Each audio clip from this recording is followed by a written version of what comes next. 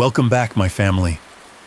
Before we dive into tonight's creepy little journey, make sure to like the video, subscribe to the channel, and share this with someone who loves a good scare before bed. I would love to know where you are watching from and what time it is for you right now. So drop it down in the comments and hype me up a little on YouTube. Now get comfortable, dim the lights, and let us step into tonight's story. If you've ever stayed late at the office alone, these stories will make you wonder who else was really there with you. If you've ever stayed late at the office alone, these stories will make you wonder who else was really there with you. Think about it for a second. The building is closed. The last email is sent. The last coworker waves goodnight and disappears into the parking lot. It's just you, the glow of a few screens, and that humming, stale air that only exists after midnight. The cleaning crew is gone. The elevators sit dead and silent. The only sounds are the soft buzz of the lights, the distant rumble of traffic, and that one vent that always rattles like something is trapped inside. You tell yourself it's peaceful. You tell yourself you're alone. You're wrong. Because the people in these stories, they're trained to notice things. Security guards, night shift watchers, the ones whose entire job is to see what everyone else misses, and even they didn't notice it at first. Not the way the access logs quietly lied. Not the way cameras showed things that hadn't happened yet. Not the way footsteps started echoing behind them on floors that were supposed to be empty. Maybe you've been there. You stay late to finish something. Your office chair creaks too loud in the quiet. You catch your own reflection in a dark window and flinch for no reason. You hear a door close somewhere down the hallway and decide it's just the building settling. You don't bother to check. But what if the building isn't settling? What if it's listening?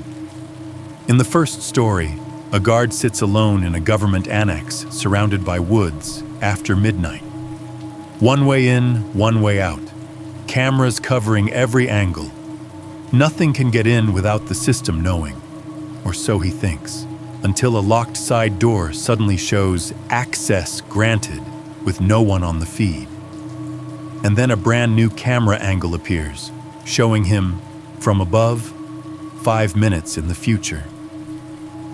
In the second, a man watches a supposedly empty parking garage on CCTV and sees someone pacing slowly between cars. He checks it himself. Nothing. Comes back to the monitors. The figure is still there, standing in the exact same place. Minutes later, the elevator opens in the lobby with no one inside, and a trail of wet, bare footprints leading out across the polished floor. And in the third, a rookie guard and his supervisor arrive at a dark medical clinic where the alarm should be screaming, but isn't. The underground garage is open. The front door is busted. The elevator is moving by itself, floor to floor, like it's carrying someone they can't see. Footsteps echo on the stairwell. Backup is still miles away, and somewhere in the walls, a radio crackles with a voice that sounds exactly like one of them, saying things he hasn't said yet. These aren't stories about ghosts floating through walls or monsters crawling out of vents. These are stories where the building is the threat, where the cameras lie, the speakers talk back, and the systems you trust to keep you safe quietly decide to do something else. So before we start, ask yourself, have you ever worked late, really late, when the office felt a little too quiet? Have you ever heard a door close one floor below and told yourself it's nothing? Have you ever walked down a long hallway at night and felt, for no reason at all, that if you turned around too quickly, you'd actually see someone there? After these 3 bone-chilling, true horror stories, you'll never look at an empty office, a dark parking garage, or a so-called secure building the same way again. Because tonight, You're not just listening to what happened to them. You're about to find out what might be standing just outside the edge of your own camera frame, watching you finish your shift. Let's begin. If you've never worked nights in a building that wasn't meant to be awake after dark, there's something you should understand before I start. It's not the darkness that gets to you. It's the quiet. Not real quiet. There's no such thing in a modern building. I mean that thin, constant layer of background noise. The soft buzz of fluorescent lights. The low rumble of the HVAC pushing recycled air through vents. The distant refrigeration units kicking on and off like someone flicking a switch in another world. The kind of noise you stop hearing when you're busy, but out here, after midnight, you hear nothing else. That night started like 100 others. 11:47 p.m. I was sitting at the security desk of what the city called a municipal records annex, out on the edge of the industrial zone about 30 minutes outside Columbus, Ohio. On paper, it sounded important. 6-story government building, secured perimeter, limited access, sensitive records. In reality, it was a big concrete box in the middle of nowhere. I had my company-issued notebook open beside me, black pen laid across the spine. The last line I'd written still drying on the page. 2330, patrol complete. Exterior fence line checked. No anomalies. Unit 3. My coffee sat in a stained foam cup, gone lukewarm and forming that thin skin on top that always grossed me out. The overhead lights in the lobby were dimmed to night mode, a softer yellowed version of daytime brightness that still managed to buzz loud enough to crawl under my skin. I'd been doing this kind of work for 6 years, long enough that I didn't flinch at small noises anymore. Long enough that the weight of the radio on my belt and the jangle of keys at my hip felt more like a part of my body than separate objects. I'd rotated through warehouses, hospitals, college campuses, even a suburban mall that never quite died. This annex was just another contract. At least that's what I kept telling myself. Behind the desk, 2 wide monitors showed the camera grid. 12 feeds tiled across each screen. Hallways, stairwells, lobby, parking lot, loading dock, the fenced perimeter under harsh sodium light. The images were washed in gray-blue, the way all security footage looks, like the building existed in a slightly colder dimension than we did. Nothing moved on any of them. It was late October. Outside, the trees had already gone bare, just black branches against a darker sky.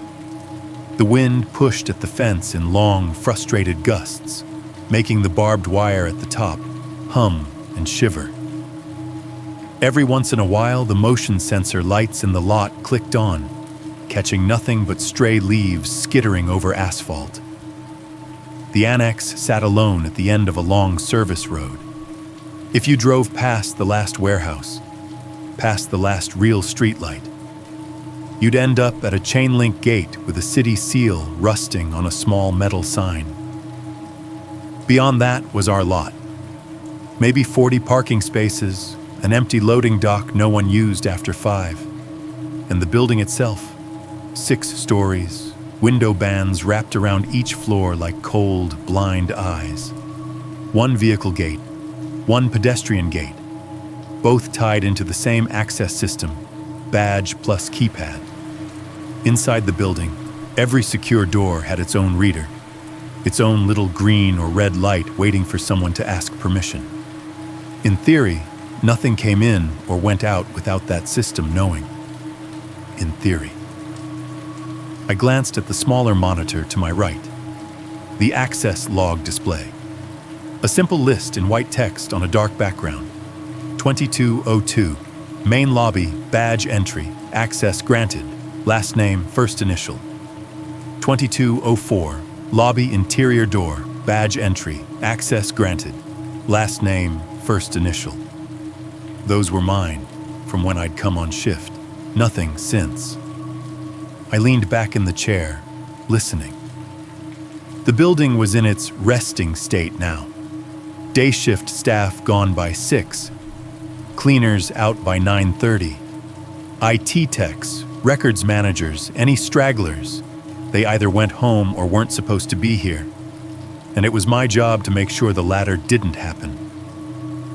It was the kind of post most guards wanted.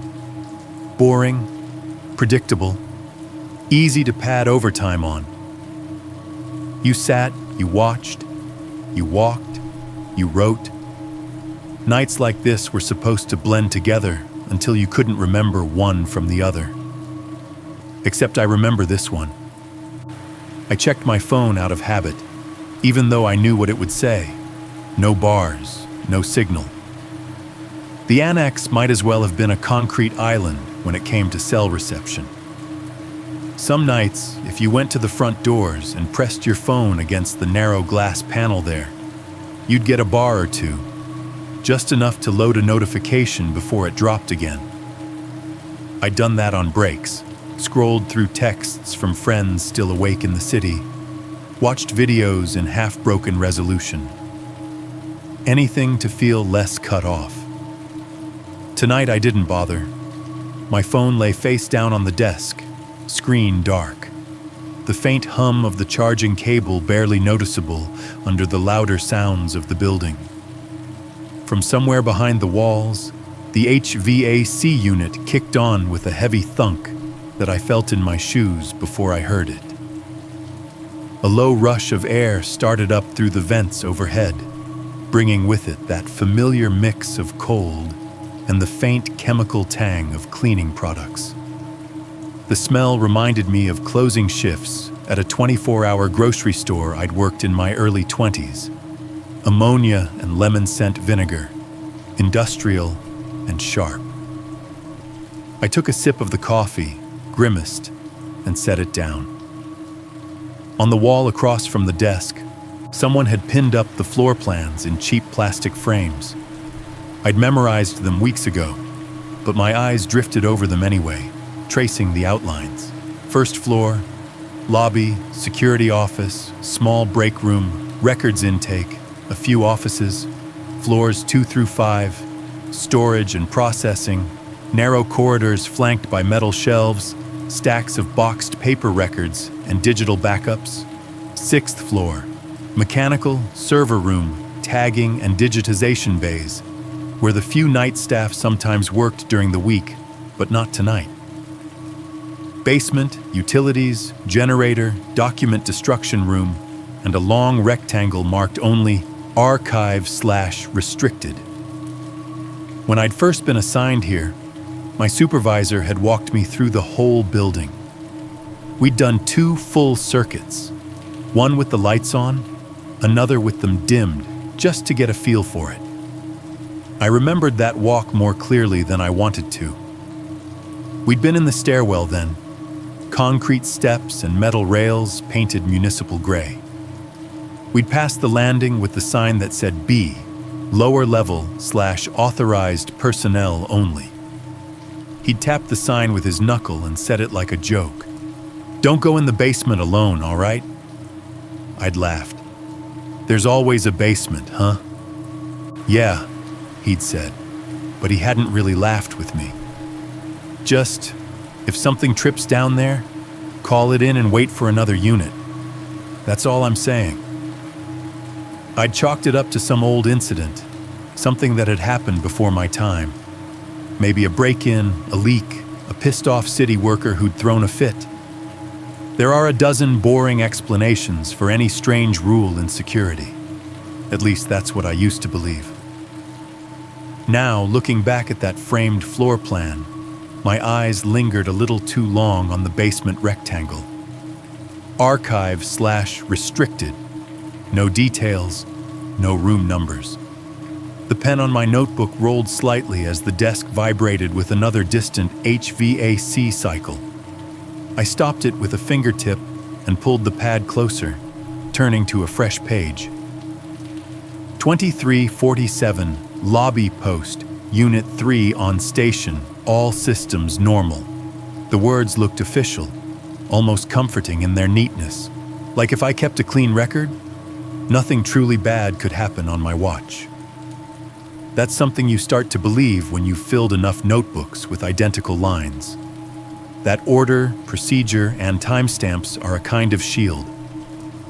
From the break room behind me, I heard the soda machine compressor kick on with a low, rattling growl. I could picture it. 12 mismatched cans inside. Labels faded under the weak bulb. A thin layer of sticky residue around the coin slot, where someone had spilled something sugary months ago. The smell in there was always a mix of burnt coffee, microwaved food, and those blue disinfectant tablets janitors drop into mop buckets. The entire place felt scrubbed and empty in a way offices never do during the day. No chatter, no printers, no phones ringing through walls. Just the tired building, humming to itself and waiting for morning. I checked the camera feeds again, leaning in closer. The parking lot. My car, nose pointed toward the gate. The city's white sedan parked crooked in its spot like whoever had left it there didn't care. Puddles, ripples from the wind. No people. The fence line. Tall, rigid barbed wire making neat curls along the top. Beyond that, just layers of trees, their branches crossing and tangling into black shapes. No houses, no street lamps, no traffic. The sky unlit except by the dull orange glow from our own security lights bouncing back down off low clouds. Interior hallway cams, sterile corridors, white walls, gray floors, exit signs in red at every corner. My favorite feed showed a particular stretch on the third floor, where one of the motion-activated lights had a slow delay. When the sensor tripped, the light would flare too bright for a second, then settle back down. On live view, it was hypnotic, like the building taking quick, shallow breaths. Everything was still. Everything was normal. I drummed my fingers once on the desk, listening to the faint tap-tap against the laminated surface, just to hear something that was mine in the layered hum. Out on the road, 3 miles away, trucks would be shifting gears on the highway, heading past the city towards somewhere else. Gas stations would be closing, diners flipping their signs to night menu, people crawling into bed with the comfort of other people in the next room, in the next apartment, within shouting distance. Here, there was no one. Just me, one locked building, a ring of keys, and a perimeter fence. One entrance, one exit, no signal. And somewhere down on that silent lower level, I wasn't supposed to visit alone. A thick black rectangle on a floor plan with the word archive stamped on it like a warning. I didn't know it yet, but that was the last night this place was ever going to feel normal to me. At 11:59 p.m., the access monitor gave its usual soft chime, informing me that the automatic door lock schedule had rolled over. All exterior doors now locked, all alarms armed, all responsibilities squarely on my shoulders. I wrote one more line in my notebook, not thinking about it, just following habit. 00:00, start of midnight interval, Unit 3 on duty. I underlined it once, then set the pen down. The fluorescent lights hummed a little louder, like they were leaning in. Outside, beyond the reach of any camera, the wind shifted direction and dragged the sound of the woods closer to the fence. And somewhere deep in the building, under concrete and archive boxes and whatever else the city chose to hide down there, something mechanical clicked over from one state to another. I didn't notice that part, of course. Not yet. By the time the clock on the access monitor rolled past 1:45 a.m., the night had settled into that heavy, padded kind of quiet that makes you feel like you're underwater. I'd done my first full patrol at 11:30. I'd logged it, checked the fence line, the loading dock, stairwells, all 6 floors. I knew every echo, every drafty corner. Back at the desk, the building felt almost tame, like an animal that's used to being in a cage. I remember thinking it was going to be an easy shift. One of those nights where the hardest part was staying awake, not staying alive. I don't scare easy. That's not me bragging, it's just... After 6 years, your brain goes through a kind of training you don't really notice. You stop jumping at every inconsistency. Doors swell and don't latch right. Motion sensors misfire. Cameras glitch. You learn which noises belong to the building and which don't. I'd had a drunk contractor try to sleep it off in a supply closet once. I'd chased off a couple of teenagers who thought an empty parking garage was a cool place to film TikToks. I'd even walked in on a janitor sobbing quietly in the dark because his wife had just left him and he didn't want anyone to see. Real stuff. Human stuff. That's the kind of trouble I was equipped for. I wish, looking back, that this had been one of those nights. At 2:01 a.m., I was leaning back in my chair, feet flat on the floor, rolling my stiff wrist in circles because the cold always made the bones ache. The coffee was gone, just a dried ring in the bottom of the cup. The air from the vents had taken on that overcooled edge, the kind that makes your nose feel dry. The fluorescent hum felt louder now, like the building itself was tired of listening to it. It had that faint stutter to it, like a fluorescent light about to blow, but never quite committing. On the monitors, the world was frozen in blue-gray frames. Parking lot, empty. Fence line, still. Interior stairwells, empty. Basement landing cam, black, because the light down there was on a timer nobody had bothered to adjust. I clicked my pen compulsively, opened my notebook to a fresh page, and wrote, 2 o'clock. Lobby post, systems normal. Unit 3. It's funny how normal that line looks now. I just put the period on the end when the access system made a sound it had never made before. It was subtle. A ping, softer than the chime it usually made for doors opening or badges being denied, almost like the polite tone of a microwave finishing a cycle. But in that quiet, it felt like someone had flicked my ear. I looked up. On the access screen, a new line had appeared. White letters marching across the dark background. 2 minutes, 2 seconds, 17, South Service Door, keypad entry, access granted. I blinked once, slowly. The South Service Door wasn't supposed to be used. Not at night. Not ever, really. It led to a narrow concrete walkway along the back of the building, hemmed in by the fence and a stand of trees pressed up against the property line. No reason for anyone to be coming in that way. No deliveries, no staff, no overtime crews. Access granted meant someone had punched in a valid code.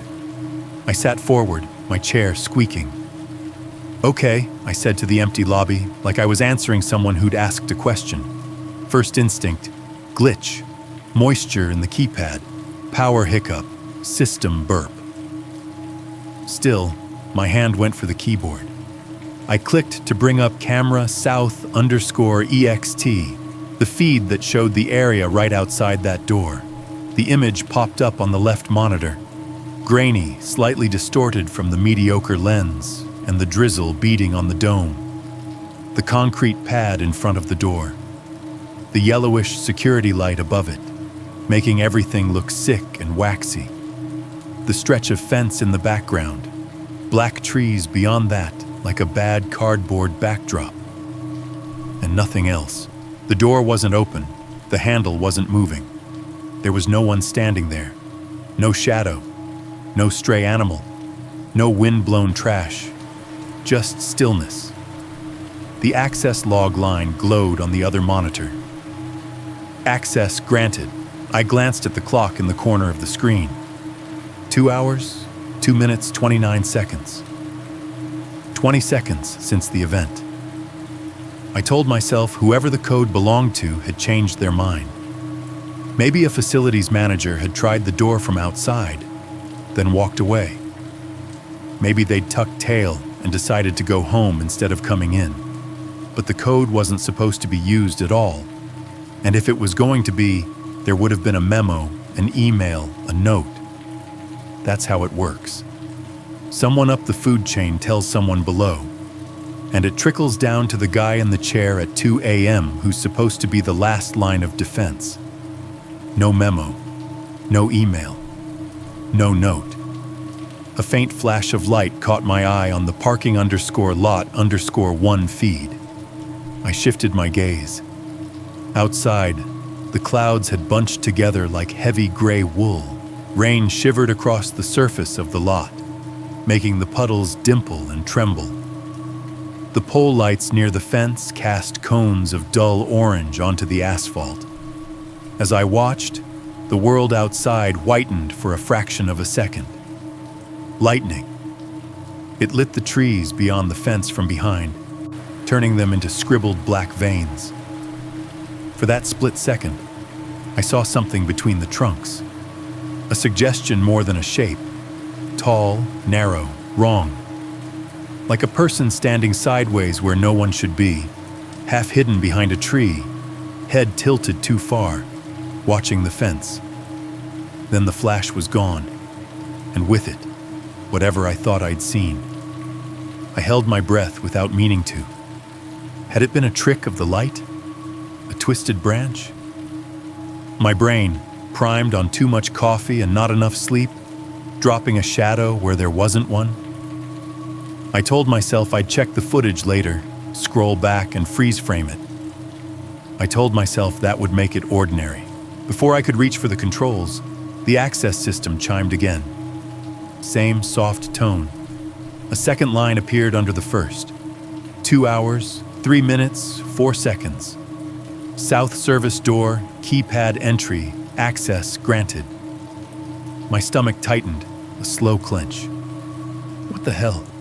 I muttered. I brought the South_XT camera feed full screen. The image stuttered. One frame clear, then a smear of lines, then back again. The rain had gotten heavier, streaking the picture with diagonal static of water. The door sat there, stubbornly closed. The light above it buzzed and flickered, not quite steady. No figure, no movement. No sign of someone punching in a code, twisting the handle, walking in.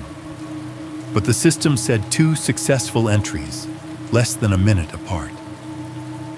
My brain did the calculations it always does in situations like that. Could someone have slipped in between frames? No. The camera ran at 15 frames per second. It would have caught the motion. Could the keypad be malfunctioning, sending phantom confirmations? Maybe. But why only now, after weeks of working fine? And why only for a door that no one used? I swallowed, my throat suddenly dry. The wind outside gusted, pushing rain sideways across the lens. The security light over the door flickered once, twice, as if something tall had just passed under it. Except the beam's throw didn't change, and there was nothing there to interrupt it. Then the South_EXT camera feed froze. No motion, no flicker. The timer in the corner kept ticking, but the picture didn't change. After 2 seconds, a thin gray haze crept over the whole image, like fog rolling over a field in time-lapse. Then, signal lost. The words appeared in the middle of the screen, blocky and white.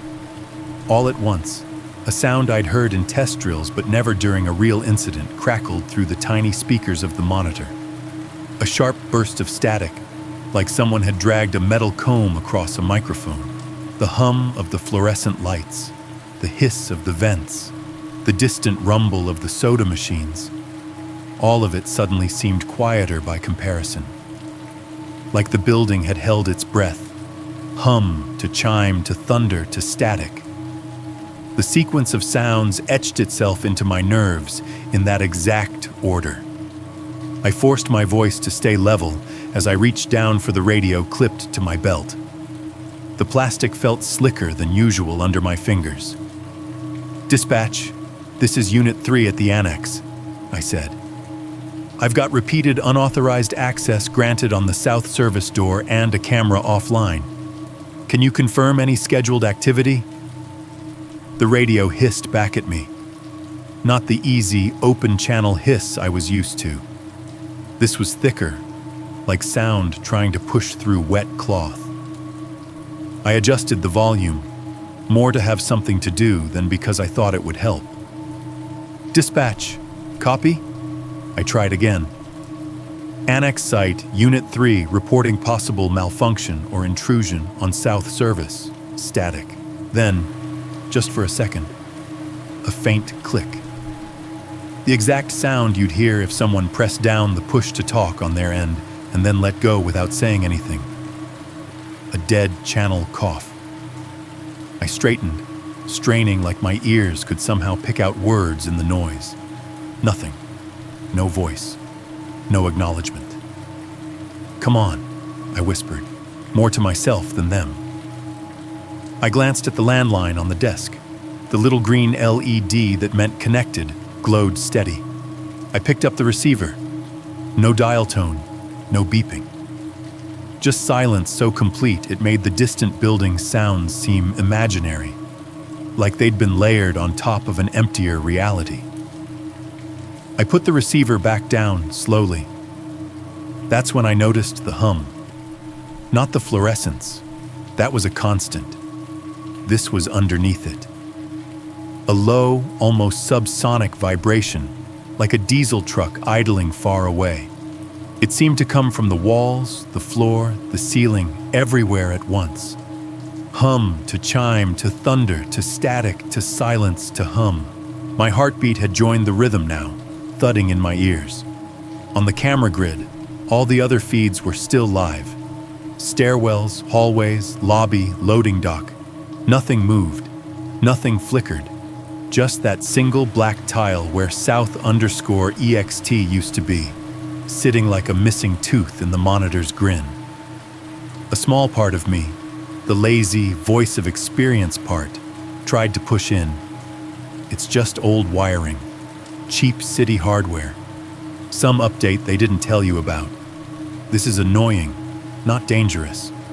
But another part, deeper and quieter, said something else. If this is just a glitch, why does it feel like it's aimed at you? A bright flash lit up the parking lot on parking_lot_1 again. Lightning, closer this time, turning the wet asphalt into a white mirror. The trees beyond the fence became slashes of black ink. In that instant, in the gap between two frames, I saw a shape between the trunks again. Taller, clearer now, it stood too still against the chaos of the wind and rain, like it hadn't gotten the memo that the environment was moving. For a heartbeat, I had the insane impression that it was leaning in, head angled toward the building, as if listening to the vibrations coming off the annex, like an animal scenting prey.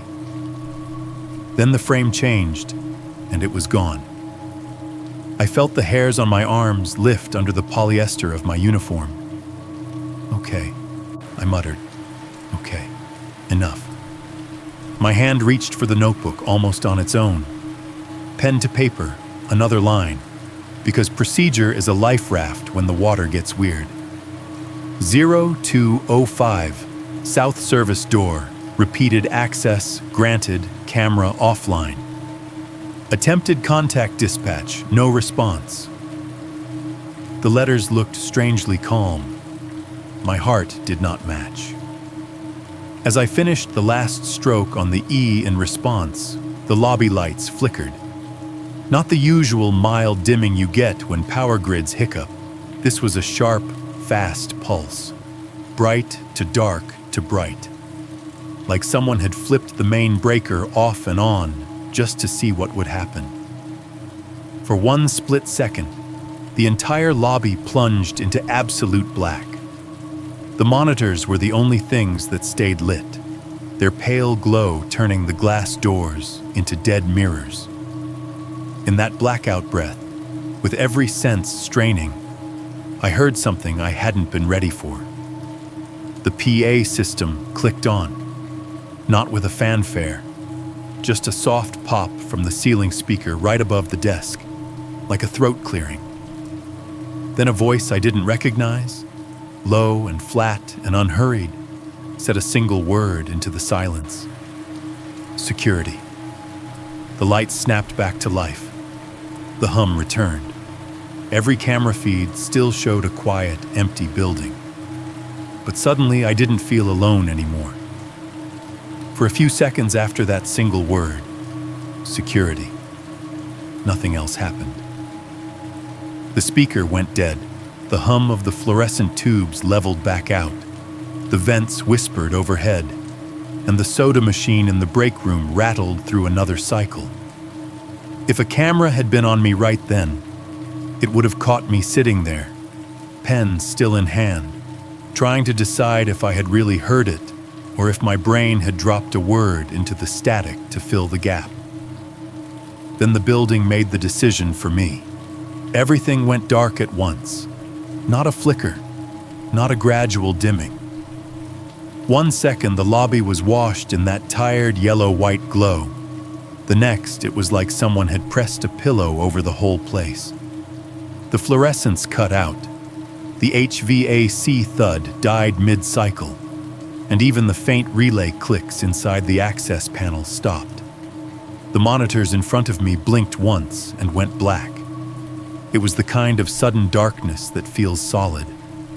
My eyes tried to adjust to something that wasn't there. For a heartbeat, I couldn't tell if I was sitting or standing, if my hands were on the desk or in my lap. The only light was a thin strip of gray leaking in from the seam of the glass doors, barely enough to outline their rectangular shape. Then, slowly, the emergency system woke up. Overhead, hidden fixtures coughed to life, one by one, spilling deep red onto the walls. Exit signs brightened from dull embers to glaring crimson. A few recessed beacons in the hallway kicked on, casting long spear points of blood-colored light down the corridor. The lobby transformed from a neutral government space into something else entirely. Shadows stretched longer, corners seemed deeper, and the polished tile floor took on the muted sheen of old, dried clay. A small amber LED on my radio still glowed, but when I lifted it and pressed the transmit button, the only thing that came through was a faint hiss, like someone breathing through a cloth mask. I tried the landline again out of habit. The receiver was dead in my hand. Just silence. There's a particular kind of quiet that comes with a full power failure. It isn't really quieter. It's that the familiar mechanical noises vanish and you start hearing things you normally wouldn't. Tiny ticks in the walls. The fabric of your uniform rustling when you move.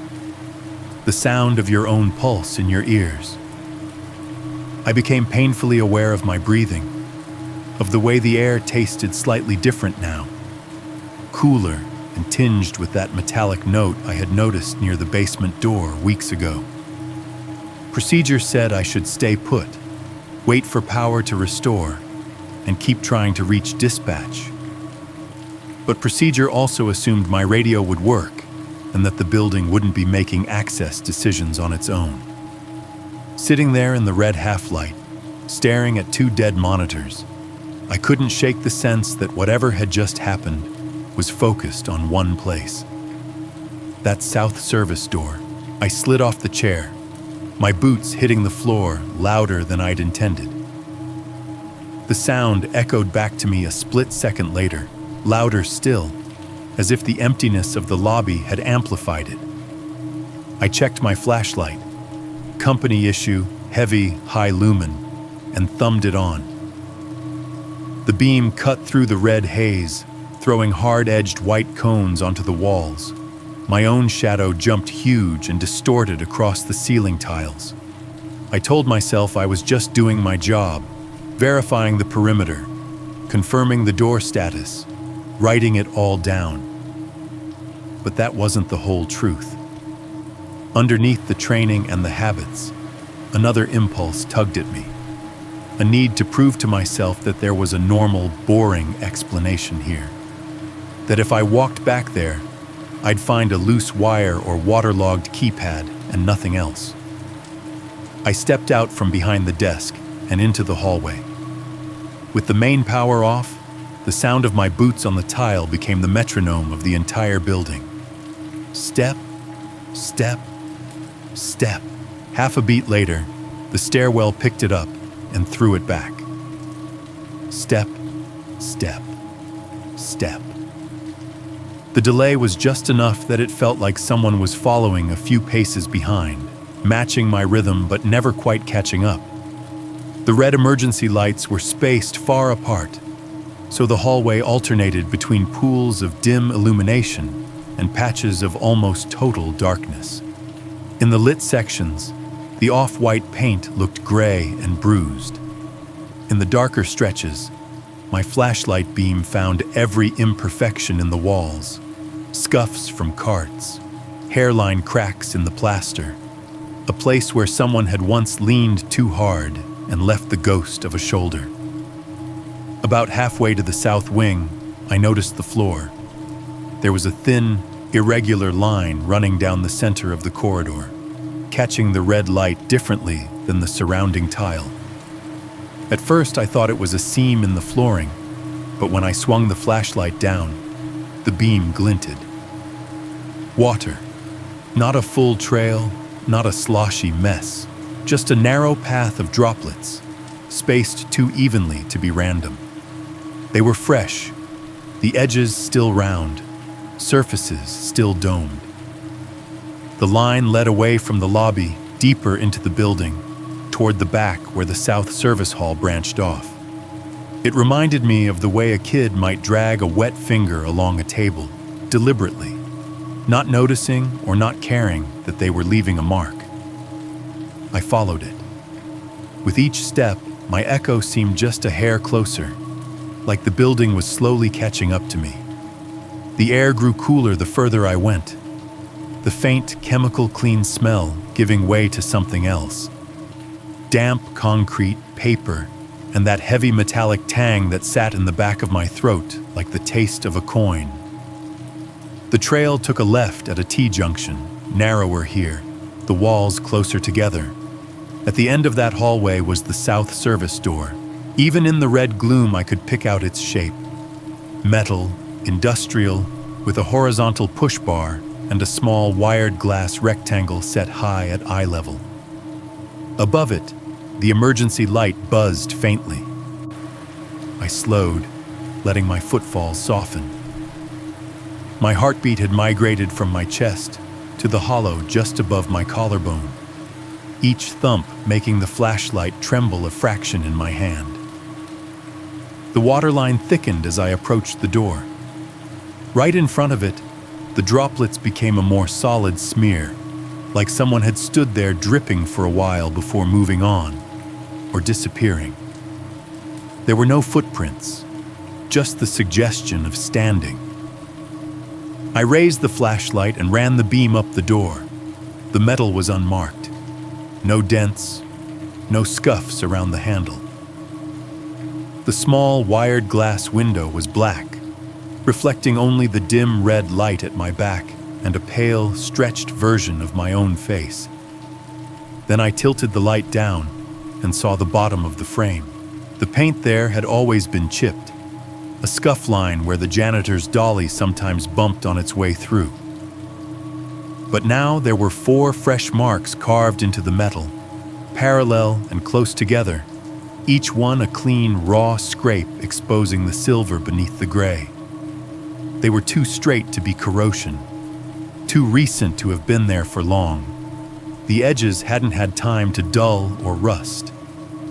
They started a fraction of an inch out from the door and ran under the threshold, disappearing into the small gap between the door and the floor, as if something hard with 4 points had been dragged under from the lobby side toward whatever was on the other, or the other way around. My scalp prickled. I crouched without really meaning to, squinting at the scratches, the beam tight on them. That's when the intercom crackled. The small speaker grill in the ceiling above the door let out a burst of static that made me flinch and bang my shoulder against the wall. For a heartbeat, it sounded like every other PA test I'd ever heard. White noise rushing through wires that hadn't had to work this hard in years. Then it cleared, and my supervisor's voice came through. "Don't go in the basement alone." Exact words, exact tone. The same casual cadence he'd used weeks ago in the stairwell when he'd tapped the metal sign with his knuckle. Only this time there was no stairwell, no tapping, and no one holding down a button in a control room somewhere. I looked up at the speaker, jaw tight. "Sir?" I said, before I could stop myself. "You on channel?" No answer. The speaker hissed one more time, a dry shk, then went quiet. The hallway lights chose that moment to die again. Every red beacon winked out, the emergency fixtures giving up as abruptly as the mains had. For the second time that night, the building plunged into complete black. This time, the monitors in the lobby were far behind me. Their glow didn't reach here. My flashlight was the only thing standing between me and absolute blindness. I snapped it up instinctively, thumbed the switch, and for a terrifying half-second, nothing happened. Just the soft click of the button and the sound of my own breathing getting higher and faster. Then the filament caught, and the beam jumped out, wide and too bright, making the hallway seem even more claustrophobic. Across from the south service door, farther down the corridor, an exit sign flickered to life. It glowed an angry, eye-watering red, buzzing louder than it should have. The plastic cover flickered, struggling between on and off like a heart trying not to flatline. In that ragged light, at the very edge of my vision, I saw something standing at the far end of the hallway. A tall, narrow silhouette, perfectly still, cut out of the darkness where the corridor teed off. No features, no color, just a vertical absence, like someone had taken a person and filled them in with ink, the sort of shape your brain labels someone before it has time to reason. My throat closed. The flashlight beam jerked that way, snapping onto the spot. Empty, just the corner, the wall, the faint red glow bleeding over painted cinder block. No figure, no shadow that made sense. Every instinct I had screamed, "Do not run, do not turn your back, do not blink." I stood frozen for what felt like a full minute but was probably 5 seconds, heart hammering, flashlight trembling just enough to make the shadows along the baseboards ripple. That was when I felt it. Not a hand, not fingers. Nothing as clear as that. Just a light, slow drag along the fabric of my left sleeve, as if someone in a jacket had brushed past me in the world's most casual hurry. A weightless contact, from back to front, at elbow level. Enough to pull the material a fraction against the hairs on my arm. Enough to send a cold rush up the side of my neck. I spun around so fast my boots squealed on the tile. The flashlight beam carved a wild arc across the walls, floor, ceiling, revealing nothing but empty hallway, empty corners, the same red-tinged emptiness I'd walked through to get here. No one behind me, no one beside me. The line of water droplets in front of the door glistened undisturbed. The fresh scratches under the frame waited, mute and accusing. For the first time that night, the thought formed clearly and without any comforting qualifiers. Something is wrong with this place. I backed away from the door, flashlight kept out in front like a shield, and made my way toward the lobby. The echo of my boots chased me with that same half-second delay, sounding more and more like footsteps that weren't mine. As I turned the last corner, a faint glow leaked out into the hallway, cold, bluish, electronic. Not the warm red of emergency lights. By the time I stepped back into the lobby, both monitors at the desk were on again. They'd rebooted on their own. The camera grid was back, feeds tiled across the left screen. South_XT was still a black void, labeled no signal, but the other 11 showed their usual quiet hallways and stairwells. The right monitor, though, wasn't on any view I recognized. Instead of the standard camera layout, it showed a single, full-screen feed. A high angle, almost directly overhead, looking down on the lobby from a corner of the ceiling that I knew for a fact didn't have a camera. I could see the desk, the chairs along the wall, the glass doors, even the scuffed tile where I always stood to fill out reports. In the center of the frame, lit by the ghostly glow of the monitors, was me, standing in the doorway of the lobby, flashlight in hand, staring at the screens. I looked up at the right monitor's corner. The timestamp read 2:17:03. My watch, ticking against my wrist, said 2:12. For a long second, I thought I was looking at a recording. That was the only explanation that felt safe when my brain tried to catch up with what my eyes were telling it. The right-hand monitor showed the lobby from a high, impossible angle, like a fly clinging to the corner where the wall met the ceiling. I could see the entire room laid out in miniature. The security desk with its clutter of pens and notebooks. The beige visitor chairs lined up along the far wall. The glass double doors with their narrow metal frames. The faint smears where people's hands had pushed them open during the day. And at the center of it all, slightly off to the right, was me. Same uniform, same posture, same flashlight clenched in my hand. The version of me on the screen stood in the entrance from the hallway, 1 foot just over the threshold, body angled toward the desk. The beam of his flashlight pointed at the floor, a pale cone cutting across the tile. I glanced down. I was standing in the same place, the light in my hand slanting at the same angle. A slow, cold wave moved through my chest. My first instinct was to assume it was delayed footage, a buffer glitch. Maybe the system had cached a few minutes of video and was spitting it back. But when I took a half step forward in the real lobby, feeling the tile edge under my boot, the me on the screen did the same.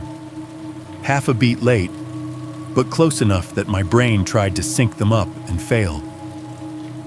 It wasn't a perfect mirror. The delay was maybe half a second, enough to make my skin crawl. I forced myself to move deliberately, like I was testing a reflection to see if it really belonged to me. I raised the flashlight a little. The figure on the monitor followed, lagging behind just long enough to feel wrong. I turned my head toward the doors. On screen, my counterpart did too, slow and smooth.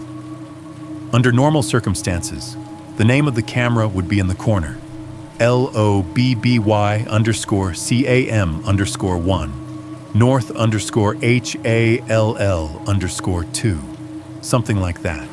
This feed had a different label, lobby/top down. No channel number, no zone reference, just that. The timestamp in the upper right corner read 2:17:03. I looked at my watch again, as if the time might have changed in the last 20 seconds. 2:12, 5 minutes in the future. The back of my neck began to itch under the stiff collar of my uniform. Behind the desk, the access log screen sat where I'd left it, its pale text glowing calmly. On habit, I moved toward it, every nerve screaming that turning my back on the monitor was a bad idea. As my hand brushed the edge of the desk, the me in the feed did the same. That lag. It felt like the building was thinking about my movements before deciding to show them. I forced myself to look at the access screen. The newest entries lined up, neat and undeniable. 2 minutes, 2 seconds, 17. South service door.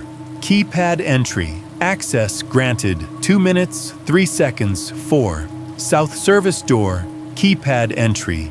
Access granted. 2 minutes, 5 seconds, 31. South service door. Door status. Closed. Nothing about camera loss. Nothing about power failure. The system didn't care about those things. It cared about doors. It cared about permission. My eyes tracked down. Under those lines, a new block of text had appeared while I'd been in the hallway. 21122, basement stairwell, badge entry, access granted. My last name, first initial, 21126, basement archive door, badge entry, access granted. My last name, first initial, 21139, main lobby doors, badge entry, access granted. My last name, first initial. I felt my chest tighten. I hadn't swiped my badge anywhere in the last 20 minutes. It was still clipped to my belt, right where I'd left it when I sat down after the first patrol. I touched it now, fingers finding the plastic edge of the card, the raised ridges of the city logo, the laminated photo of my own face staring blankly from behind a sheen of wear. The system was saying I'd just gone into the basement, that I'd badged into the restricted archive door, then that I'd come back through the lobby entrance, all at almost exactly the same time I'd been walking down the hallway toward the south service door, following that line of water. Bullshit, I said out loud, voice flatter than I intended. It didn't sound convincing, even to me. I turned my head slowly back to the right monitor. The top-down feed still showed me, this time closer to the desk, shoulders slightly hunched. In the picture, my left hand rested on the blotter, right hand holding the flashlight low. From above, the hair on the back of my head looked thinner than I'd realized. Anxiety does that. Or maybe it was the fluorescent lighting. The version of me on screen did something then that made my throat go dry. He stopped moving. Not like a paused video. There was still motion in the frame, the faint flicker of the exit sign, the subtle grain of the image, the suggestion of the air still moving. But the man in the center of the lobby went absolutely still. His shoulders locked. The angle of his head froze just shy of looking directly into the camera's invisible lens. Then, slowly, in a motion that wasn't mine, he tilted his head to the left, like he was listening to something just out of frame behind him. I hadn't moved. My body hadn't made that motion. But the me in the feed had. Behind his figure, behind my figure, there was a darker shape. It crouched just beyond the edge of the light pool thrown by the monitors, hugging the corner where the wall met the hallway. Not fully visible, not defined, just a denser patch of shadow, tall enough that the top of it disappeared out of frame, wide enough that it distorted the rectangular geometry of the lobby into something more organic, more wrong. I knew that corner. I'd walked past it 100 times on patrol. It was where the hallway to the restroom and the break room branched off, a right angle of beige walls and bulletin boards and a faded safety poster about lifting with your legs. There was nothing in that corner right now when I glanced over my shoulder. But on the monitor, something was there. I became aware of the sound layering around me. The low hum of the emergency power, the faint ticking of the wall clock, the soft white hiss of the monitors themselves. It all felt like it was being played from underwater. Behind me, the ceiling speaker clicked again, like a tongue unlatching from the roof of a mouth. "You can go home." The voice was quiet, just a notch above a whisper. It slid down from the speaker directly over my head, close enough that for a second, I had the insane thought that someone was perched up in the drop ceiling, lips pressed against the grill. It sounded like my supervisor. Same cadence, same slight drawl on "go." But there was a hollowness under it, as if the words had been recorded in an empty room and then played back through too many layers of cheap equipment. The edges of the syllables were blurred, their cores intact. Underneath the familiar tone, there was something else. A faint, almost inaudible echo half a second behind the main voice, as if the sentence had been spoken twice, nearly in sync. "You can go home." I didn't speak. I didn't trust what might come out if I tried. On the screen, the other me reacted. His shoulders loosened a fraction. His head turned a few degrees toward the intercom speaker. His lips moved like he was about to say something. He never got the chance. The image shuddered, like someone had bumped the camera. For a split second, the whole frame warped, the lines of the walls bending outward, the ceiling seeming to bulge. Static crawled along the top edge, a horizontal wound in the picture. Then it stabilized. I drew in a breath I didn't remember starting. The darker shape in the corner of the frame was gone. My on-screen double was alone again in the lobby, staring at the monitors in front of him. Except now his posture was wrong in a new way. His head hung slightly lower, chin closer to his chest, as if the weight of his attention had shifted downward, toward something I couldn't see from this angle. One of his hands, his right, the one nearest the edge of the desk, had curled into a fist so tight the knuckles showed white even on the low-res image. I tore my gaze away and stared at the access log again, desperate for something concrete. More entries had appeared.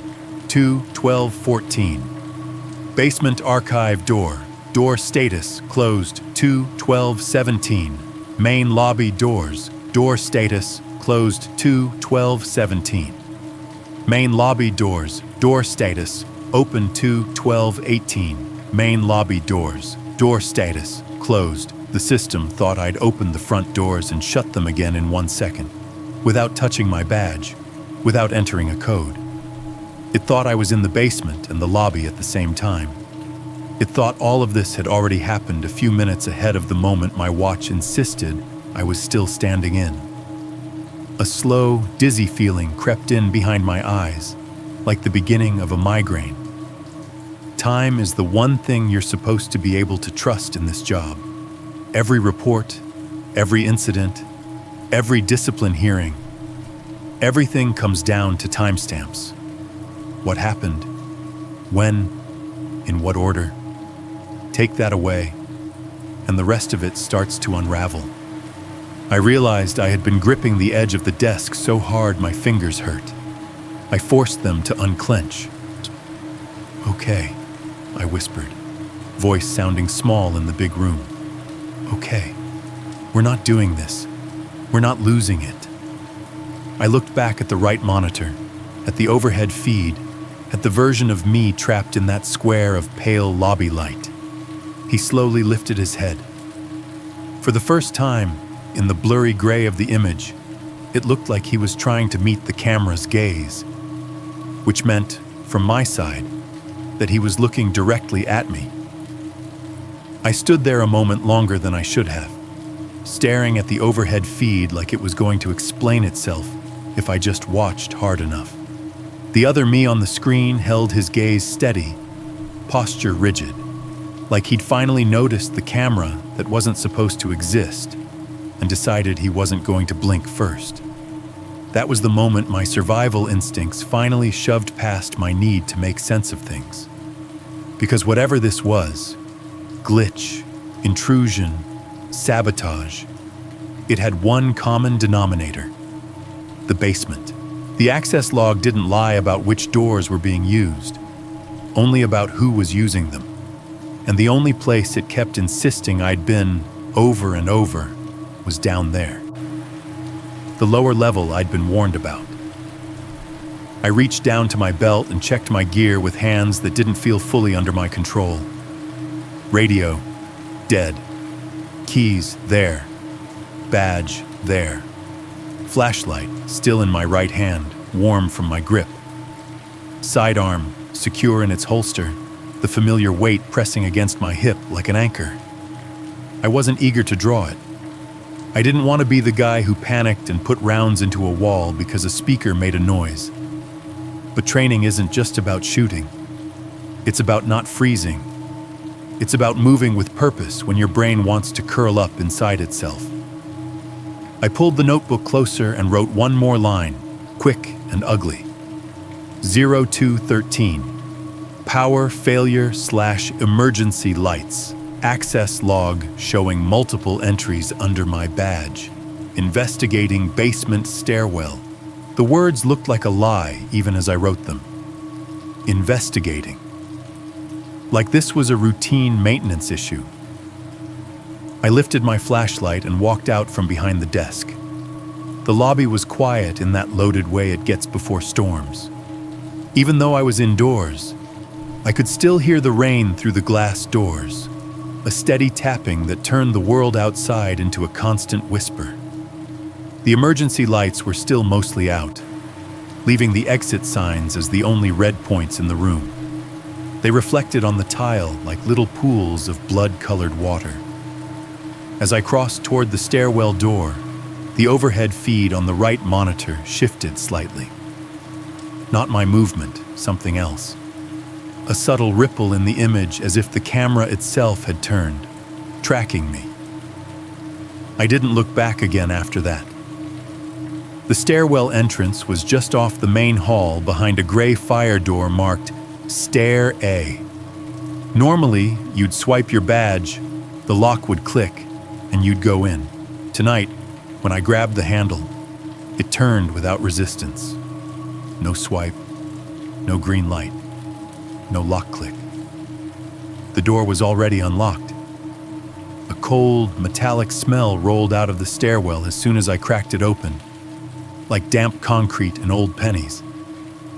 It hit the back of my throat and made me swallow hard. The stairwell was pitch black. No emergency fixtures in there, or if they existed, they weren't working. My flashlight beam filled the space with harsh white, catching the metal handrail and the edges of the steps like bones.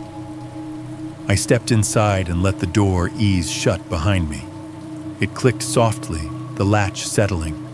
For a second I stood still, listening. Even in the stairwell, I could hear my own blood in my ears. The building was a different kind of quiet here. Thicker, more enclosed. The concrete absorbed sound and then gave it back in short, sharp echoes. When I shifted my boot on the first step, the scrape reverberated up and down the shaft like I'd done it 10 times. The basement was one flight below the lobby. Just one. I told myself that over and over like it mattered. One flight, 20 steps, a minute of walking, in and out. Confirm door status, leave. I started down. The light from my flashlight bounced off the walls, making the stairwell feel narrower than it was. The air cooled with each step, like the basement was pulling the heat out of the building above. I kept my hand near my holster without drawing, not gripping the gun, just staying aware of it.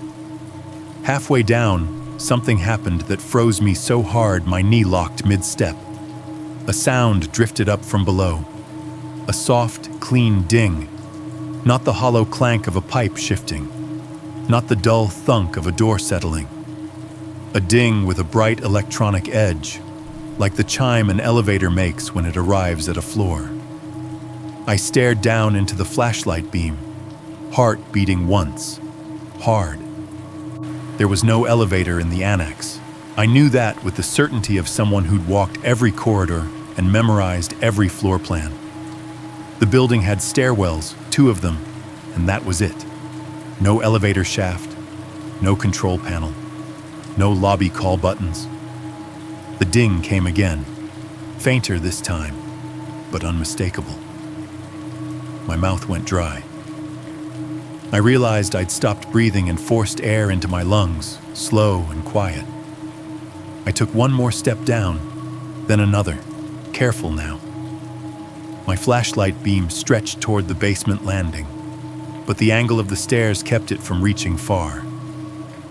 The darkness below seemed to swallow the light, dulling its edges. Then I heard movement, footsteps, not mine. They were heavy, deliberate steps on concrete coming up from the basement level, slow at first, like someone climbing without hurry, then slightly faster, as if they'd realized I was there. Each step echoed up the shaft, multiplying, bouncing, making it hard to tell exactly how far away the person was. But the rhythm was clear. Step, step, step. My training told me to announce myself, to project authority, to say security loud and clear and give any intruder a chance to comply. My throat refused to cooperate. I backed up one step, then another, trying to keep my boot soles from squeaking. The flashlight beam shook slightly. I forced it steady, angling it downward to catch the landing. Nothing visible yet, but the footsteps kept coming. On impulse, I reached behind me with my left hand and grabbed the stairwell door handle above. I didn't take my eyes off the darkness below. I moved backward until the door pressed against my shoulder.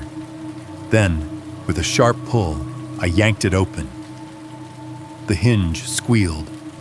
The sound exploded through the stairwell, louder than it had any right to be, bouncing like a gunshot off concrete. The footsteps below paused for half a beat, like whoever was coming up had heard it and recalculated. I slipped out, pulled the door shut behind me, and turned the deadbolt with trembling fingers. The lock engaged with a thick, final clunk. For a moment I stood there in the lobby hallway, back against the door, flashlight up, listening for the handle to rattle, for the lock to protest, for anything. Nothing. I let out a breath I didn't realize I'd been holding. Then, softly, on the other side of the door, someone knocked. 3 taps. Tap, tap, tap. A pause long enough that my mind started to whisper, maybe it's over, maybe. Then 3 taps again. Tap, tap, tap. The pattern was deliberate, patient, like someone at a neighbor's door who knew you were home and wanted you to admit it. My skin prickled all over. The door under my back felt colder than it should have, as if the concrete on the other side was bleeding chill straight through the metal. I lifted the radio mic and pressed the button, even though I knew what would happen. Hope is stupid that way. Dispatch, I whispered. Unit 3, I need... Static flooded the channel, thick and wet. No voice, no response. Just the hiss and a faint pulsing beat, like someone breathing too close to a microphone. I tried again, louder. Dispatch, I have an intruder in the stairwell. Power failure. Request immediate assistance. The static changed. It thinned for a second, and underneath it, a voice slipped through, so quiet I almost missed it. Not on the speaker overhead, not from the hallway, from my own radio. Badge in. 2 words, whispered like a suggestion, like a reminder. My stomach flipped, because the voice wasn't unfamiliar. It wasn't dispatch. It wasn't my supervisor. It was me. Same cadence, same slight rasp on the G, same breath pattern between the words. It sounded like my voice when I was tired and trying not to wake anyone up. I stared down at the radio in my hand as if it had grown teeth. The knock came again on the door behind me. 3 taps. Pause. 3 taps. Steady as a heartbeat. And in that moment, standing there in the red exit glow with my own voice whispering commands through dead air, I understood something I hadn't wanted to understand back in Chapter 1. The access system wasn't just saying my badge had been used. It was telling me, in the only language it had, that I was already down there. I didn't go back to the basement door. I know how that sounds. I know what people expect from a story like this. The brave guard, the steady hands, the flashlight beam cutting through darkness while the bad guy gets cornered. But when your own voice comes through the radio on a dead channel and tells you to badge in, something inside you stops pretending this is a normal situation. The knocking continued behind the stairwell door, patient and rhythmic. 3 taps, pause, 3 taps. It didn't get louder. It didn't get frantic. It was worse than that. It stayed calm, like whoever was on the other side had all night. I backed away down the hallway toward the lobby, moving slow, keeping my flashlight trained on the door as long as I could, as if the beam could hold it in place. The red exit signs painted the corridor in bruised light. My boots didn't echo now the way they had before. The building seemed to swallow sound, as if it didn't want to alert anyone to my retreat. When I reached the lobby, the overhead feed was still up on the right monitor, that impossible top-down view. The timestamp had advanced, still ahead of my watch by minutes, like time itself was slipping out of my hands. The on-screen version of me stood near the desk. He turned his head slightly, as if listening for something behind him. For 1 second, I had the thought that the feed wasn't showing the future at all, that it was showing a different present, one where I never left the lobby hallway, one where I stayed and listened and eventually opened the basement door. I couldn't let my mind follow that. I did the only thing that made sense. I went for the front doors. The main lobby doors were heavy glass double doors with metal frames, controlled by the access system and a timed lock schedule. During normal hours, they opened freely. Overnight, they stayed locked, requiring a badge swipe from inside to release. I grabbed my badge with shaking fingers and swiped it over the reader. Nothing. No green light. No click. No release. I swiped again, harder, as if force could convince the system. Still nothing. Behind me, somewhere deep in the building, the PA speaker let out a faint pop, like it was about to speak again. I didn't wait to hear the words. I shoved the crash bar on the right door. It resisted, then flexed. The lock mechanism groaned, a metal complaint. I threw my shoulder into it, once, twice, feeling the impact in my bones. On the third hit, something inside the frame snapped with a sound like a thick branch breaking. The door flew open, cold air and rain-laced wind slamming into my face. The outside smelled like wet leaves and ozone. The parking lot lights buzzed overhead, and the storm made everything shine like oil. I ran. The rain hit me sideways, soaking my uniform in seconds, plastering the fabric to my skin.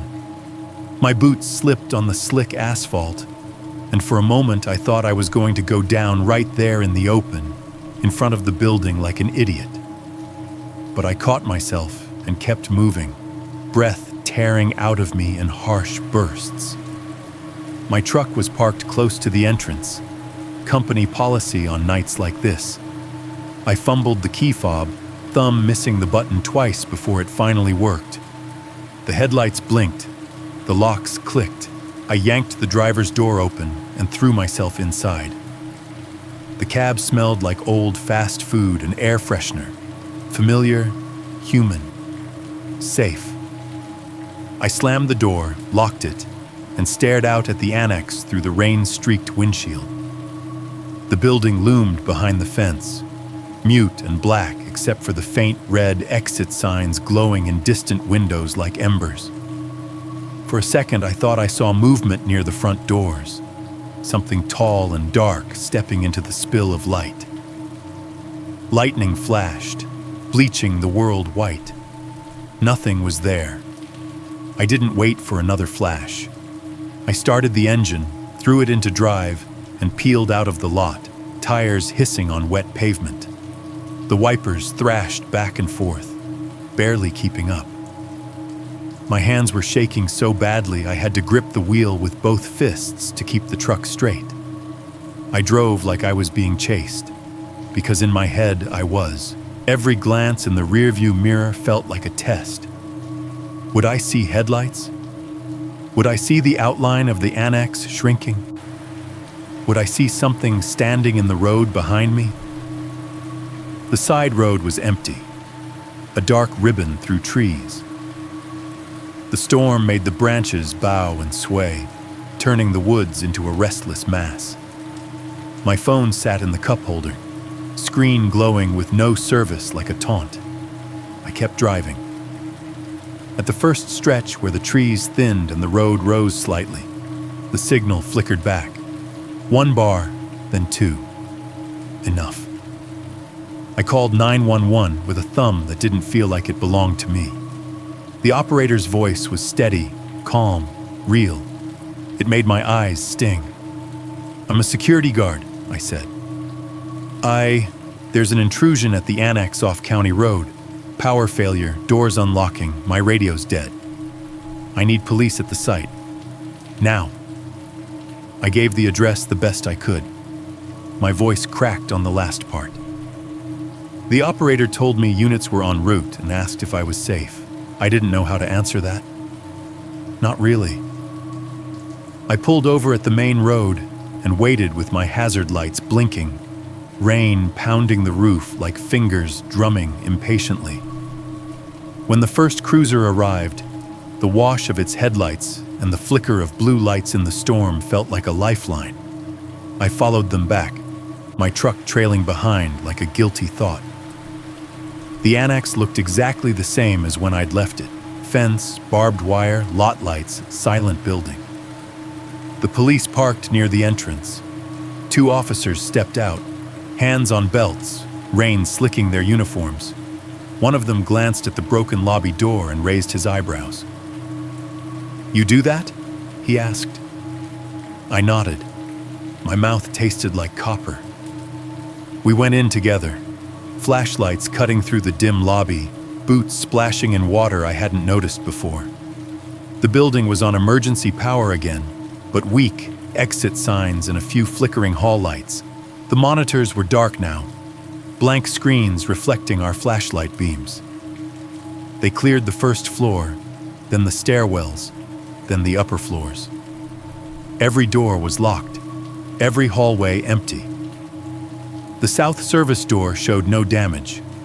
The basement stairwell door was still bolted from the lobby side, exactly as I'd left it.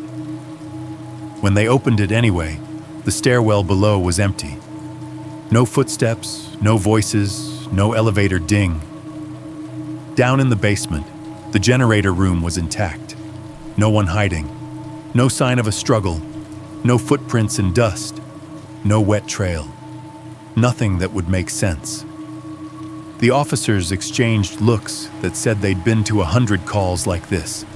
Alarms tripped, nervous guards, nothing found, and they were already deciding where this would land on the spectrum of false alarm to guy needs sleep.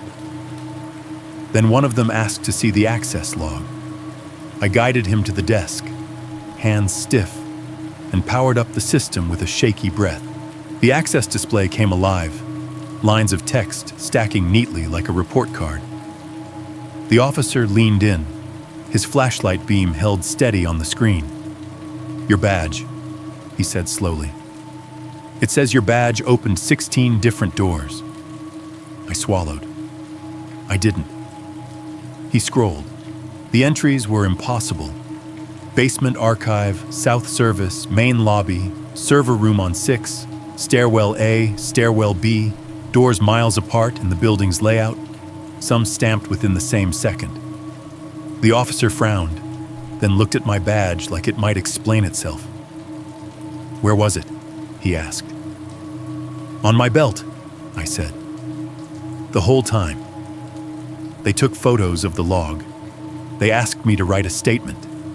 They asked me what I saw, what I heard, why I broke the door. I tried to tell it in order, but order didn't fit.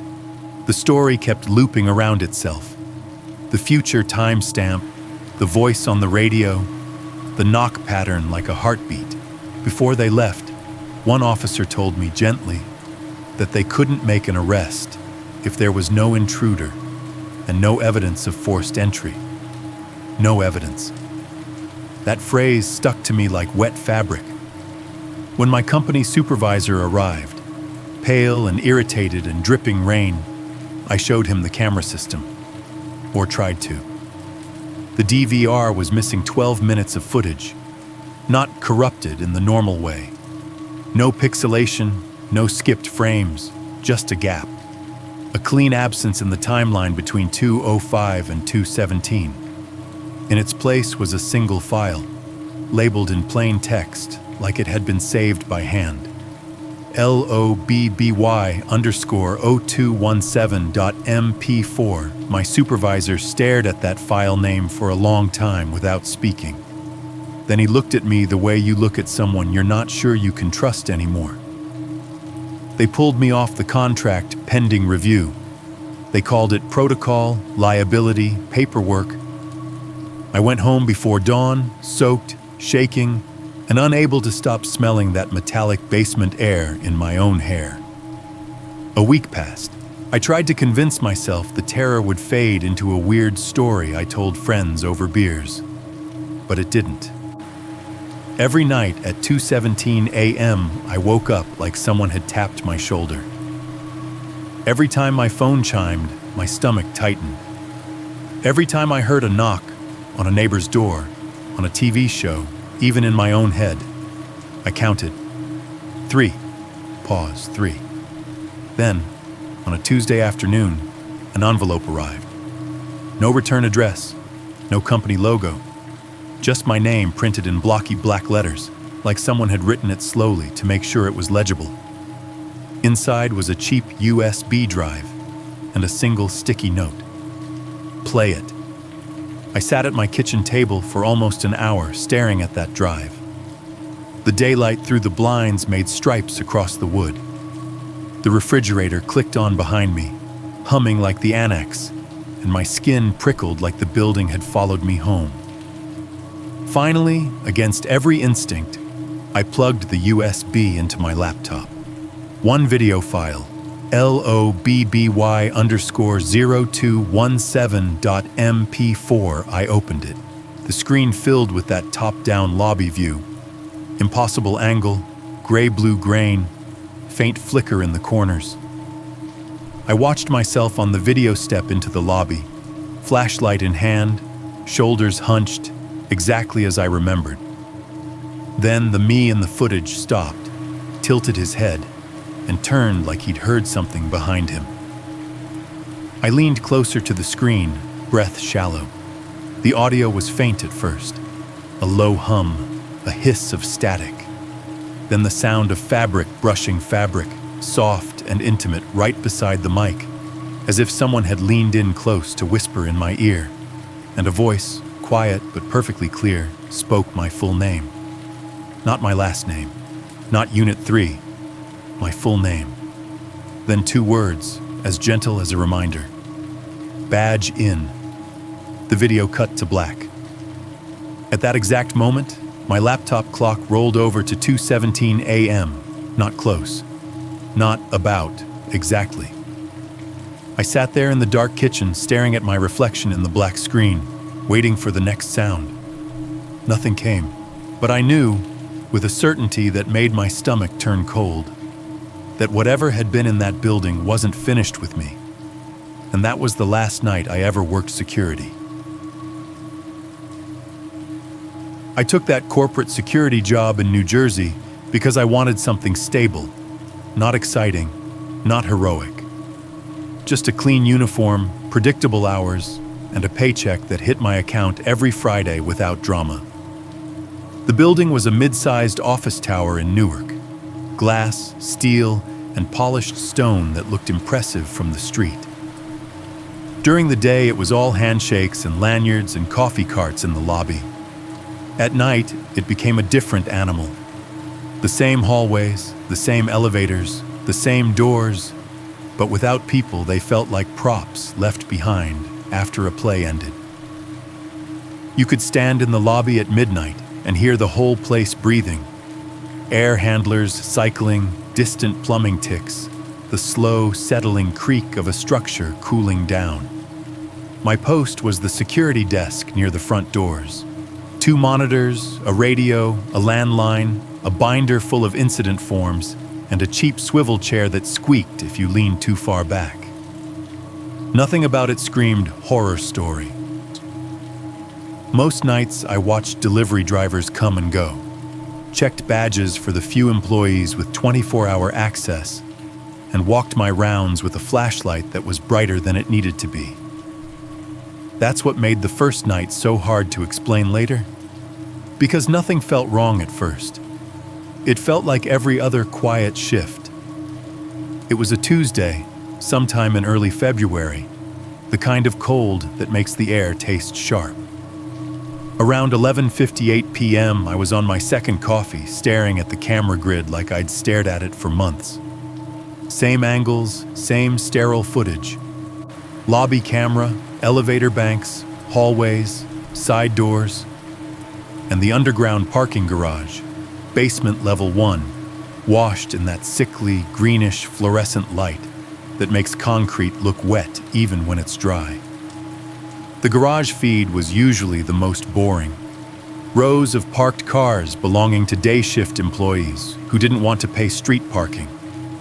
Yellow lane lines, concrete pillars with chipped paint. A few security cones, nobody ever moved. The only motion in that camera most nights was a rat if you were unlucky, or a piece of trash sliding on a draft. So when I saw movement on the garage feed, my brain didn't even react right away. It took a second to register because it didn't fit. At first it looked like a shadow shifting between 2 SUVs. Then the shape stepped out into the open lane, and I felt my stomach tighten. A person, not sprinting, not sneaking, just walking. The figure wore a long, dark coat that hung low, almost to the knees. In that washed-out camera light, the coat looked too big, like it didn't belong to the body underneath it. The person moved slowly down the lane between the parked cars, pausing at random like they were listening for something. Their head turned left and right in small, careful angles, an inspection, not a stroll. That was wrong. The garage was supposed to be empty by that hour. Anyone who stayed late either used the main entrance and checked in with me, or they had an access badge that the system logged. I hadn't seen any badge entries, no elevator rides, no motion in the lobby. I leaned closer to the monitor, squinting at the grainy image. The figure wasn't carrying anything. No toolbox, no cleaning cart, no backpack, just that long coat and slow, deliberate pacing. I checked the access panel screen. No new entries. Maybe it was an IT guy, I told myself, or a contractor, or someone from maintenance who'd forgotten something in their car. But the way the figure moved didn't match that. It wasn't purposeful the way a person looks when they're late and annoyed and trying to get home. It was measured, almost searching. My finger hovered over the radio mic. Procedure was to call building management or dispatch if you saw an unauthorized person. But I didn't want to be the guard who cried wolf over a late employee. I watched for another 10 seconds, waiting for something that made sense. The figure stopped beside a sedan, not at the driver's door, at the trunk. They stood there, perfectly still, head angled slightly down. Then they moved again, drifting between rows like they weren't looking for a specific car at all. That's when the chill hit me. Not fear yet, more like instinct. The part of your brain that doesn't do language, just warnings. I grabbed my flashlight, stood up, and told myself I'd do a quick check. I'd go down, make contact, ask for identification, escort them out if needed. Simple. The elevator ride down to the garage always felt longer at night. The doors closed with a dull thud, and the cab lights buzzed faintly above my head. As it descended, I could hear the building's sounds shift, air pressure changing, cables humming, the distant clank of machinery somewhere behind the walls. I watched the floor numbers glow and change. 2, 1, G, B1. The elevator dinged softly, and the doors slid open onto the basement. Cold air spilled into the cab. It smelled like concrete dust, exhaust residue, and old dampness. The kind of smell underground places have no matter how new they are. My footsteps echoed out into the open space as I stepped into the garage. Flashlight beam sweeping ahead of me. Empty. Every car sat still in its spot, coated in a thin film of salt from winter roads. The fluorescent lights buzzed overhead, flickering slightly at the far end of the lane. Water dripped somewhere, slow, steady plinks hitting a puddle near a drain. I stood there for a full 5 seconds, letting my eyes adjust, listening. No footsteps, no coat rustle, no breathing, nothing human. "Hello?" I called, my voice bouncing off concrete and returning to me thinner. "Security, if you're down here, make yourself known." The echo answered me. Nothing else did. I walked a few rows, shining my light between cars, behind pillars, into corners where someone could hide. The flashlight beam made sharp white shapes on the walls, crawling over parked bumpers and license plates. The garage felt too open and too empty at the same time, like the darkness had more room than it should. No one. I checked behind a maintenance closet door. Locked. I checked the stairwell door on the far end. It was shut. No sign it had been used. I walked the lane where I'd seen the figure. The place where they'd stood by the sedan's trunk was just concrete. A faint oil stain, a crushed plastic bottle. I frowned hard enough to give myself a headache. Maybe the camera had glitched. Maybe the figure was just a weird shadow and my tired brain had filled in the details. Security work does that to you. You stare at screens long enough, and you start seeing patterns in static, faces in reflections, movement in pixels. I exhaled, annoyed at myself, and went back to the elevator. The ride up felt faster, like the building wanted me back at my desk where I belonged. When the doors opened to the lobby, everything looked the same as I'd left it. The polished floor, the dead quiet, the soft glow of the monitors waiting for me. I sat down and pulled the garage feed back up, half expecting to see nothing and feel stupid. But there he was. The figure stood in the exact same lane, in the exact same spot I'd seen him before I went down, between two cars, coat hanging heavy, head tilted slightly to one side, like he hadn't moved at all, like my trip down there hadn't mattered. My throat tightened. My hands went cold on the desk. I rewound the DVR 10 seconds, just to make sure I wasn't losing time. The figure moved in the footage, slow and steady, the coat swaying with each step. I scrubbed forward again, still there, still real. I glanced at the access panel screen. Still no entries, no badge swipes, no door openings, no elevator calls. Which meant one of two things. Either the camera was lying, or someone was in my building who didn't need permission to be there. I stared at the garage feed until my eyes burned, waiting for the figure to look up at the camera, to do something that proved it was a person and not a trick. He didn't. He simply turned his head, slowly, almost lazily, toward the corner where the camera was mounted. And for a second, just a second, I had the sick impression that he wasn't looking at the camera at all. He was looking through it, at me. That was the first time I felt it. The heavy certainty that the building wasn't empty, and that whatever was down there knew exactly where I was sitting. After that moment, after the figure turned his head toward the camera like he could see through glass and wiring, the garage feed stopped being just another square on my monitor. It became a tunnel, a direct line between him and me. I sat perfectly still, hands flat on the desk, forcing myself to breathe slow. The lobby around me looked the same as always. Quiet, clean, fluorescent lit, polished marble reflecting the ceiling lights in long, pale streaks. But my body didn't believe in same as always anymore. My skin felt too tight, like I'd been left out in the cold too long. On the screen, the figure moved again. He didn't walk like someone lost. There was no hesitation, no wandering. He drifted between cars with a steady, measured pace, coat swinging just enough to show he was real and not a frozen image. Each time he passed behind a concrete pillar, he vanished for a beat, then reappeared on the other side, always in control of his speed, his angle, his direction. He was heading somewhere, not toward an exit ramp, not toward an elevator bay, not toward any specific car. He was heading toward the stairwell door at the far end of basement level 1. That stairwell didn't open into the public lobby.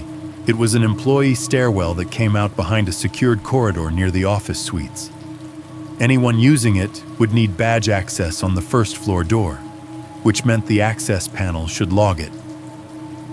I clicked over to the door event screen and kept it open in a second window. My eyes bounced between the garage feed and the log, back and forth like a metronome. The figure reached the stairwell door and stopped. He stood in front of it, still as a post. Then his head tilted slightly, the same listening posture I'd seen earlier, as if he could hear me sitting above him, as if he could hear the electrical hum of my monitors, the soft shift of my weight in the chair, the tiny click of my mouse. My stomach rolled. I leaned in and turned the garage camera audio up, even though most of those microphones were garbage, just a faint hiss of white noise and occasional distorted echoes. For a few seconds, I heard only static and the distant drip that always lived somewhere underground. Then, faintly, I heard a sound that made my shoulders tense. A soft scrape, metal on metal, like fingers or something hard, dragging along the stairwell door handle. The figure didn't yank it. He didn't test it like a normal person trying a door. He did it slowly, almost thoughtfully, like he was learning the door, memorizing it. Then, in one smooth motion, he stepped to the side and disappeared into the shadow between the door frame and the wall. He didn't walk out of frame the way people do on camera. He didn't retreat down the lane. He didn't duck behind a car. He simply stepped into a narrow seam of darkness, and the camera lost him. I waited for him to reappear. 5 seconds. 10. Nothing. The garage feed continued to show the same fluorescent lit emptiness. Cars, pillars, yellow lines, a puddle trembling under a slow drip. No coat, no body, no movement at all. My pulse began to pound in my ears. I clicked to the next garage camera. There were 2 angles on that level, one pointed at the central lanes, one covering the ramp and stairwell corner. Both showed nothing, no figure, no movement. Then I checked the access log, still nothing. No badge swipe, no forced door, no door held open alarm, no entry. It was like the figure had never been there at all. I rubbed my face with one hand, suddenly aware of sweat along my hairline despite the cold building air. My brain tried to assemble a rational narrative and kept failing. If he'd gone into the stairwell, the door would have moved. If the door moved, the system would log it. If the system didn't log it, then either the system was blind or the door hadn't opened. So where did he go? I stared at the feed until my eyes watered, forcing myself to notice details. The shadow under the stairwell door, the faint shimmer of moisture on concrete, the reflection of a tail light. Nothing changed. I was still staring when the lobby elevator chimed. The sound snapped through my nerves like a rubber band, a bright, pleasant ding that didn't belong in a midnight building. I jerked my head up from the monitors. The elevator doors across the lobby, silver, reflective, were sliding open.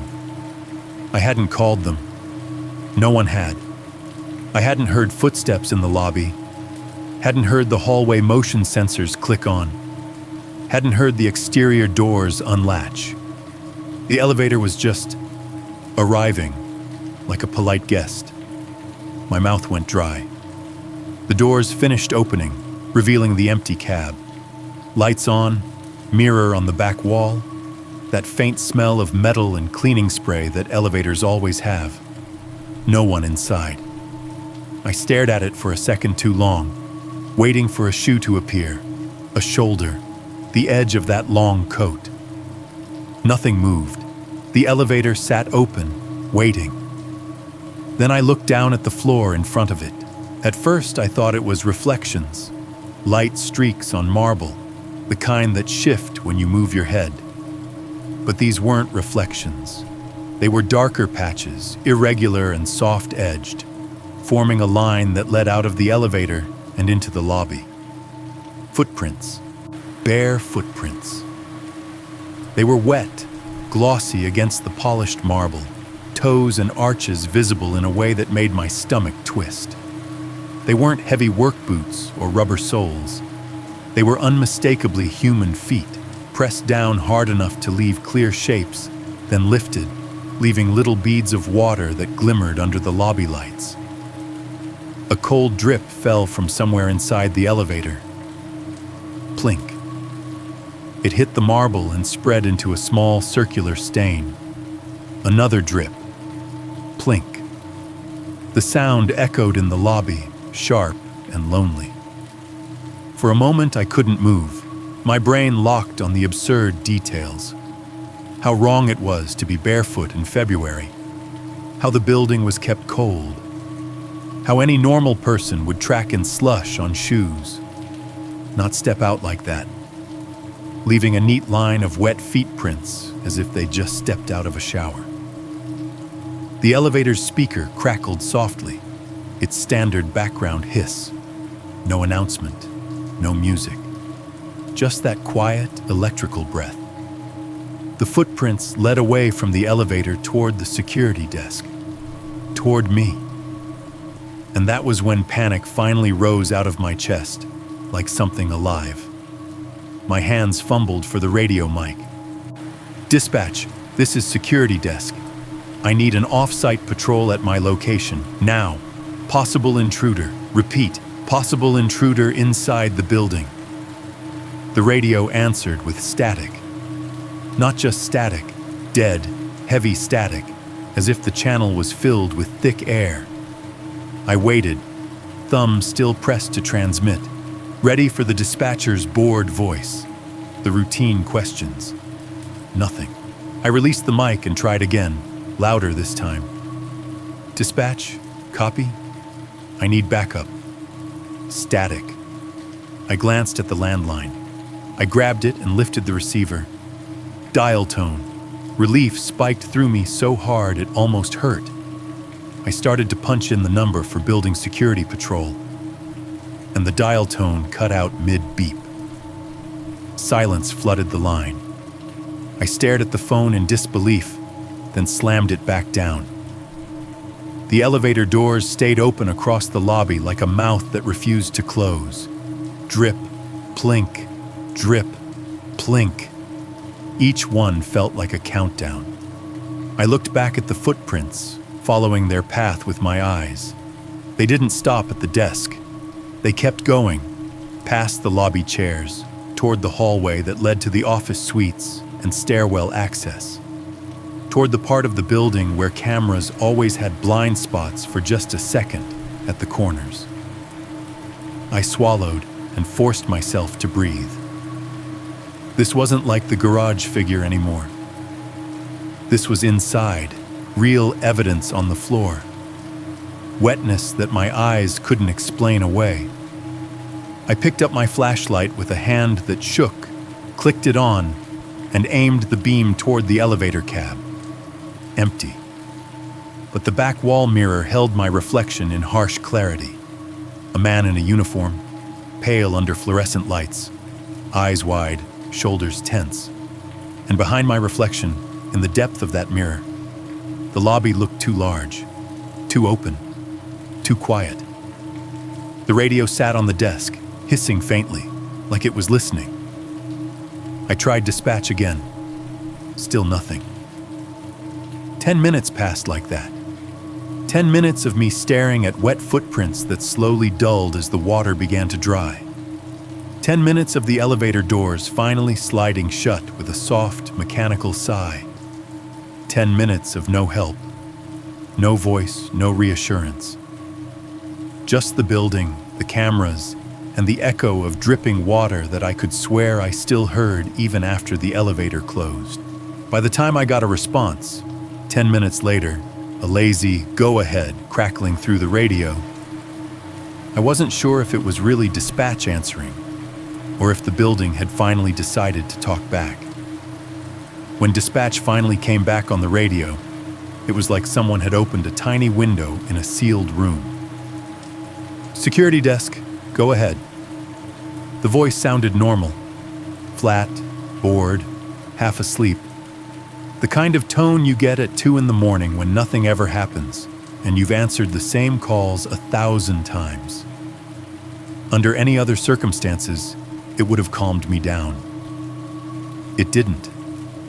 Because the lobby still smelled faintly damp. The elevator doors had closed on their own without anyone pressing a button, and those wet, bare footprints, now fading into dull stains, had led away from the elevator and into the building like a trail meant for me to follow. I keyed the mic. "Dispatch, I need an off-site patrol unit at my location. Possible intruder. Footprints in the lobby. Garage camera spotted a male in a long coat, and he vanished off feed. Now I've got signs inside." A pause. A little burst of static. "Copy," dispatch said, like I'd asked for more printer paper.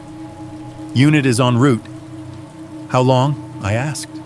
Another pause, like they were checking something they already knew. 20 minutes. 20 minutes. That was an eternity in a building that had just proven it could change the rules whenever it wanted. I glanced at the camera grid again, hoping for something. Anything that made sense. The garage feeds were empty. The hallway feeds showed clean, still corridors. No movement. No long coat. No person pacing. No intruder sneaking past cameras. But my eyes kept drifting back to the 5th floor hallway camera. That corridor always looked wrong at night.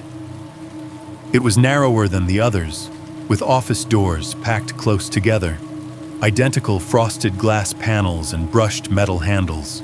The motion sensor lighting on that floor was temperamental. Sometimes it would pulse on and off, as if it couldn't decide whether it had seen something. On the screen, one section of that hallway was lit. Not fully. Just enough to show a door that should have been shut. It was ajar by maybe 2 inches, a thin wedge of darkness in a corridor of pale walls.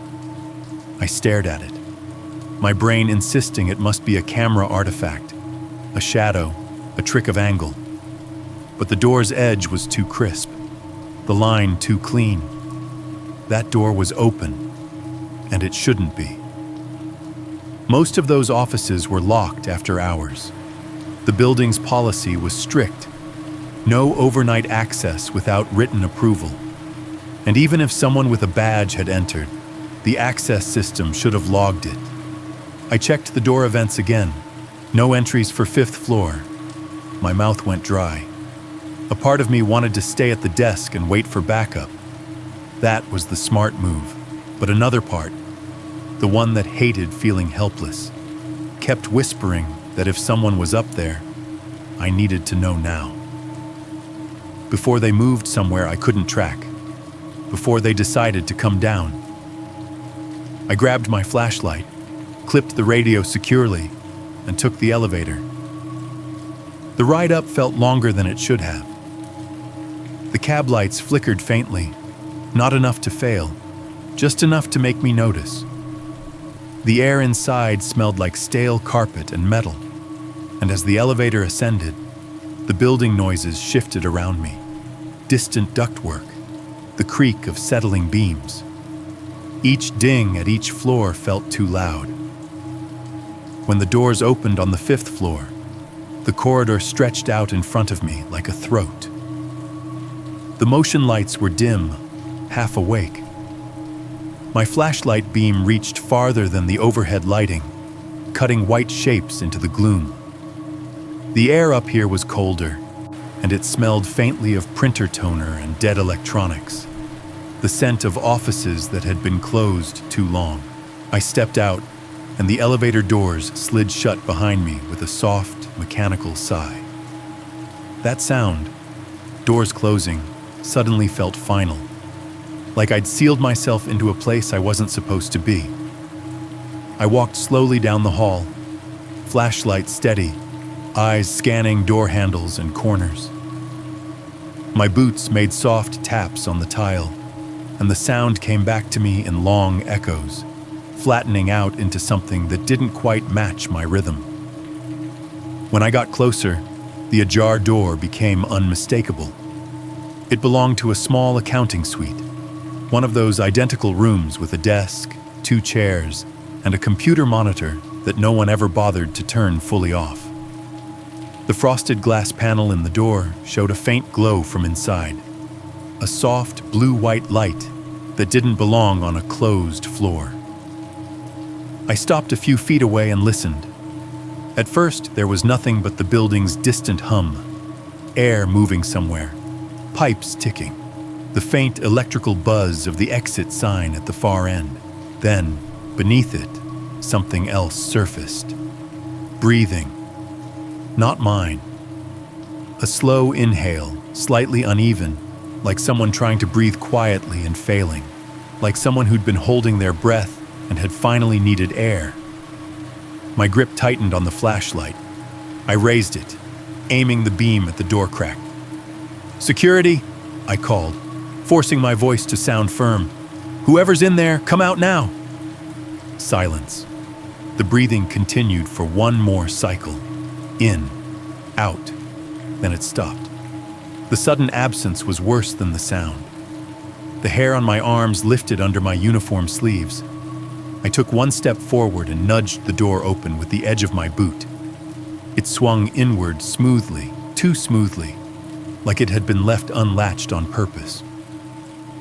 My flashlight beam swept across the room. Empty desk, empty chairs, a coat rack by the wall, file cabinets, a computer monitor sitting in sleep mode, glowing faintly. No person crouched behind the desk. No shoes sticking out from under furniture. No movement at all. But the air inside the room felt warmer than the hallway, like someone had been standing there recently, like the room had been holding body heat.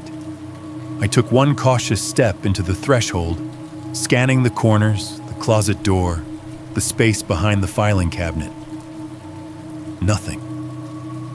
I was about to step back out when I heard it.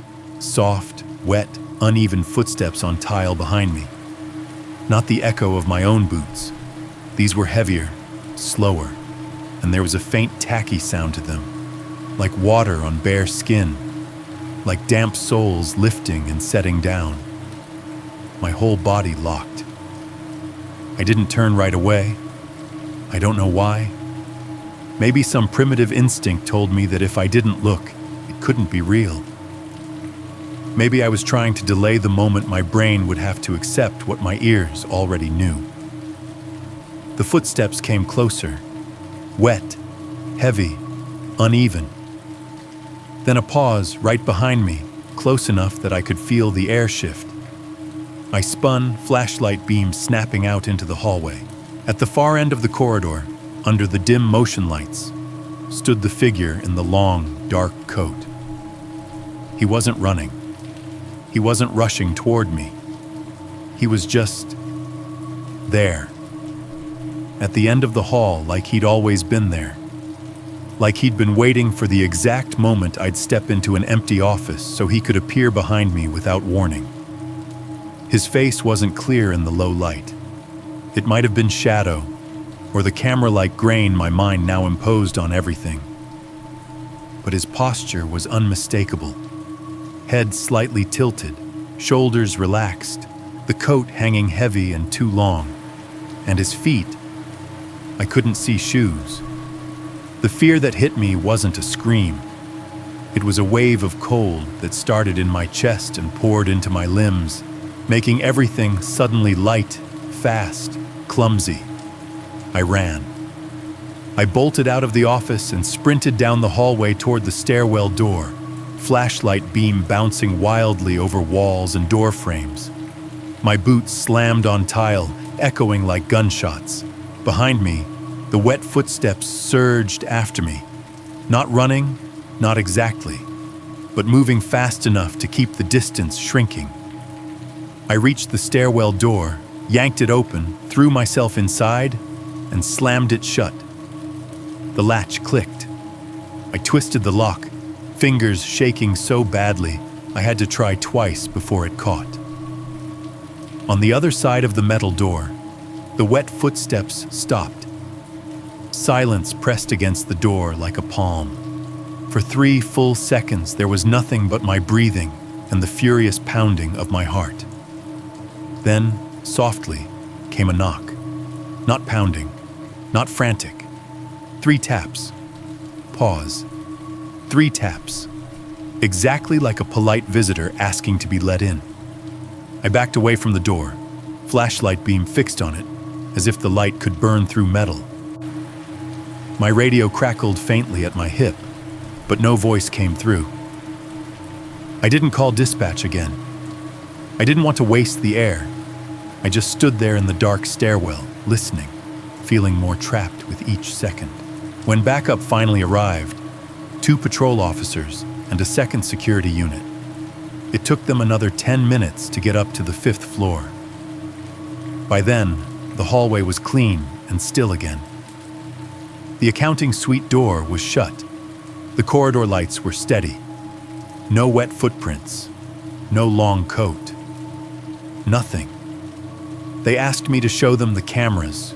We went back down to the lobby to the security desk. The camera grid was up, normal as ever. I pulled up the DVR timeline for the 5th floor corridor. For the exact minute I'd seen the door ajar. The exact moment I'd heard breathing. The moment I ran. The footage loaded, then froze, then turned into a blocky smear of gray-green pixels. A corrupted gap stretched across the timeline. 8 minutes missing, replaced by nothing but a digital wound. All except one file. A single clip, auto-saved outside the normal folder structure, with a timestamp in the file name like the system had panicked and spit it out as a last resort. I clicked it. The video played from the 5th floor hallway camera. It showed me running, flashlight bouncing, body jerking with fear, sprinting toward the stairwell exactly as I remembered. And behind me, at the edge of the frame, the figure in the long coat moved too. Not chasing like a person. Moving in perfect sync with my motion, frame for frame, like a reflection that was half a beat delayed. Every time I swung left, it swung left. Every time I stumbled, it shifted the same way. Not following my path, mirroring my shape. As if it wasn't a man in a hallway at all. As if it was my shadow learning how to walk. I quit the next morning. Not with a dramatic speech, not with a slammed badge on the desk or a threat to sue the company. I didn't even tell the truth when they asked why. I told them I'd found a better opportunity closer to home. I told them the commute was wearing me down. I told them anything that sounded normal enough to file away and forget. Because if I said, I'm leaving because the cameras showed something that moved like my reflection, I knew exactly what would happen. They'd smile in that polite corporate way and write a note about stress. They'd tell me to take a few days. They'd ask if I'd been drinking. They'd suggest I speak to someone. And maybe they would have been right to. But quitting didn't make the feeling go away. It didn't even soften it. It just moved it from the building into my own life, where I couldn't blame it on fluorescent lights or bad wiring. The first night after I left that job, I didn't sleep at all. I lay in bed staring at the ceiling fan as it clicked through its slow rotations, counting the faint ticks like they were seconds on a clock that refused to turn into morning. Every time my eyes started to drift, my body jerked awake like something had touched the back of my neck. In the dark, the sounds of my apartment got too loud. The refrigerator compressor kicking on, the radiator pipes creaking, my upstairs neighbors shifting in their sleep. Normal noises, but my brain treated each one like a warning, like the building had trained me to hear meaning in everything. By the third night, I started doing something I'd never done before. I kept the hallway light on. I told myself it was because I'd been getting up to use the bathroom more often. But the truth was simpler. I couldn't stand the idea of darkness stretching from my bedroom door to the front entry. Darkness felt like an open invitation now, like something could stand in it, and I wouldn't know until it was too close. I called my company once to ask, carefully, what they'd found in the garage and on the 5th floor after I left. The supervisor I spoke to sounded tired and impatient. "Nothing," he said. "No intruder, no evidence, camera corruption. We're chalking it up to a system issue." A system issue. He said it like that explained everything. They mailed my final paycheck and a thin packet of paperwork about separation of employment. That was it. No follow-up, no apology, no acknowledgement that I'd stood alone in that hallway with wet footsteps behind me and a figure that moved like a delayed shadow. The building went back to being a building to everyone else. But for me, it stayed alive. A week after I quit, I started noticing him outside my apartment complex. At first, I didn't let myself believe it was real. I told myself it was coincidence. New Jersey winter, people wearing long coats, strangers walking through parking lots because they lived there or because they were cutting through to another building. I told myself my brain was searching for familiar shapes to attach fear to. But the coat I saw wasn't just a long coat. It was the same kind. Dark, heavy-looking, hanging low, too large for the body inside. The silhouette was wrong in the same way it had been wrong on the garage feed. Not a man trying to stay warm, but a shape that didn't quite fit the world. The first time I noticed it, I was coming home from a grocery run around 8:30 p.m. The lot outside my building was half full, cars dusted with salt and snow grit. The air smelled like cold exhaust and damp pavement.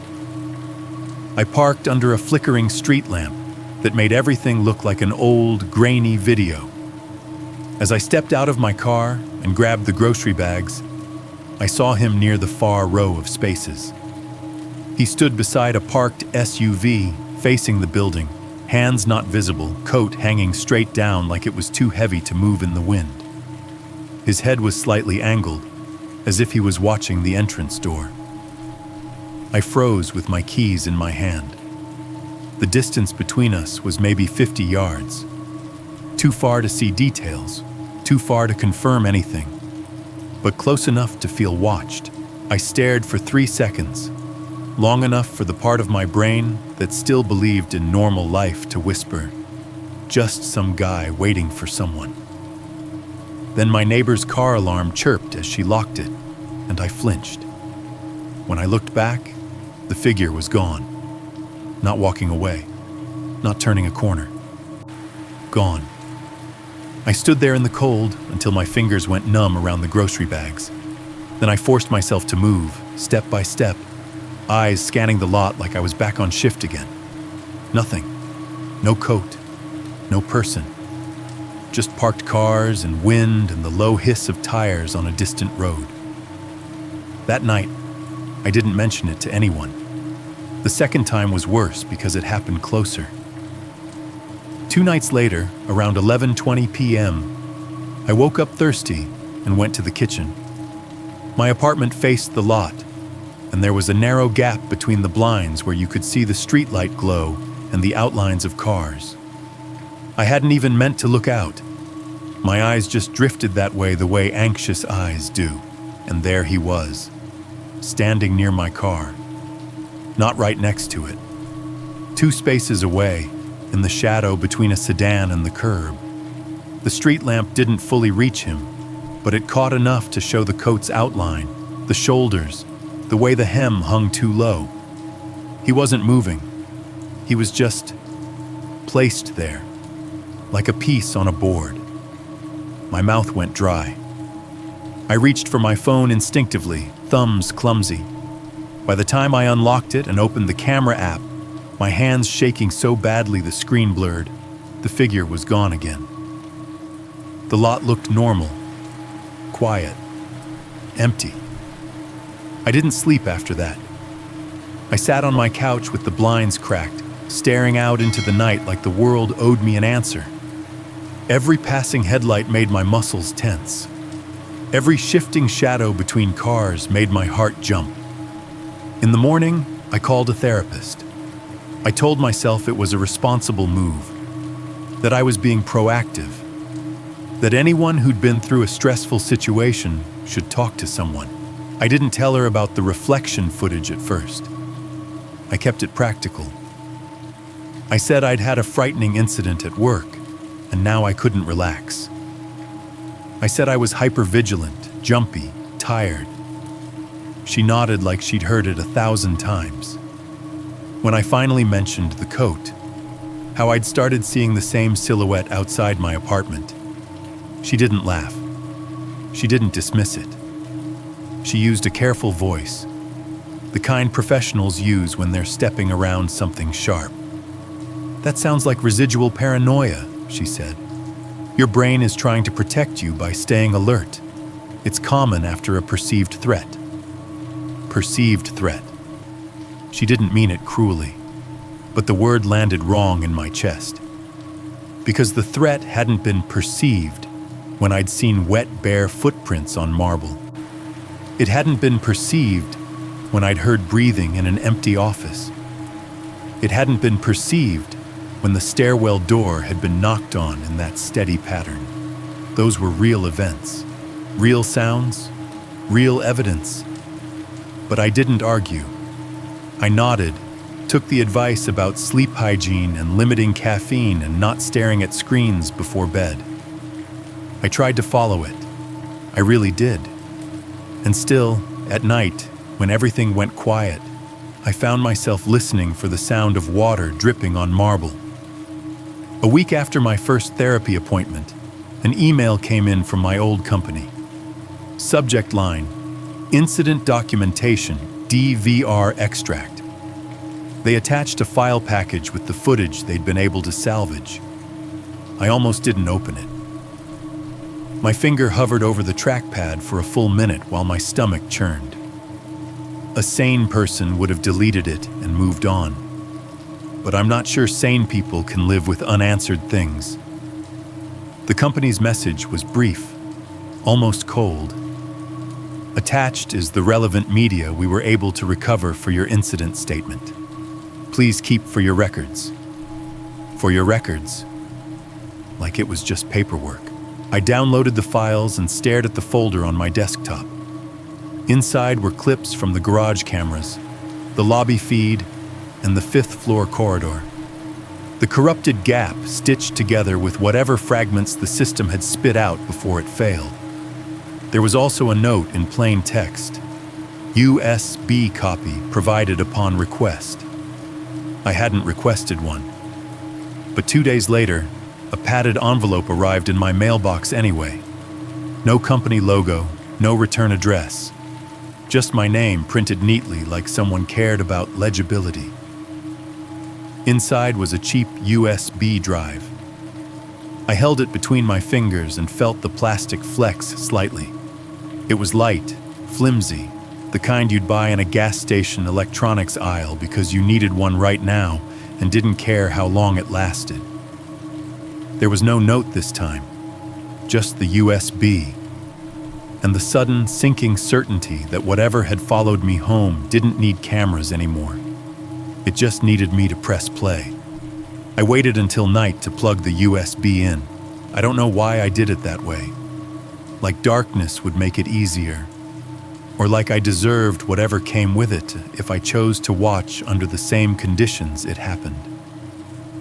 Maybe part of me wanted to recreate the feeling, to prove to myself that fear wasn't just something that happened in my head, that it had a source.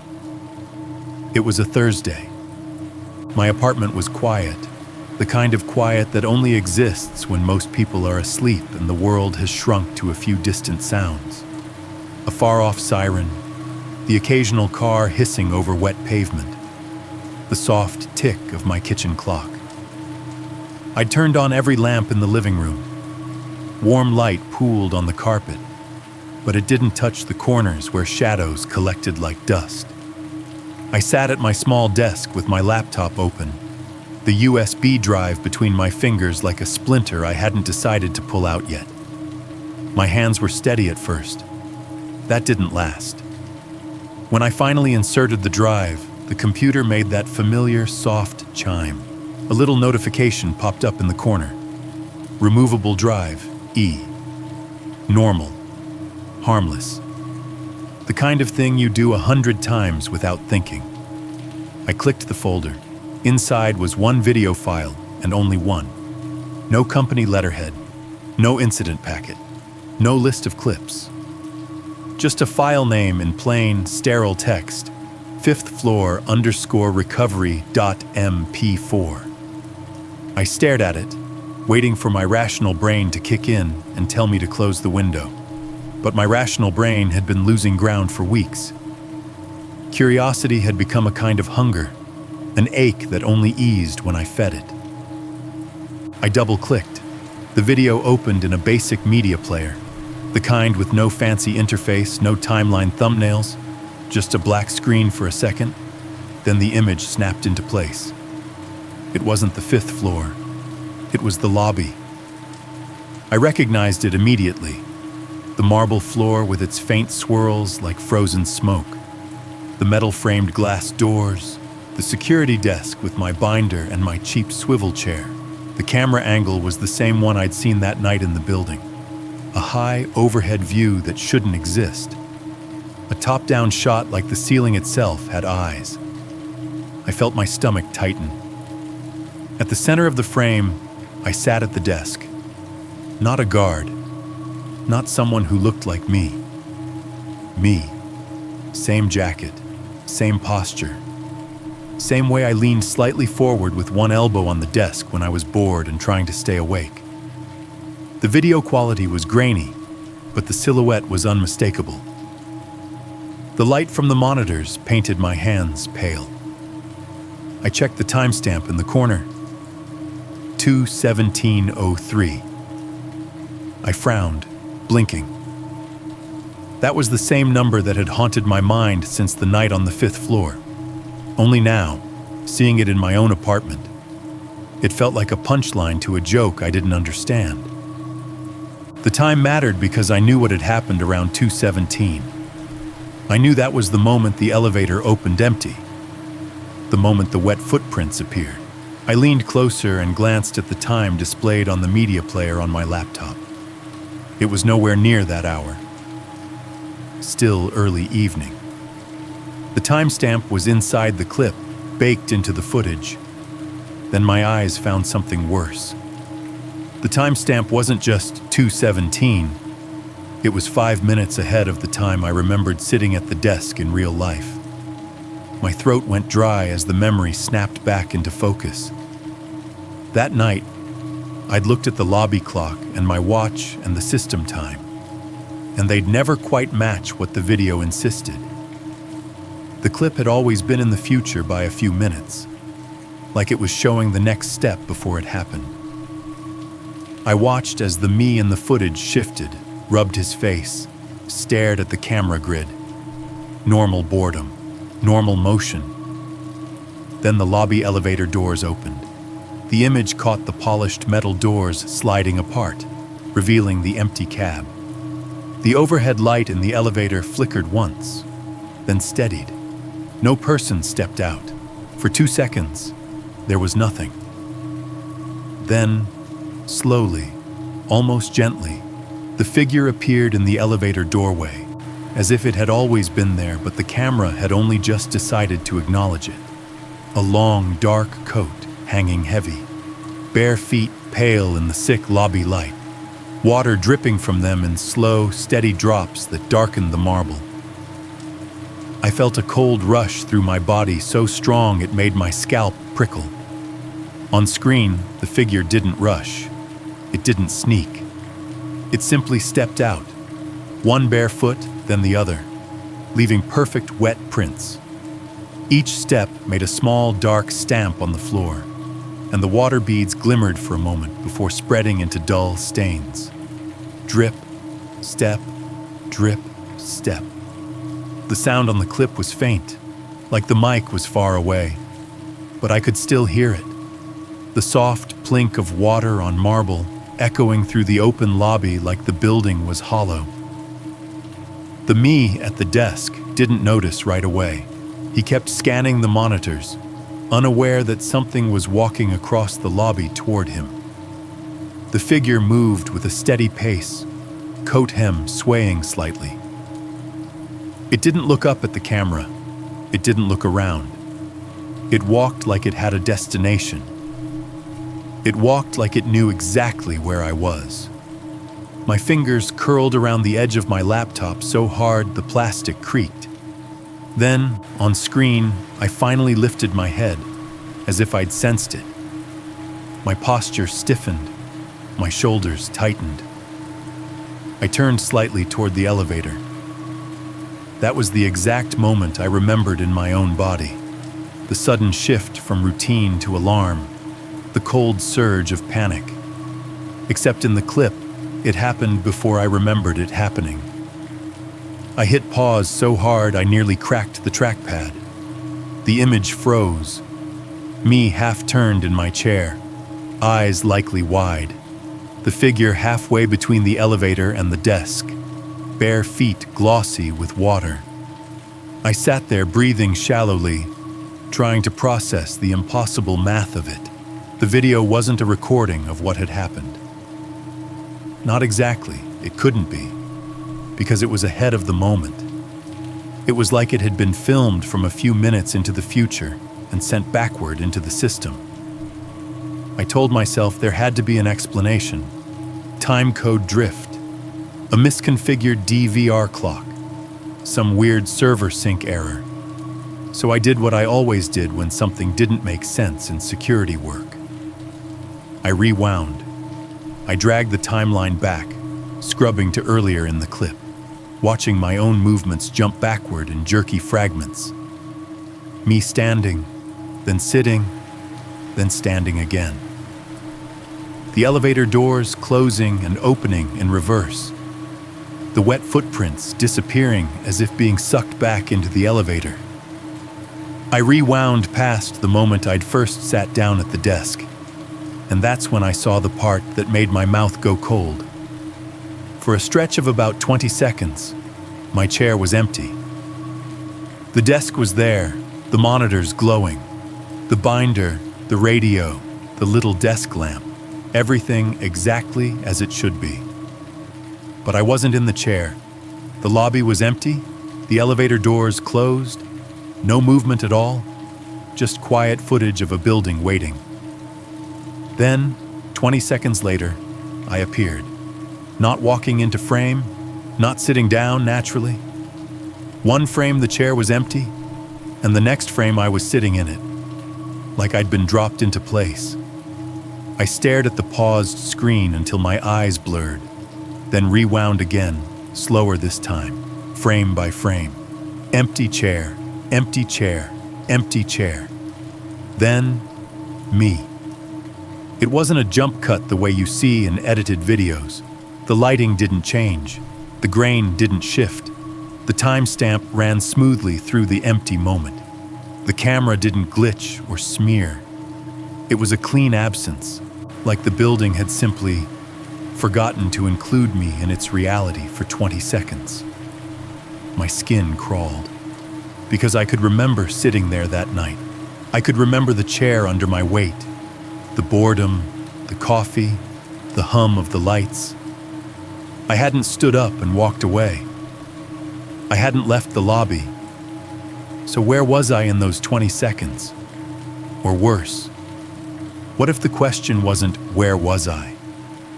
What if the question was which version of me the camera was choosing to show? I replayed the sequence again. The empty chair, my sudden appearance, the elevator opening, the dripping bare feet, the time code 5 minutes ahead. A pattern began to form in my mind, and it didn't feel like paranoia. It felt like recognition. That impossible overhead camera, what I'd started calling the reflection camera, wasn't just recording the lobby. It was capturing something layered, stacked, multiple moments occupying the same space like transparent sheets. The building wasn't showing me a reality. It was showing me the one it wanted me to see, and the figure in the long coat, the barefoot dripping thing that stepped out of the elevator. It moved through those layers like it belonged there, like it was the constant. While my presence was something the footage could remove, delay, or replace whenever it needed to. I stared at the frozen frame of the empty chair again and felt the room around me shrink. The warm lamplight seemed suddenly thin. The apartment noises, my fridge, the clock, turned distant and unreal. Because if the building could erase me for 20 seconds on camera, then maybe it could do worse than erase me on video. Maybe it could erase me in person. And if the timestamp was still 5 minutes ahead, then somewhere out there, in some layered slice of time I couldn't reach, the elevator doors were already opening again. I tried to tell myself that watching the USB was the end of it, that I'd finally seen the truth, filed it away in the part of my mind that handles bad memories, and that the rest would fade with time. That's what people always say happens. Your nervous system resets, your sleep returns, your life stitches itself back together. For a few days, I almost believed it. I went to work, I ate dinner, I even laughed at something on TV and surprised myself with the sound. I stopped staring out my blinds every 10 minutes like a paranoid cliché. I started leaving the hallway light off at night again, just to prove I could. Then came the night the footsteps returned. It was 3:03 a.m. when my eyes snapped open. No dream, no gradual waking, just instant sharp awareness, like a switch had been flipped in my skull. My bedroom was dark, the air cold enough that my breath felt slightly thick in my throat. The glow of the street lamp outside cut pale bars through the blinds and painted my ceiling in faint stripes. At first, I didn't know what had woken me. Then I heard it, a soft, steady sound in the hallway outside my bedroom. Faint, irregular, like someone tapping a wet finger against tile. Plink, plink, plink. Water, not a rush, not a spill. A slow drip, measured and patient. The kind of sound you hear when a faucet isn't fully closed, or when a shower curtain keeps shedding droplets onto the floor. Quiet enough that you could ignore it if you wanted to. Clear enough that once you noticed it, it became the only thing you could hear. My stomach tightened so hard I felt it in my back. I lay still, listening. The drip continued. Plink, plink. The spacing wasn't perfect. Sometimes there was a longer pause.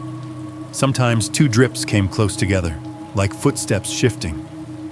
I told myself it was my bathroom. I told myself the sink had a leak. I told myself my upstairs neighbor had run water late and the pipes were knocking in the walls. But the sound wasn't coming from the walls. It was coming from my floor. I sat up slowly, sheets whispering against my legs. The apartment was so quiet, I could hear my own heartbeat and the faint buzz of the refrigerator in the kitchen. The drip sound held steady, pulling me toward it like a thread. I slid out of bed and stepped into the hall barefoot. The floorboards were cold. The darkness smelled like stale heat and laundry detergent. The drip stopped for 2 seconds. Then, directly in front of me, a new sound joined it. A soft, wet press, like a bare foot coming down on tile. I froze, breath caught in my throat. My eyes adjusted just enough to make out the shape of my hallway. The bathroom door on the left, the small desk in the nook at the far end where I kept my laptop, the kitchen beyond that. Everything looked normal, quiet, empty, and yet the air felt wrong, heavy with dampness that didn't belong indoors. I took one step forward. My heel creaked on a seam in the wood. The drip started again. Plink. It sounded closer now, as if whatever was dripping had moved. A cold wave rolled up my spine. I reached for the hall light switch and flicked it on. The bulb buzzed, then lit the hallway in a harsh yellow wash. My breath left me in a sound that wasn't quite a gasp. Wet footprints trailed across my floor. Not shoe prints, not socks. Bare feet. Toes, arches, heels, pressed down and lifted again, leaving glossy dark marks that reflected the hall light like oil. They began at the bathroom doorway. Not inside the bathroom, right at the threshold, as if someone had stepped out already wet and stood there for a moment, deciding which way to go. Then the prints moved down the hall, past my bedroom door, toward my desk. The hallway smelled faintly metallic and damp, the same scent I remembered from that office tower's basement level. Not mildew, not plumbing. Something colder, like rainwater that had sat in a steel pan. I stood there, staring at the footprints like my brain had lost the ability to label them. My mouth opened, but no words came out. The rational part of me tried to scream leak again, but leaks don't leave toes. I moved, slow, following the trail like a man following his own execution. The footprints stopped at my desk, right in front of the chair, as if someone had stood there, just out of my field of vision, and waited. My desk lamp was off. The laptop lid was closed. The room was otherwise unchanged, except for one thing sitting perfectly centered on the wood surface, a sheet of paper. I hadn't left any paper out. I didn't own a printer. The only paper I kept was a small notepad in a drawer and old mail stacked near the kitchen. But this wasn't mail. It was a printed security log. The kind of report entry you'd pull from an access control system. Monospace font, timestamps, door labels, status codes. It looked exactly like the logs from my old job, down to the formatting. At the top, in bold, it read, "Lobby Access Events." My hands began to shake. I reached for the paper with 2 fingers as if it might be hot. The lines on it were clean and clear. 21703, lobby elevator, door status, open 21705, lobby floor, contact, Wet footprints, 21712. Security desk, presence, detected 21717. Intercom, audio event, security, 21719. Access prompt, badge in. At the bottom was one last line, separated by a blank space like it had been added later. 030300. Residence hallway, contact, wet footprints. I stared at it until my eyes blurred. Residence hallway, my hallway. A thin, sick laugh tried to rise in my throat and died before it became sound. My brain refused to accept what the paper was telling me. It wasn't just following me, it was documenting me, logging me like I was a door event, like I was a system to be accessed. Then my phone chimed. I flinched so hard I nearly dropped the paper. The sound was not my normal ringtone, not an alarm, not a text tone. It was the old intercom chime from the building, that soft, polite ping that had preceded access granted.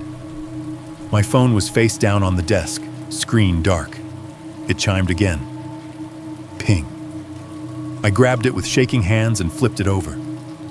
The screen lit up, but there was no call, no notification, no app open, just the lock screen and the time in bright white. 2:17 a.m. I blinked hard, confused.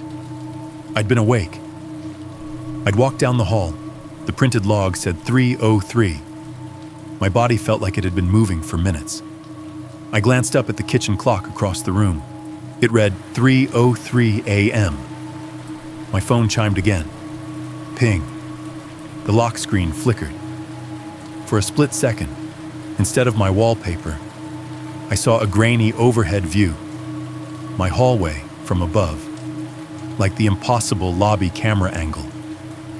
For less than a heartbeat, the screen showed the wet footprints leading toward the desk, and a shape standing behind me, just outside the frame. Then it snapped back to normal. I stared at the phone, blood roaring in my ears. The intercom chime played once more, faint and somehow closer than before, as if it wasn't coming from the phone speaker at all, but from the air right beside my head. And in the silence that followed, I heard something behind me. Not a voice, not a breath. A soft brush of fabric against fabric, gentle, intimate, like the hem of a long coat sliding past my sleeve. The hallway light flickered, just once. Bright to dim, dim to bright. In that brief dip of light, the wet footprints on the floor glistened like fresh paint, and the paper in my hand felt suddenly heavier, like it had absorbed the dampness of the night. I didn't turn around. I couldn't. Because turning around would mean accepting that there was something in my apartment that didn't need permission to be there. My phone chimed one last time. Ping. Then the screen went black, and in the darkness, with the water sounds still ticking softly in the hall like a patient clock, the only thought that made sense slid through my mind with cold clarity. It wasn't haunting me. It was catching up. If you've never worked mobile security before, here's the thing nobody tells you. Most of it is driving and paperwork, not kicking in doors. You sit in a company car that smells like old coffee and winter salt. You wait for calls from dispatch, and you do patrols at half-empty buildings that the clients are pretty sure no one cares about. It sounds boring, and most nights it is. This was my first night, though. I was still in that stage where you want something to happen, but not really. Not anything bad. Just enough to feel like you didn't put on the uniform for nothing. The site that did it for me was a medical clinic in Mississauga. Nothing glamorous. It was a medical office/pharmacy building just off a quiet street. Flat roof, brick walls, maybe 4 stories, with an underground parking garage and glass doors at the front. By day it was busy. Patients, white coats, people buying prescriptions. At night it was supposed to be dead. We pulled up at 1:15 a.m. The air had that heavy winter feel, just above freezing, damp, smelling like salt and car exhaust. The streets were mostly empty, just a few headlights in the distance on Dundas and the soft hiss of the QEW traffic far off like a dull river. My supervisor, Rafi, was driving. He'd been with the company 3 years, and he had that easy, tired confidence of a guy who'd seen enough stupid things at 3 a.m. to earn the right to be cynical. A half-drunk Tim Hortons cup rattled in his door holder. The radio on the dash murmured with dispatch chatter we weren't picked on yet. "This is it," he said, rolling the car to a slow stop at the curb. "Mississauga Med Center, new contract. They want us doing perimeter checks twice a night." I nodded like I knew what that meant. My stomach was doing little flips anyway. First night on my own car, first time being the rookie. "Relax, bro," he added, glancing at me with a smirk. "It's not a hospital, just clinics and labs. The scariest thing you'll see here is an overdue hydro bill." He killed the engine. The sudden quiet outside the car made the whole building feel bigger, like it had been holding its breath. From the street, the place looked normal enough. A rectangle of dark windows, a backlit sign turned off for the night, a strip of shrubs along the sidewalk half buried in dirty snow. The front doors were glass with a silver frame, the kind you see everywhere in the GTA. No lights on inside that we could see from here. I reached for my notebook, ready to write the time and site in like they'd trained me. 1:15, Mississauga Med / routine patrol / arrived with supervisor. Before I could finish the line, Rafi frowned and leaned over the wheel, peering down the side of the building. "Yo, you see that?" he said. I followed his gaze. Down the slight slope beside the building, the entrance to the underground parking garage gaped like a dark mouth. There was supposed to be a rolling metal door there. I'd seen the site pictures in the orientation binder. But tonight, the door was up, wide open. No light inside, just pure black at the far end of the ramp. "Is it motion activated?" I asked, already knowing by his face it wasn't. He shook his head slowly. "Garage door's supposed to be down after 10, alarm armed. That thing should only open if someone badges in or dispatch calls us." We stepped out of the car. The cold hit me first, then the silence. Even in a city, there are pockets of quiet that feel unnatural, like someone hit mute. This was one of them. Our boots crunched on the salt-dusted sidewalk as we walked toward the entrance. The building loomed over us, windows black. My breath fogged in the air, and I could smell the faint chemical tang of whatever cleaning stuff they used inside bleeding through the cracks around the door. Rafi stopped at the front entrance and reached for the door handle. It swung inward a couple of inches without resistance. He swore under his breath. "Bro, this doesn't make sense," he said, this time without any joking in his voice. "Dispatch would have flagged it if the alarm was off, and the door shouldn't be loose like this." He pulled it farther open, and a wash of colder air rolled over us. Dead building air, recycled all day and then abandoned to cool overnight. The lobby lights were off except for a few emergency strips drawing sickly green lines along the floor. The security alarm panel on the wall just inside the door should have been glowing red or green, beeping something. It was dark, no lights, no chirp, nothing. "So the alarm's not just off," I said slowly. "It's dead." He nodded once. "Yeah, and we didn't get an alarm call. Dispatch thinks this place is quiet." I suddenly didn't like how much glass was behind me. I stepped inside so the building was at my back and not my face. The lobby was small. Reception desk, a few chairs, a wall with directories listing clinic names and suite numbers. The air smelled like hand sanitizer, carpet cleaner, and the faint, sweet antiseptic scent that clings to medical places even when they're empty. Rafi moved straight to the alarm panel, flicked the little plastic cover up, and stared at it. The display was blank. He tapped a few keys, no response. "Power's fine," he muttered. "Lights work, elevator power's on, but the alarm is just... Nope. Like someone pulled the plug, except it'd be screaming at us if it lost connection." I could hear the faint buzz of fluorescent lights in the hallway beyond, even though none were lit that I could see. Somewhere deeper in the building, a ventilation system hummed softly, moving cold air through ducts. The radio on his shoulder crackled with some other unit checking in at a different site. Our call sign didn't come up. "Should we call dispatch?" I asked. He hesitated, which scared me more than if he'd just said yes. "We will," he said. "But first I want to see if this is a glitch or something else. If someone forced the garage door or front entrance, we need to know before we make fools of ourselves."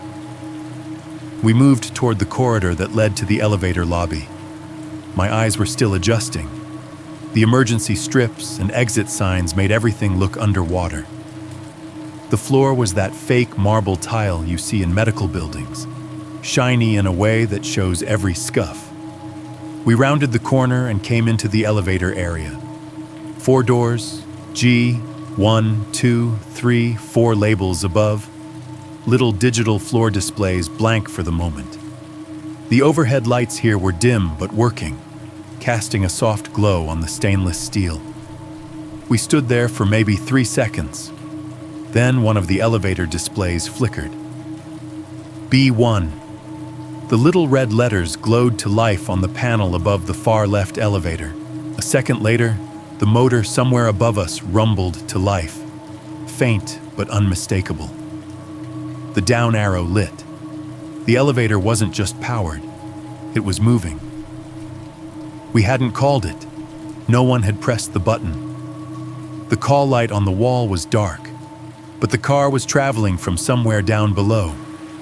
I felt a chill that had nothing to do with the outside air. "Maybe a cleaner?" I said automatically. "Night staff?" "Cleaning crew clocks out at 11, Rafi said quietly. "And they always call in when they stay late. We would have seen their car outside." The elevator display changed, B1 to 2. Then a soft ding muffled through the shaft at the second floor. We stood there, listening. No footsteps, no voices.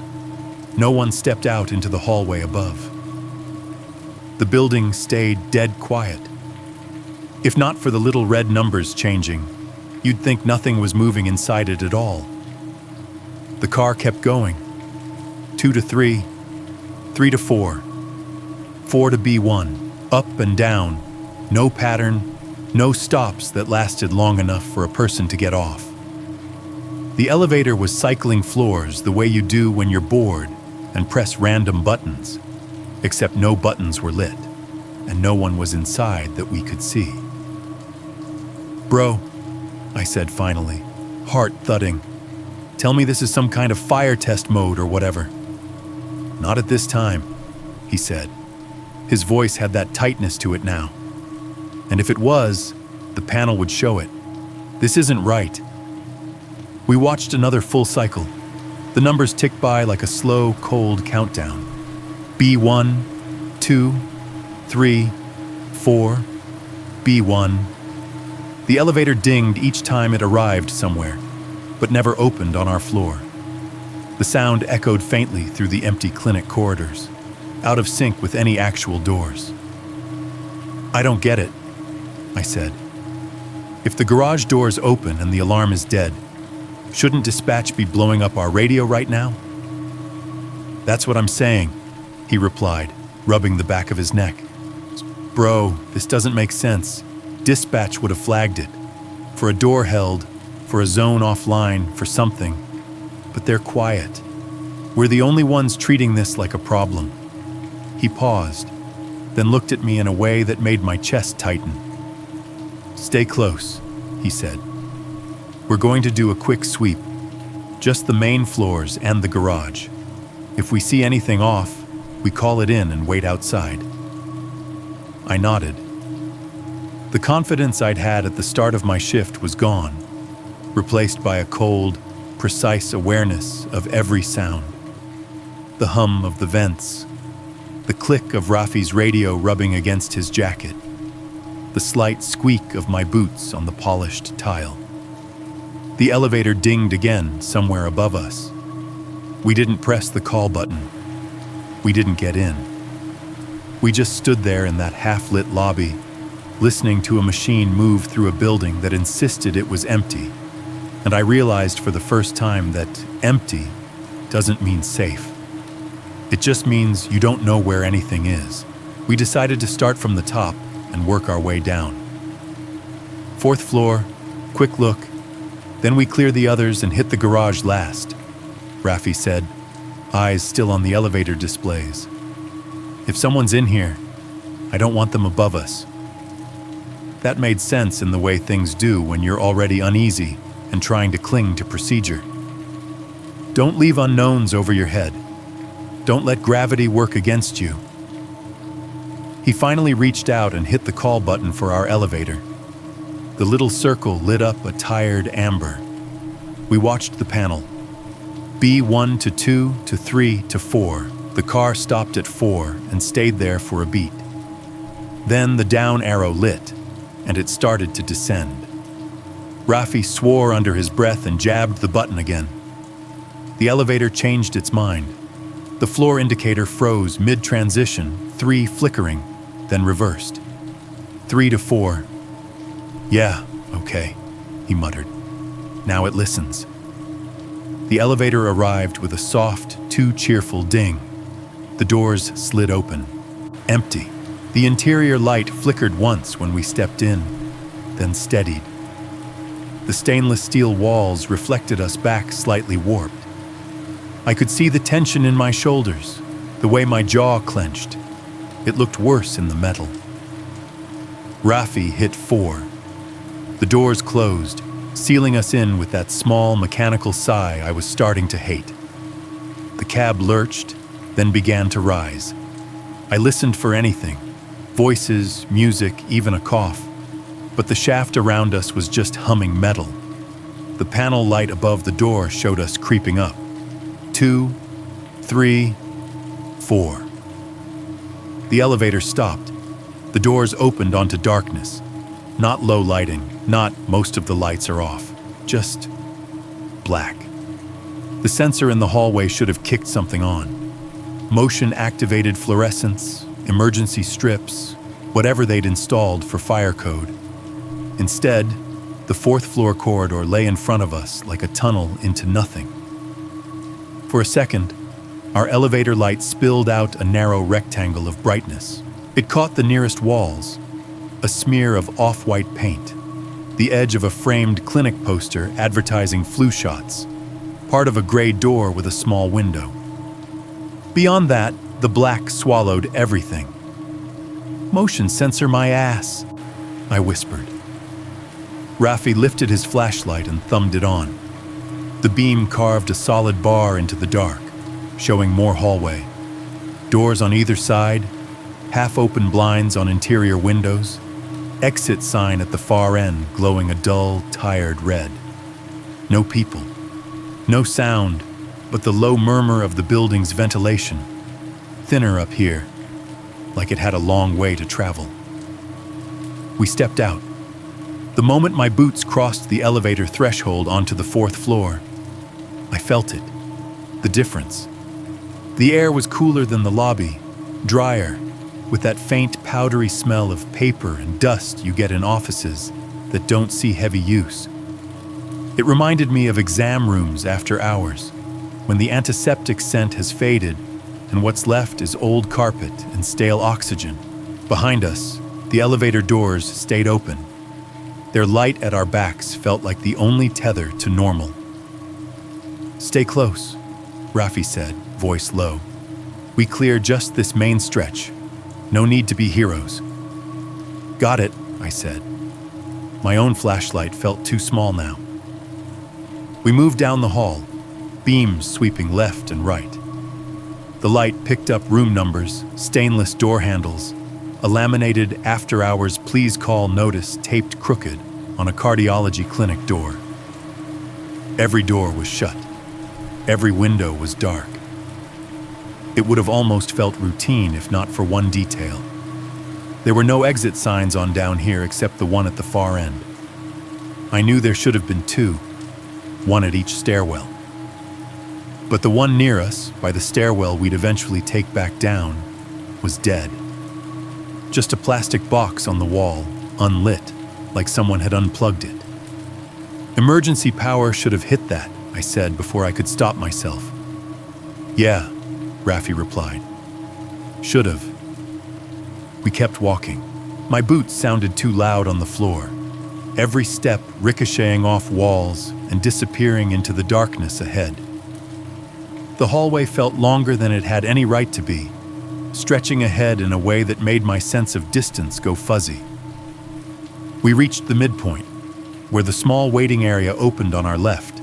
6 chairs, a low table, magazines fanned out in a way that was too neat for normal patients.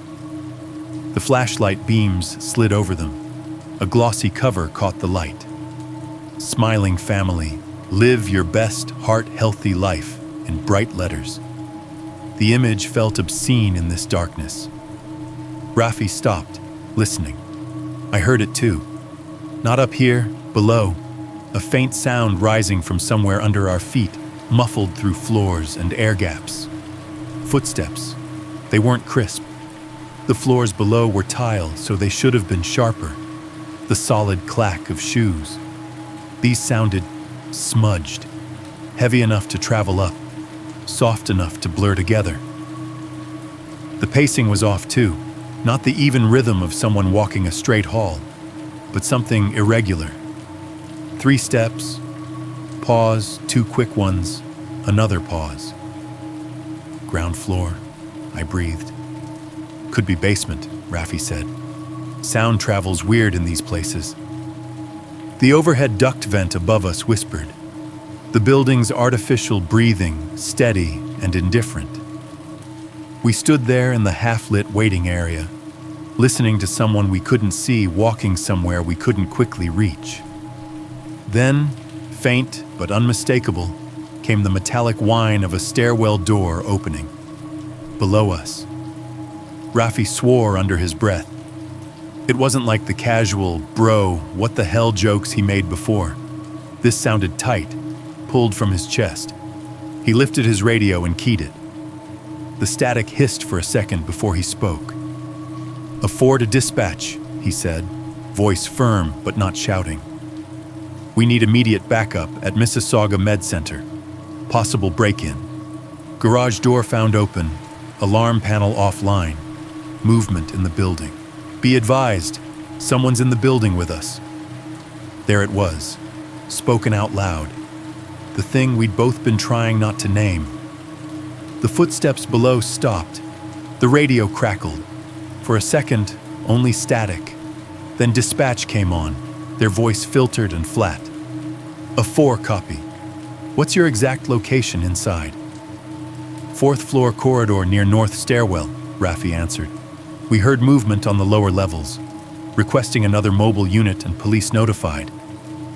Copy that, dispatch said. Stand by. Do not engage. Do not engage. Easy for them to say. The stairwell door below us groaned again, like it was swinging shut. Then a softer sound came up, the slow thump of feet on steps.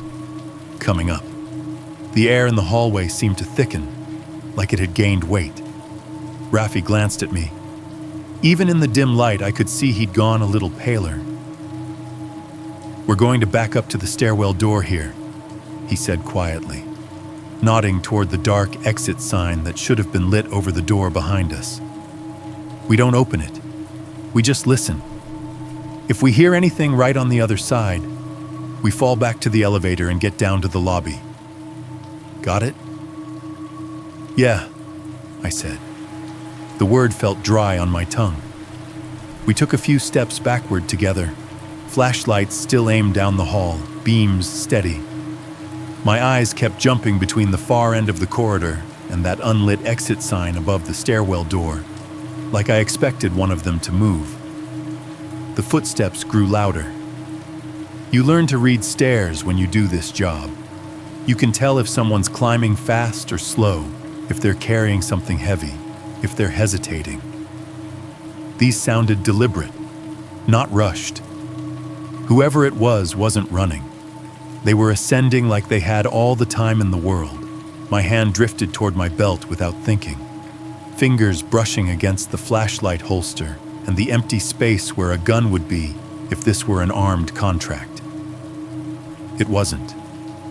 We had batons, flashlights, radios, and a shared hope that most people weren't looking for a fight.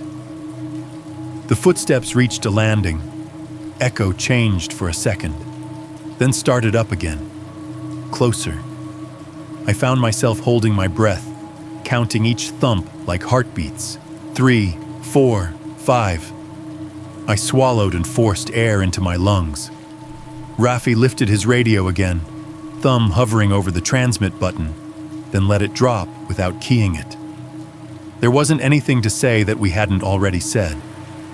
We stopped right beside the stairwell door. It was a plain metal slab with a crash bar, painted the same off-white as the walls. Up close, I could see small scuffs where carts had hit it during the day. Normal, mundane scratches. They looked out of place now, like relics from another life. The footsteps continued to rise, then they stopped. Not gradually, not slowing, just stopped. Somewhere on the other side of that door. The silence that followed was louder than the steps had been. The ventilation system hummed overhead. The distant buzz of fluorescence vibrated in the wires, but my ears strained past all of it toward that door, waiting for a handle to turn, a bar to rattle, a breath to slip through. Nothing. Rafi and I stood shoulder to shoulder, both of us angled slightly toward the door, flashlights now tilted down, beams pooling pale on the floor.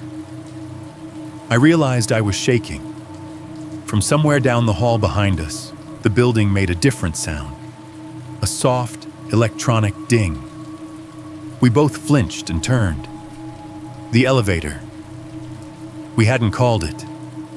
The digital display above the doors flickered to life, red numbers bright against the stainless steel. 4. The up and down arrows both flashed once, as if undecided. Then the down arrow went dark, and the doors began to slide open. Cold air spilled into the corridor from the shaft, carrying with it a faint smell from below. Concrete, car exhaust, and something damp. Rafi and I didn't move. We stood in the middle of the 4th floor, pinned between a stairwell door behind us that might have someone standing inches away on the other side, and an elevator in front of us that had decided, all on its own, to come and see how we were doing. The elevator doors finished opening and just waited. The light inside the car was a different color than the hallway. Colder, bluer.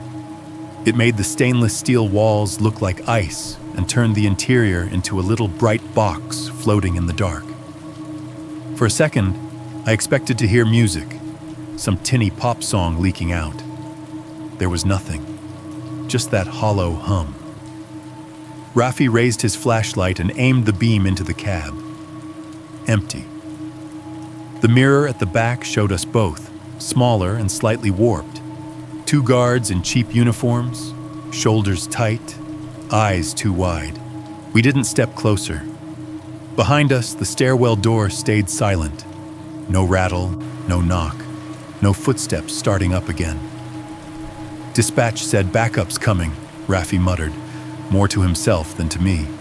We just hold I nodded, even though every nerve in my body wanted to run. Not sure where, just away from being between these two entrances. I felt exposed, like prey in a narrow field. The lights chose that moment to flicker. It started subtle, a small dip in brightness. The fluorescence overhead buzzed louder for a second, then dimmed, then came back. It was the kind of flicker you see in old buildings all the time, but tonight it hit different. The hallway seemed to pulse, bright, then murky, then bright again. Each time the light dropped, the exit sign at the far end glowed a deeper red, like an ember flaring. The motion sensor closest to the elevator chimed softly, a barely there tick, the sound it makes when it registers movement and wakes up the circuit. Only neither of us had stepped into its range. We both stood dead center, not close enough to trip it. The lights right above the elevator brightened for a second, reacting to something the sensor thought it had seen. "Did you move?" I whispered. "No," he said. "You?" "No." We stood frozen, watching the fluorescent tube over the elevator entrance hum a little brighter, like it was shining down on someone we couldn't see. The elevator doors, still open, let out a tiny mechanical groan, like the system was gently reminding us that they weren't meant to stay open this long. I suddenly pictured something standing right in that doorway, invisible to our eyes, visible to sensors calibrated to heat and motion. Something the building recognized as presence, even if it didn't show up on cameras or in air. A faint metallic sound drifted up from the stairwell behind us. Not the heavy clank of a door this time, a thinner noise, sharper, like metal scraping lightly along metal. My brain grabbed the first comparison it could find.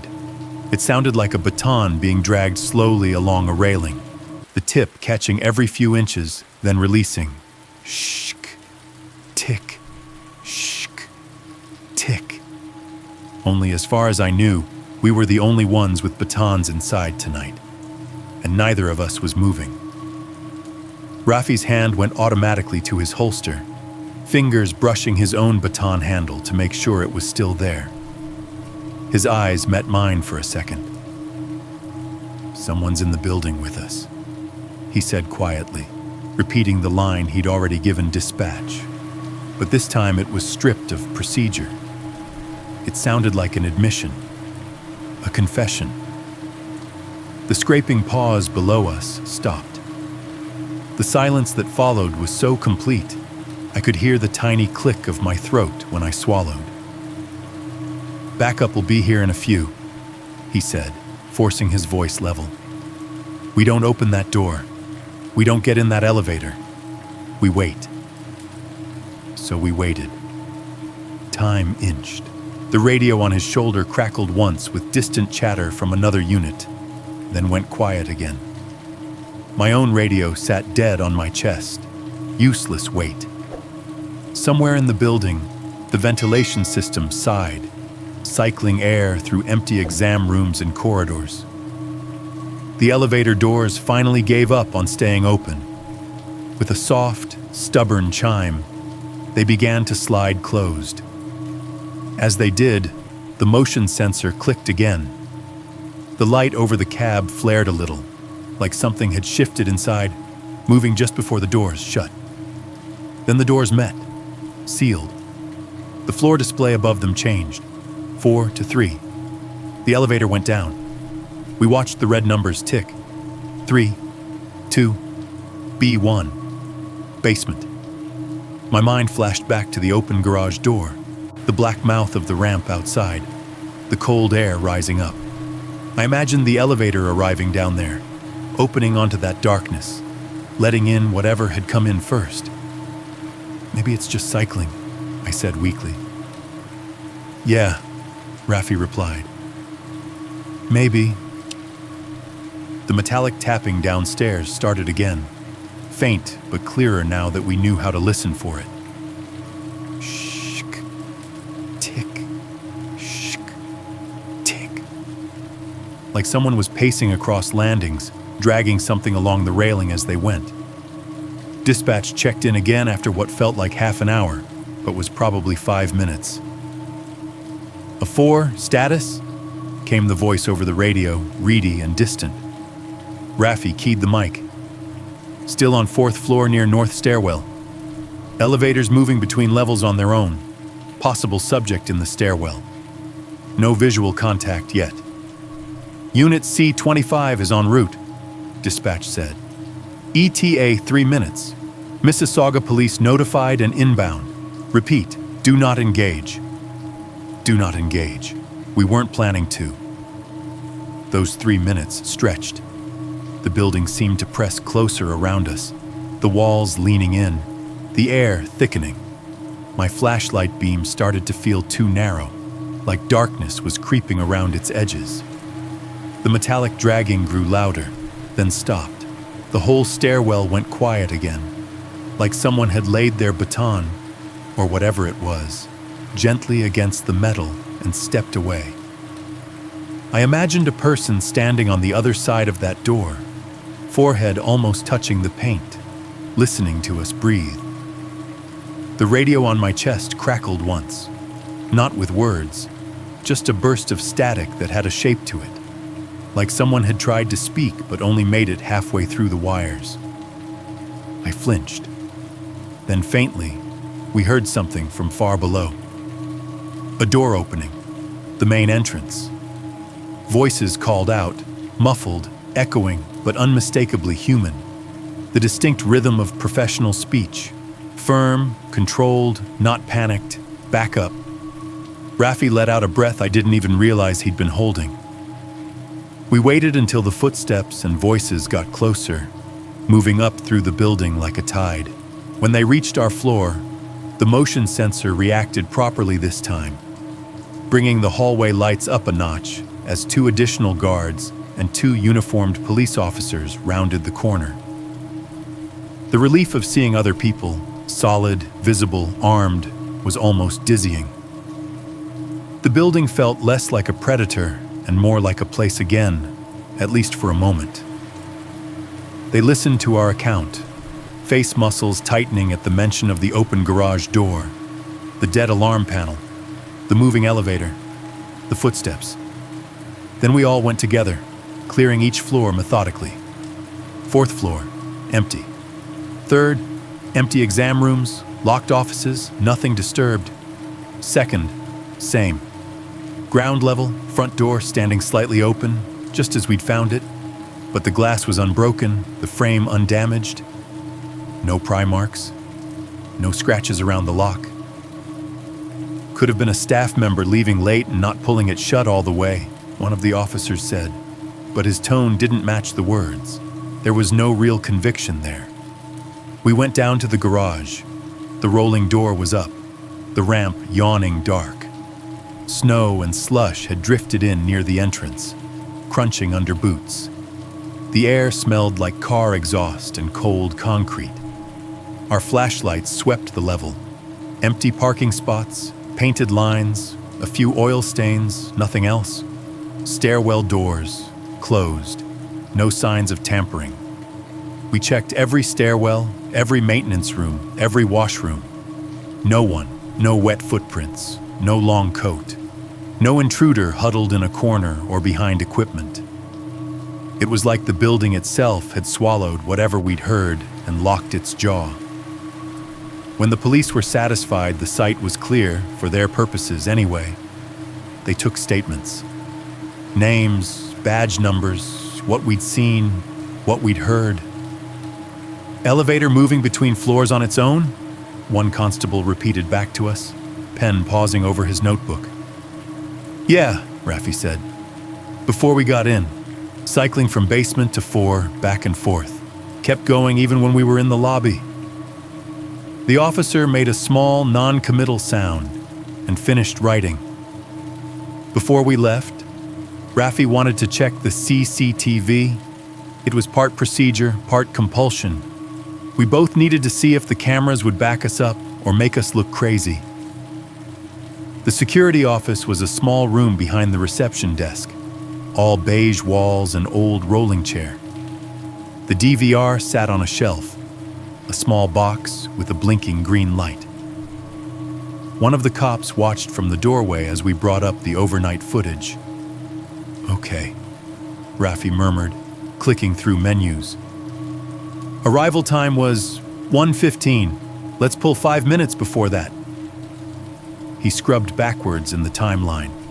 The screen showed the lobby from a fixed camera near the ceiling. Empty. Lights dimmed, the front doors shut. Nothing moving except the faint flicker of a monitor in the reception area. Timestamp 01:03:40. The camera over the elevator lobby came up next. Same image we'd stood in earlier. Stainless steel doors, muted reflections in the tiles, exit signs. At 1:05, the floor display over the elevator lit up on screen. B1.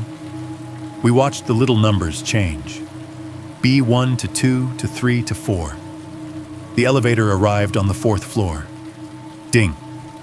The doors opened onto an empty corridor. No one stepped out. They stayed open for 5 seconds, then closed. The elevator went back down, 4 to 3 to 2 to B1. Paused, then up again. B1 to 4. Doors open, empty. Doors close.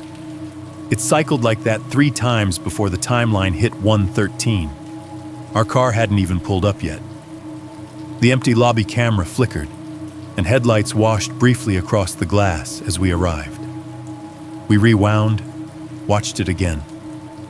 Before we were anywhere near the building, before we saw the garage door, before we heard a thing, the elevator had already started moving, going up to a dark, supposedly empty 4th floor and opening its doors to let something in or out that the cameras couldn't see.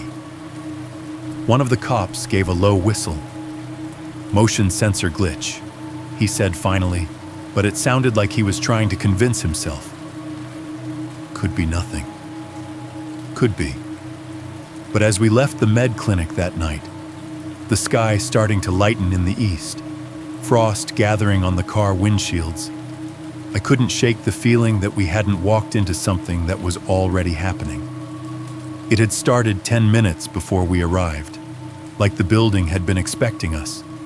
The thing about one bad night on the job is that everyone assumes it stays in that one night. Paperwork gets filed, radios go quiet, the sun comes up, and the story gets flattened into a couple of lines in an incident report. Garage door found open.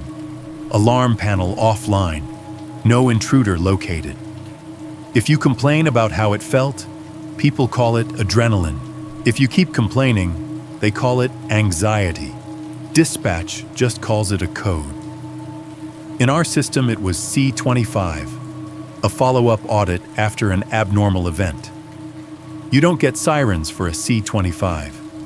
You get a quiet line on the schedule and a reminder that clients pay good money for peace of mind. 2 weeks after the Mississauga clinic incident, C25 popped up with my name on it. Same site, Mississauga Med Center, 1 to 2:30, solo. "Don't overthink it," Raffi said when I texted him a screenshot. "They just want someone to go in, confirm everything works, grab some logs for the office nerds. It's easy money." "Then why aren't you doing it?" I wrote back. "Because I'm on Brampton warehouses till 4 a.m., he sent. "You'll be fine, bro. If anything was going to happen there, it would have been that night. Lightning doesn't hit the same spot twice." I stared at that last line for a long time. Lightning, elevators, footsteps and stairwells. "Yeah," I finally replied. Sure, it was 1:02 a.m. when I turned off Dundas and rolled up in front of the clinic again. The building looked smaller than I remembered under the sodium streetlights. Just another box of brick and glass squeezed between a strip mall and a dentist's office. A thin frost glittered on the sidewalk. My breath fogged the windshield as the heater struggled against the February air. Deja vu hit as soon as I parked. Same curb, same dark windows, same lonely patch of sidewalk where Rafi's Tim Hortons cup had rolled under the car last time. Even the hum from the street sounded familiar. Distant highway rush from the QEW, a single bus idling somewhere down the block, the faint buzz of a transformer high on a pole. It felt like someone had hit rewind on that night and left me in the same frame. I killed the engine and sat for a second, listening to the sudden, thick quiet. The only sound left was the soft ticking of the cooling dashboard. Dispatch's voice still echoed in my head from roll call earlier. Unit C25 at Mississauga Med. You're just verifying the alarm panel, reviewing DVR logs, and inspecting the garage door. No active alarms, no current issues on file. Their tone made it sound like a boring errand, a grocery run. I stepped out of the car, and the cold bit through my uniform. The air smelled exactly like last time: salt, exhaust, faint antiseptic leaking from vent grills. The clinic's sign was dark, its white letters dull in the streetlight. The underground garage ramp yawned to my right, but this time the rolling door was down, a solid metal wall between the building and the dark. Small mercy. I checked my watch. 1:06 a.m. C25 on site, I said into the radio, voice low. Mississauga Med, starting perimeter check. Copy, C25, dispatch replied, bored and distant. Advise when you enter. I walked the outside once, because that's what the SOP said to do. Fenceless lot. Empty parking spots. No broken glass. No forced doors. The night felt still, like the building was holding its breath again, waiting to see what I'd do. At the front entrance, I swiped the key card the client had issued the company for these audits. The reader blinked green, the lock clicked. Everything functioning, neat and orderly, like nothing had ever gone wrong. The door opened with a soft sigh, and the clinic's night air met me. Recycled, cool, tinged with the familiar mix of cleaning solvent and hand sanitizer. Underneath it, there was that sweeter antiseptic that clings to medical places like a ghost. Same smell, same hum. The lobby lights were in low mode, a few ceiling panels glowing, the rest off. Emergency exit signs glared red over stairwells and side corridors. The alarm panel on the wall, the one that had been dead before, now shone a steady green. I stepped over and checked it. Armed, connected, no trouble codes. It beeped politely when I punched in the audit override. I see 25 entering interior, I told dispatch. Alarm panel responsive, running internal check. Copy, came the reply. Log time of entry. I wrote it in my notebook. 1:10, interior check start. Alarm panel nominal. The building hummed around me. Overhead vents pushed air through the ducts in a slow, steady exhale. Somewhere, a refrigerator compressor kicked on, probably in the pharmacy downstairs, grinding softly like a distant saw. It should have been comforting, proof the building was just machines and electricity. It wasn't. Because my brain remembered standing almost exactly here 2 weeks ago, radio buzzing, heart pounding, listening to an elevator move on its own. It remembered waiting for backup while footsteps climbed stairs we couldn't see. I shook the thought off and headed for the security office. It was a small room tucked behind reception, beige and windowless, with a cheap rolling chair and a melamine desk. The DVR and alarm network hub were stacked on a steel shelf, lights blinking quietly. A single monitor sat in the middle of the desk, keyboard pushed askew, mouse cord tangled on itself like it had been dropped in a hurry. I closed the office door behind me. The sound of the hallway died, leaving only the quiet whir of fans inside the DVR. The air in here was slightly warmer, thick with the smell of dust, electronics, and whatever pine-scented cleaner the janitors favored. I woke the monitor with a tap on the spacebar. The login screen popped up with the clinic logo and the usual welcome text. I entered the credentials our company had been given. The system accepted them with a small chime and dropped me onto the camera interface. I'd seen similar layouts during training: grids of numbered feeds, status icons, a timeline at the bottom. But as the list of cameras populated down the left side of the screen, something in my chest tightened. The labels looked familiar. Not just familiar, identical. Lobby _1, lobby _2, elevator _bank _1, B1 _ramp, B1 entry, fourth _floor _main stair _A _4, stair B B1, normal so far. Descriptive, dull. Then my eyes landed lower on the list. LOBBY _TOPDOWN. The words hit me with a weird, deja vu cold. We didn't have that kind of camera here. I'd been in this lobby twice now. I knew where the cameras were.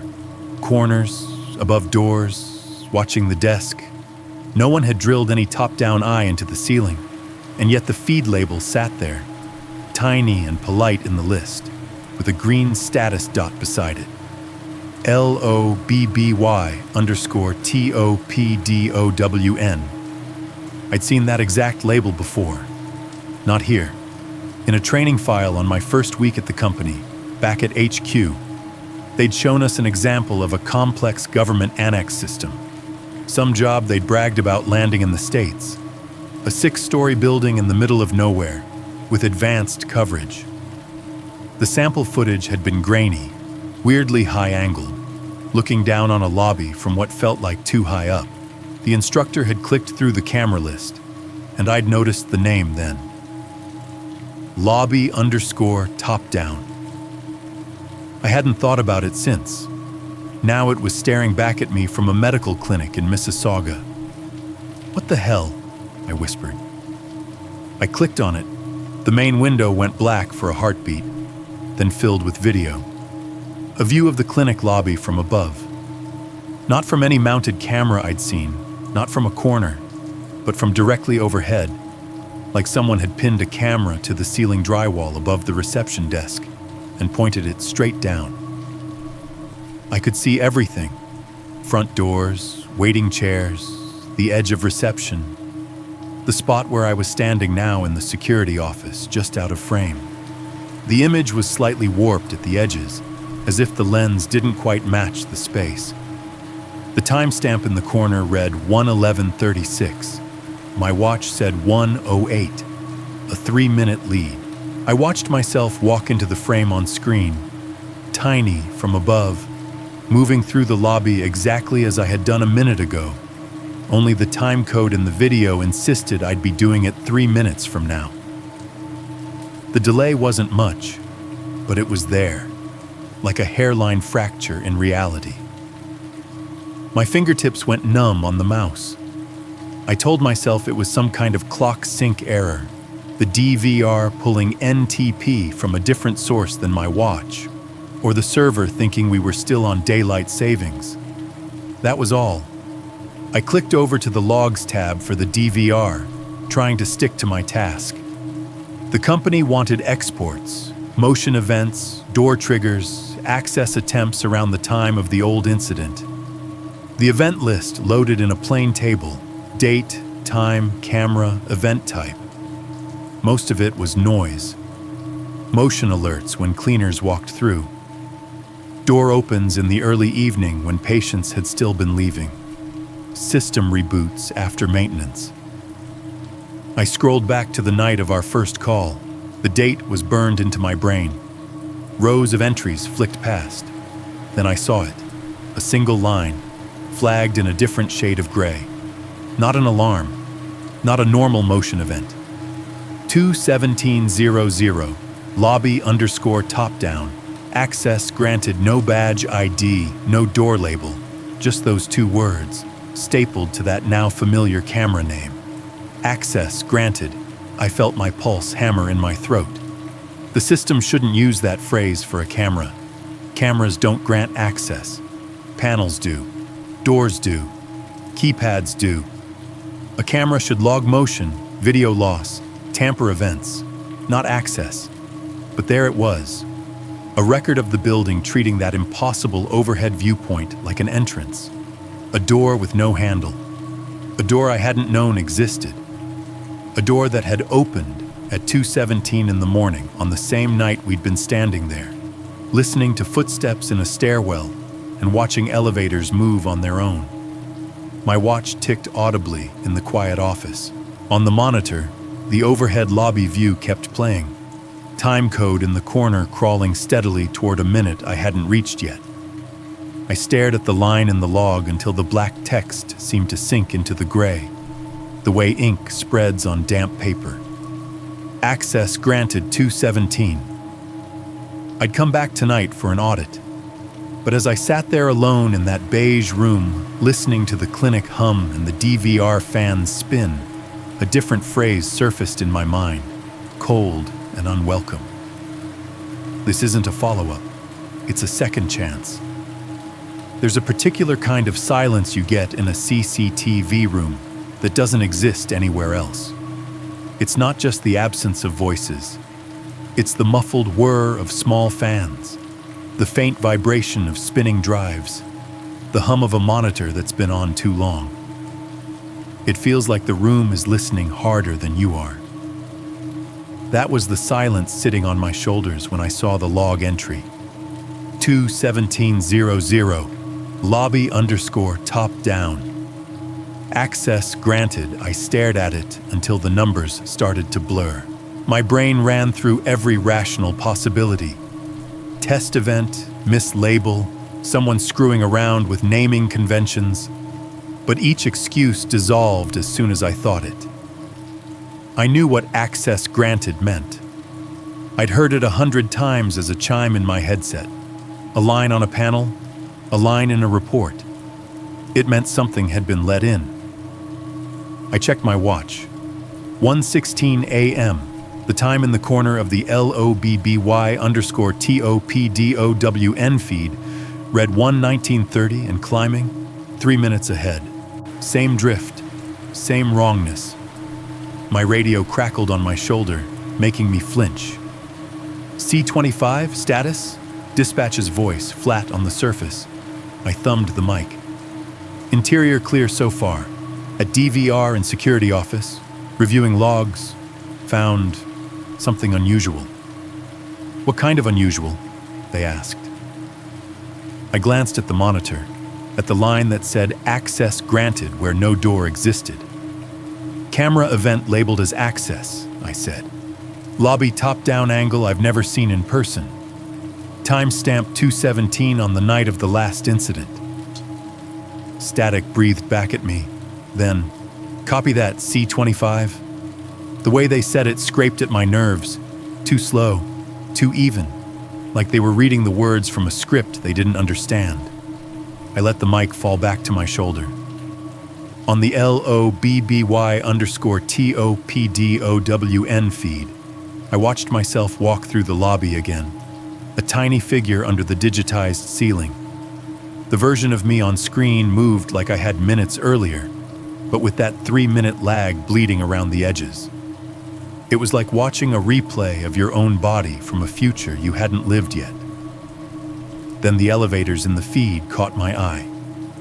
The bank of 4 doors sat to one side of the lobby in the top-down view, stainless steel rectangles outlined by light. For a while they stayed still, doors closed, floor indicator dark.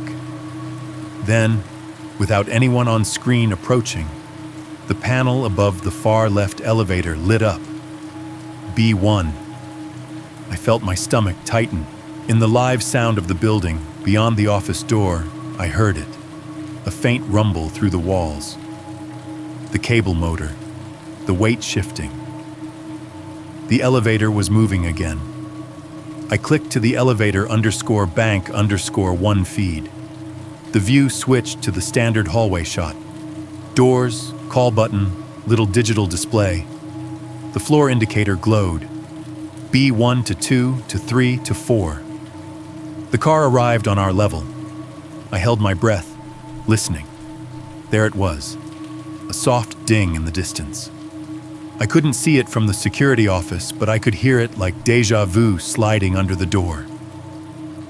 The sound pulled my mind back to that first night with Rafi. The same ding, the same ghost cycle through empty floors. "Not again," I whispered. I keyed the radio. "Dispatch, elevator is cycling through floors without calls again. Same as last time." A hiss of static, then a voice. My own. "Dispatch, elevator's moving between levels on its own. Possible subject in the stairwell." No visual contact yet. For a second, I honestly thought I'd replayed some recording in my head. Then I realized it was coming through the speaker.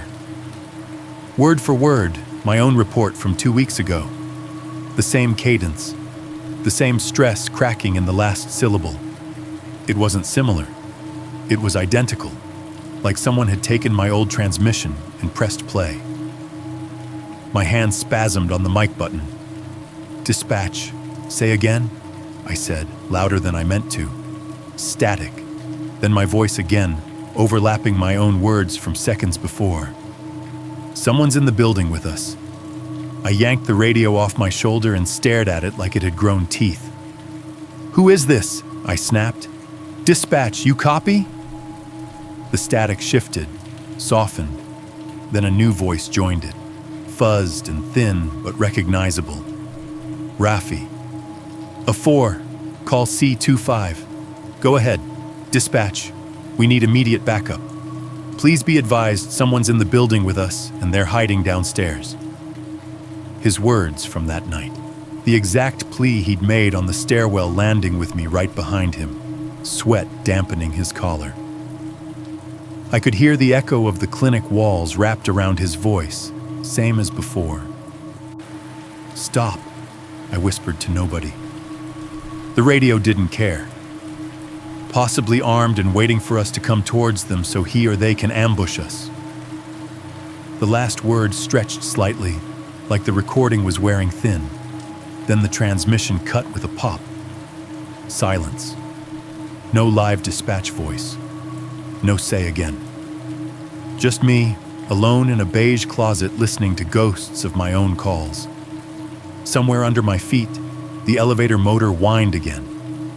I put the radio down very gently on the desk, as if dropping it might make someone, or something, answer back. Every hair on my arms was standing up. This wasn't a glitch.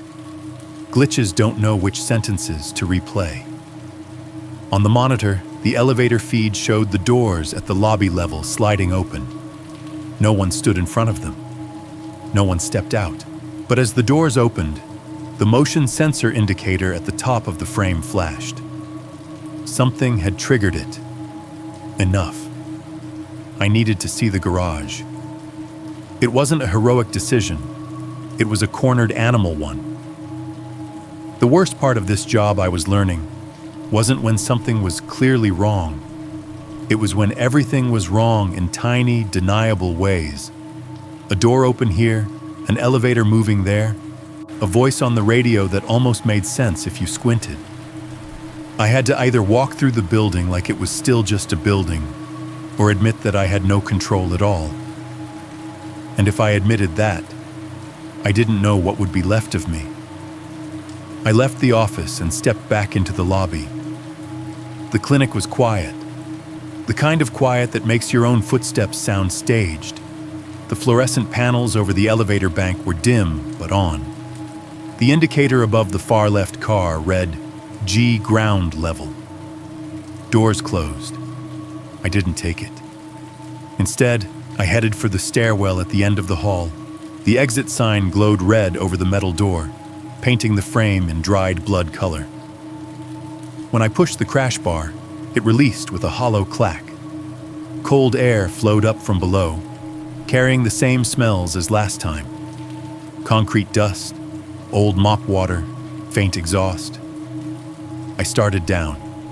The stairwell amplified every sound. My boots on the concrete steps became an echoing rhythm, step, step, step, bouncing off walls and returning a heartbeat late. The handrail was cool metal under my palm. The air temperature dropped a degree with each landing. Halfway between ground and B1, I stopped and listened. No footsteps chasing me. No scraping baton sound. No doors moving. Just the distant hum of the building's mechanical systems and the faint ping of heat expanding metal somewhere below. I kept going. When I pushed open the door at the bottom, the garage met me like a held breath. The rolling door at the ramp was down, but a thin line of streetlight leaked in at the edges, outlining its frame. Overhead, fluorescence buzzed in patches, some on, some off, leaving parts of the level in soft pools of light and others in a deeper gray. Rows of painted spaces stretched away between concrete pillars. A few staff cars sat scattered. An old Corolla, a mid-size SUV, a little silver hatchback with a pharmacy parking permit on the dash. Their metal skins glowed dully under the humming lights. The garage smelled like it always did. Cold, damp, tainted with motor oil and the faint tang of salt tracked in from outside. I swept my flashlight across the space, even though the overheads were doing most of the work. The beam slid over license plates, tires, shadowed undercarriages. Nothing moved. "Garage clear," I said softly, more out of habit than anything. My voice died against the concrete. I started down the central lane, keeping the stairwell door behind me, trying to ignore the way the exposed pipes overhead looked like ribs. My flashlight beam bounced with my steps, catching little details. Graffiti scratched into a pillar, an old gum wrapper in a corner, a dark, damp patch near a drain. I told myself I was looking for physical evidence, signs of forced entry, a cut in the rolling door mechanism, anything I could point at later and say, "See?" I wasn't imagining it. That's when I saw movement. Not directly, in glass. It was just a flicker at first, a shape sliding briefly across the reflection in the rear window of the silver hatchback to my left. A dark form passing behind me where there was nothing in the open air. I froze. The hatchback was parked nose in, rear toward me. Its back window, half frosted at the edges, faced the center of the garage like a mirror. In that curved rectangle of glass, I saw my own outline.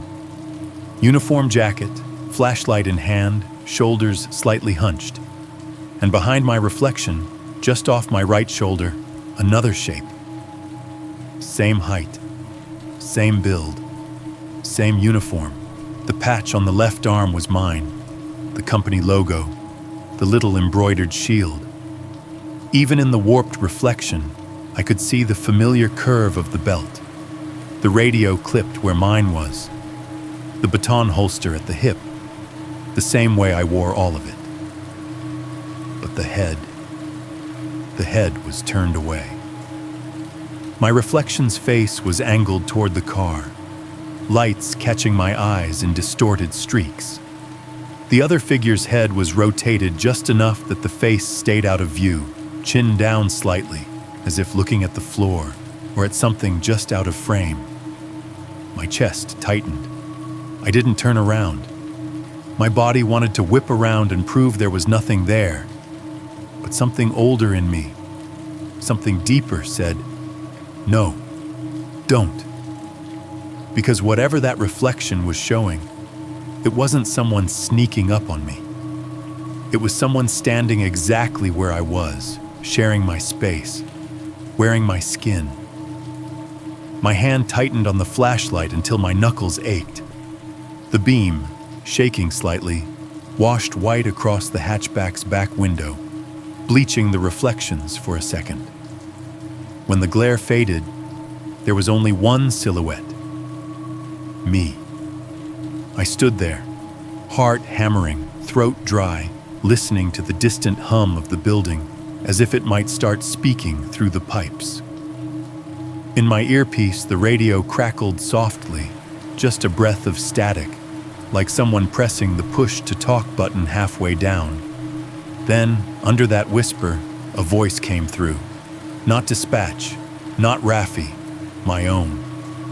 C-25, it said, calm and flat, with none of the fear I felt now. Log event, basement level, visual contact, pending. The radio clicked off. My reflection in the glass stared back at me, not quite matching my breathing. Whatever loop I thought I'd escaped from 2 weeks ago at that clinic, it hadn't ended. It was still running. And now it had learned my name.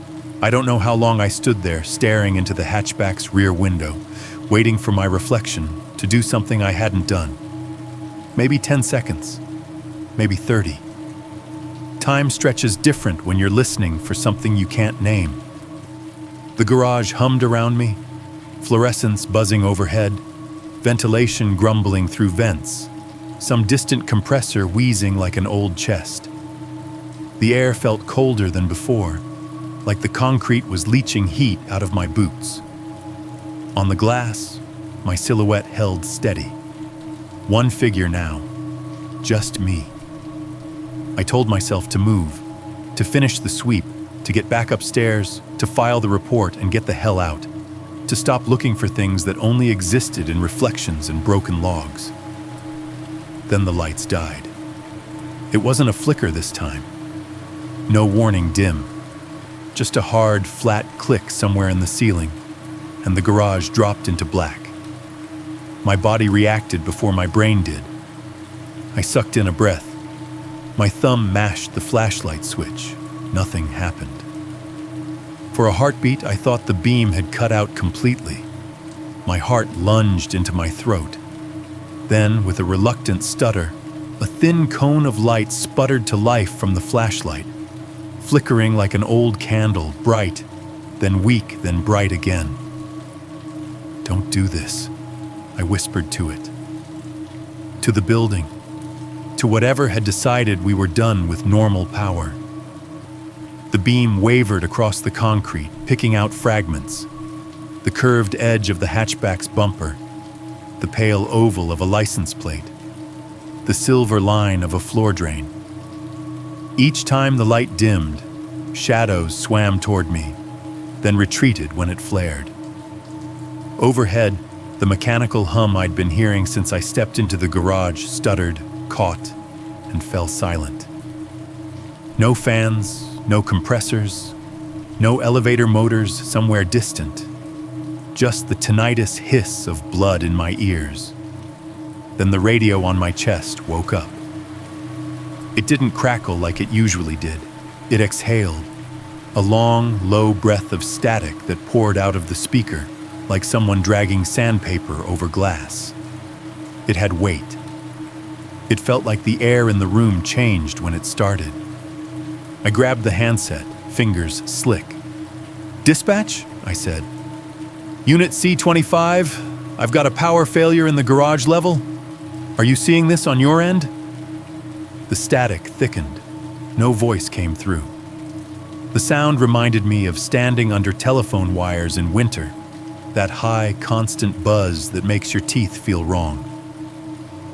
"Dispatch, copy?" I tried again, louder. "Mississauga Med, basement. Do you read?" Something shifted underneath the static. You know how sometimes, if you listen to a crowd, you can pick out one conversation if you focus hard enough? This felt like the opposite. Like 3 voices were trying to talk through the same line at once, none of them given enough space.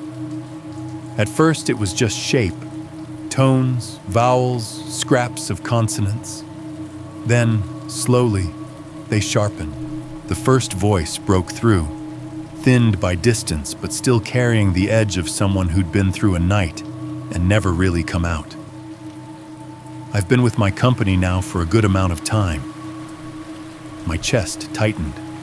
I knew that voice. I'd heard his report in training files and rumors.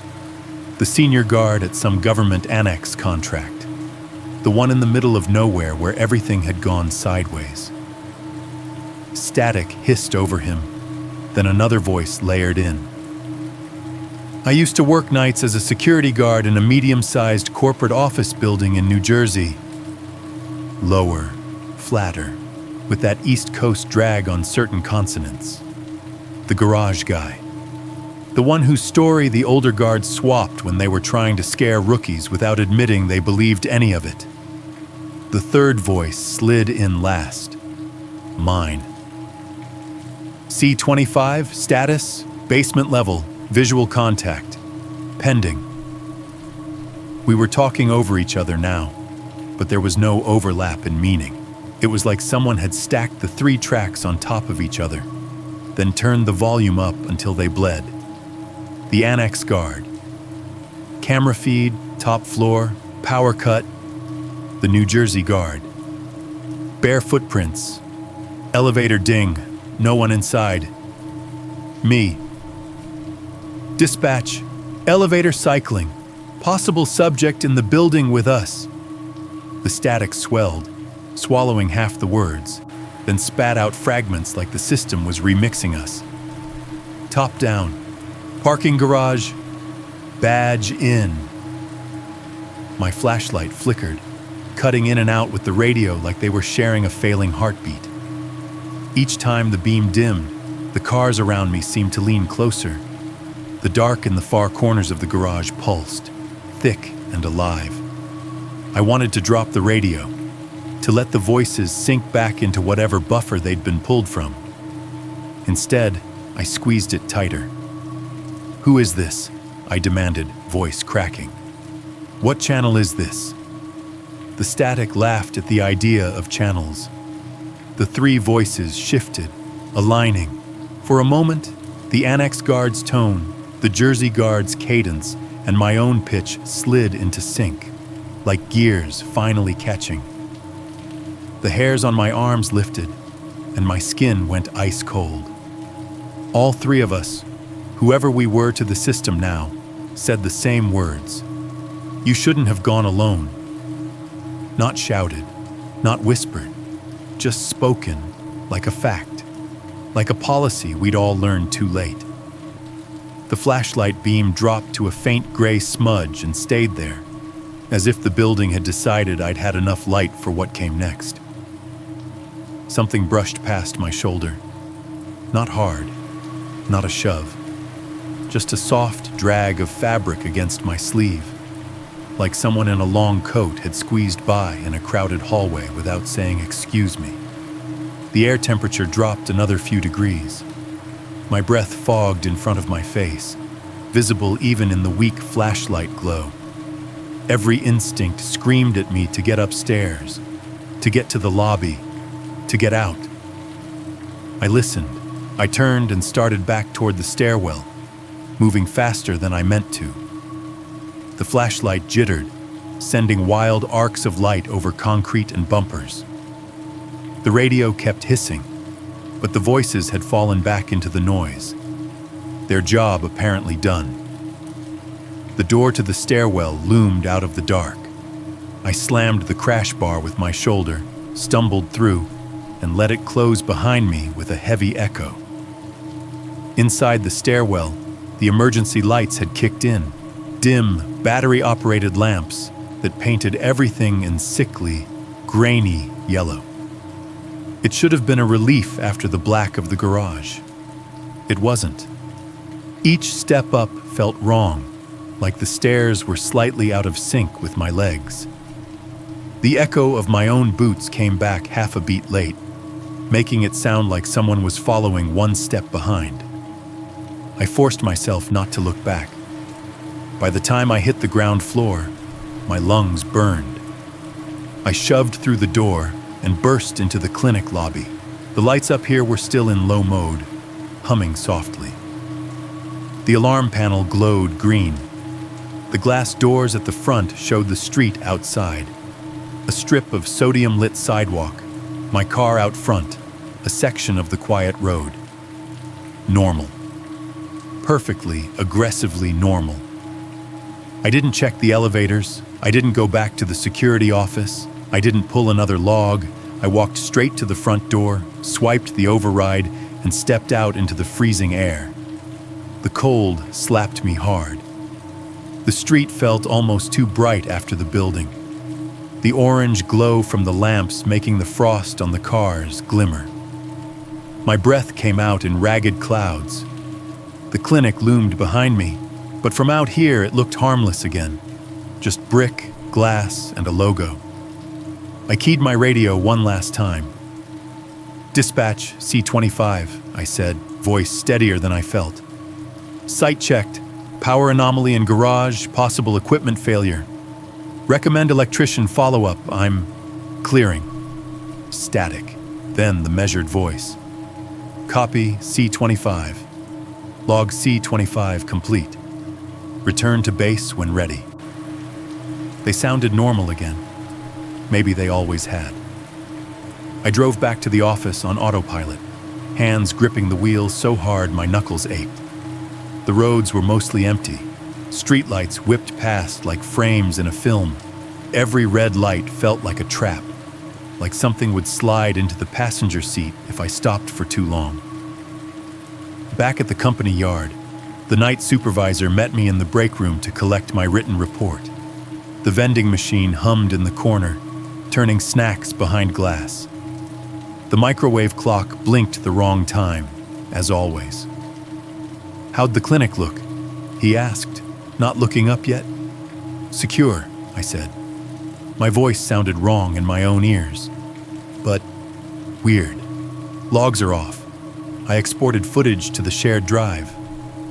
He finally glanced at me, frowned like he saw something in my face he didn't like, and nodded. "We'll review. Good work." That was it. Good work. I went home. I showered too long. Like hot water could erase the feeling of cold concrete under my boots. I lay in bed staring at the ceiling until gray light bled through the blinds. The next evening, I got a text from Rafi. "Bro, they pulled your DVR exports from Mississauga. Supervisor's freaking out. Call me." My mouth went dry. I called him. He picked up on the first ring, voice low like he didn't want someone else to hear. "Did you look at the footage before you left?" he asked. "Not after the power cut," I said. "Just the logs." "Why?" He hesitated. "Because on your last report file, the one the system auto-saves when you clear a site, there's a lobby clip." I swallowed. "Okay."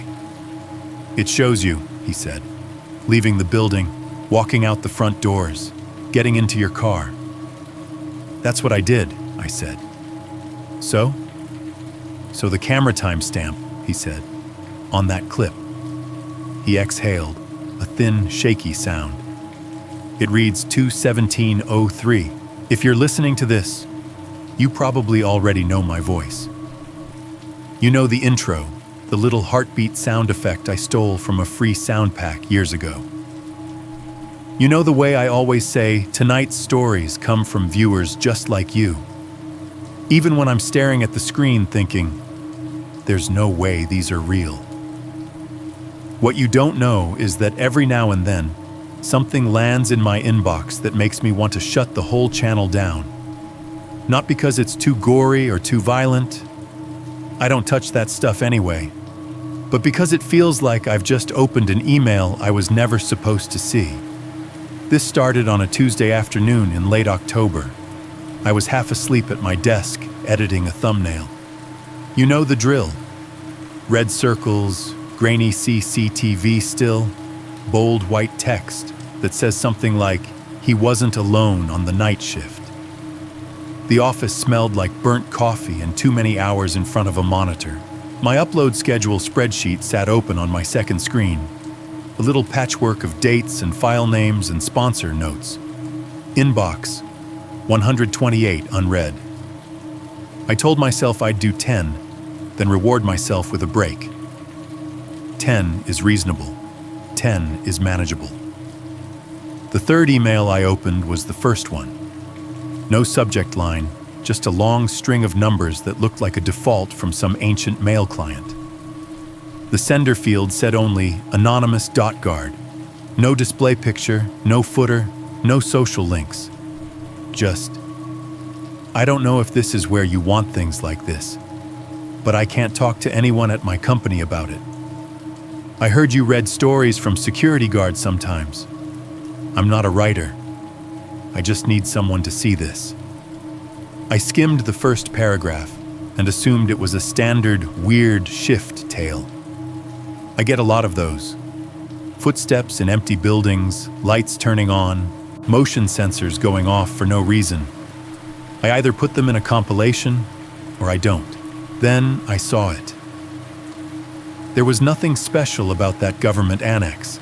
6 floors, surrounded by woods, no cell reception on the upper levels.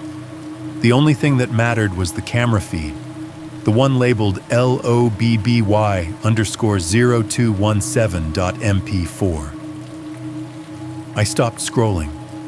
That's not the kind of detail people just throw into creepypasta.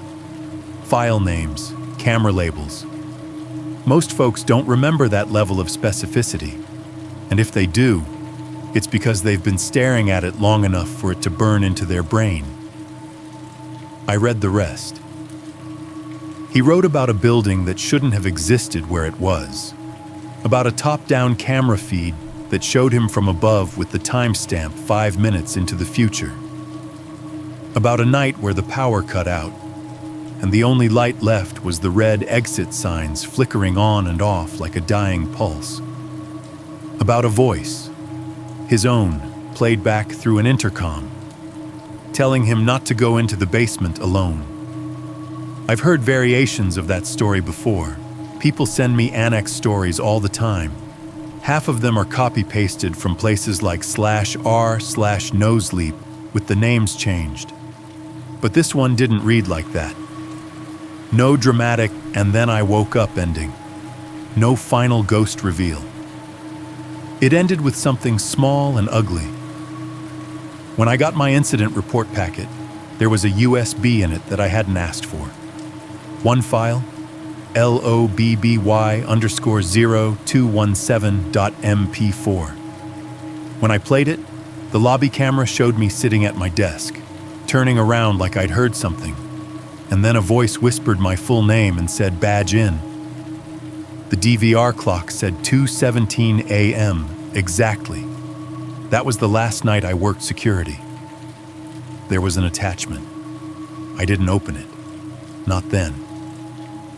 Instead, I flagged the email potential feature story and moved on, because that's what you do when you're 3 weeks behind on content and your brain has learned to put horror into neat, monetizable boxes. The second email came 3 days later. This one had a subject line: parking garage, please don't use my name. Same plain text style, same lack of social links. The sender this time was a full address, but the name field was empty. No avatar, no nothing. I've watched your channel for a few years, it began. If you decide to read this, fine, but change everything. My city, my job, all of it. I just need to say it somewhere, and you're the only person I can imagine saying it to. He talked about a corporate office building in New Jersey, a boring job that turned not boring one night when he saw a man in a long coat pacing through the underground garage on the CCTV. How he went down there, found nothing, then came back to see the guy exactly where he'd been before, like time had rewound without telling him. I read faster as the details piled up. Bare, wet footprints leading from an elevator that opened on its own. A door on the 5th floor slightly ajar. Breathing in an empty office. Footsteps behind him, heavy and wet, chasing him down a hallway. And then this. When the patrol arrived, they didn't find anyone. The only thing the cameras showed was me running toward the stairwell. They recovered one file that hadn't corrupted like the others. It was labeled LOBBY_0217.mp4. In it, the camera angle was from above, like from the ceiling, I saw myself running, and behind me, something in a long coat moving in sync, like my reflection on a delay. I still see it when I park in a garage at night. He'd attached the file too. Same name, same all caps, same underscore, same numbers. Lobby underscore 0217.mp4. I sat back in my chair and stared at the screen. 2 different people, 2 different stories, same file name. It could have been coincidence, sure. People imitate each other. They steal details. They build off earlier stories. Except I hadn't read the first one on the channel. No one else had seen Annex Guard yet. It hadn't even touched my drafts folder. And this guy didn't write like a fanfic copycat. There were no dramatic hooks. No cliffhanger sentences like, "But what I saw next will haunt me forever." It was literally just an exhausted man describing a night that had shattered his sense of an empty building. I started to feel like my office was getting smaller. The noise of my PC fans seemed louder, like the DVRS in his story had moved into my space. I did what I always do when something unsettles me. I pushed it aside and went back to work. I told myself I'd circle back later. That was the plan, at least, until the 3rd email. It showed up on a Sunday, early, while I was half-assing my way through a sponsored read. The subject line made me blink. Dispatch code, C25, incident follow-up. I had to squint at the sender. Different address. No overlap with the others.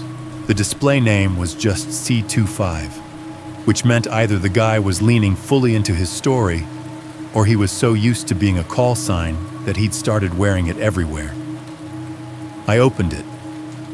I heard one of your compilation episodes about security guards on the graveyard shift, and I need to get this out. I'm not asking you to believe me. I just want this written down somewhere that isn't a company form. He told me about a medical clinic in Mississauga, a training shift with an older guard. The garage door left wide open, the alarm panel dead. Elevators moving between floors on their own, doors opening onto empty hallways, wet footprints that never quite dried right.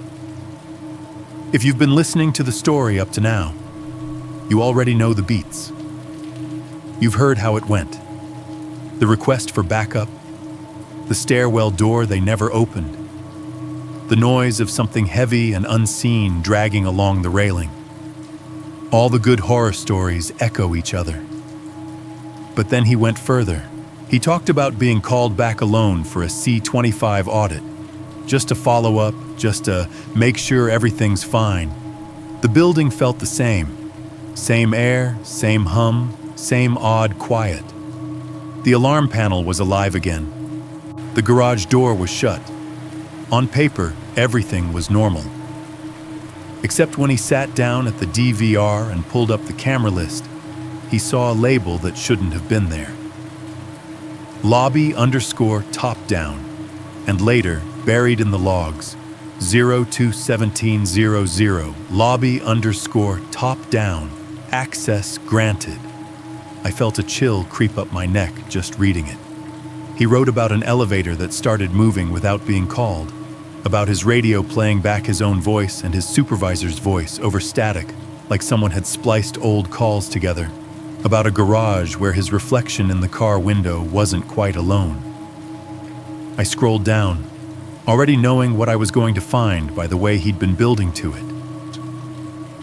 When I got back to the office, our supervisor said the DVR export from that night had a final clip of me leaving the building, going to my car, everything normal.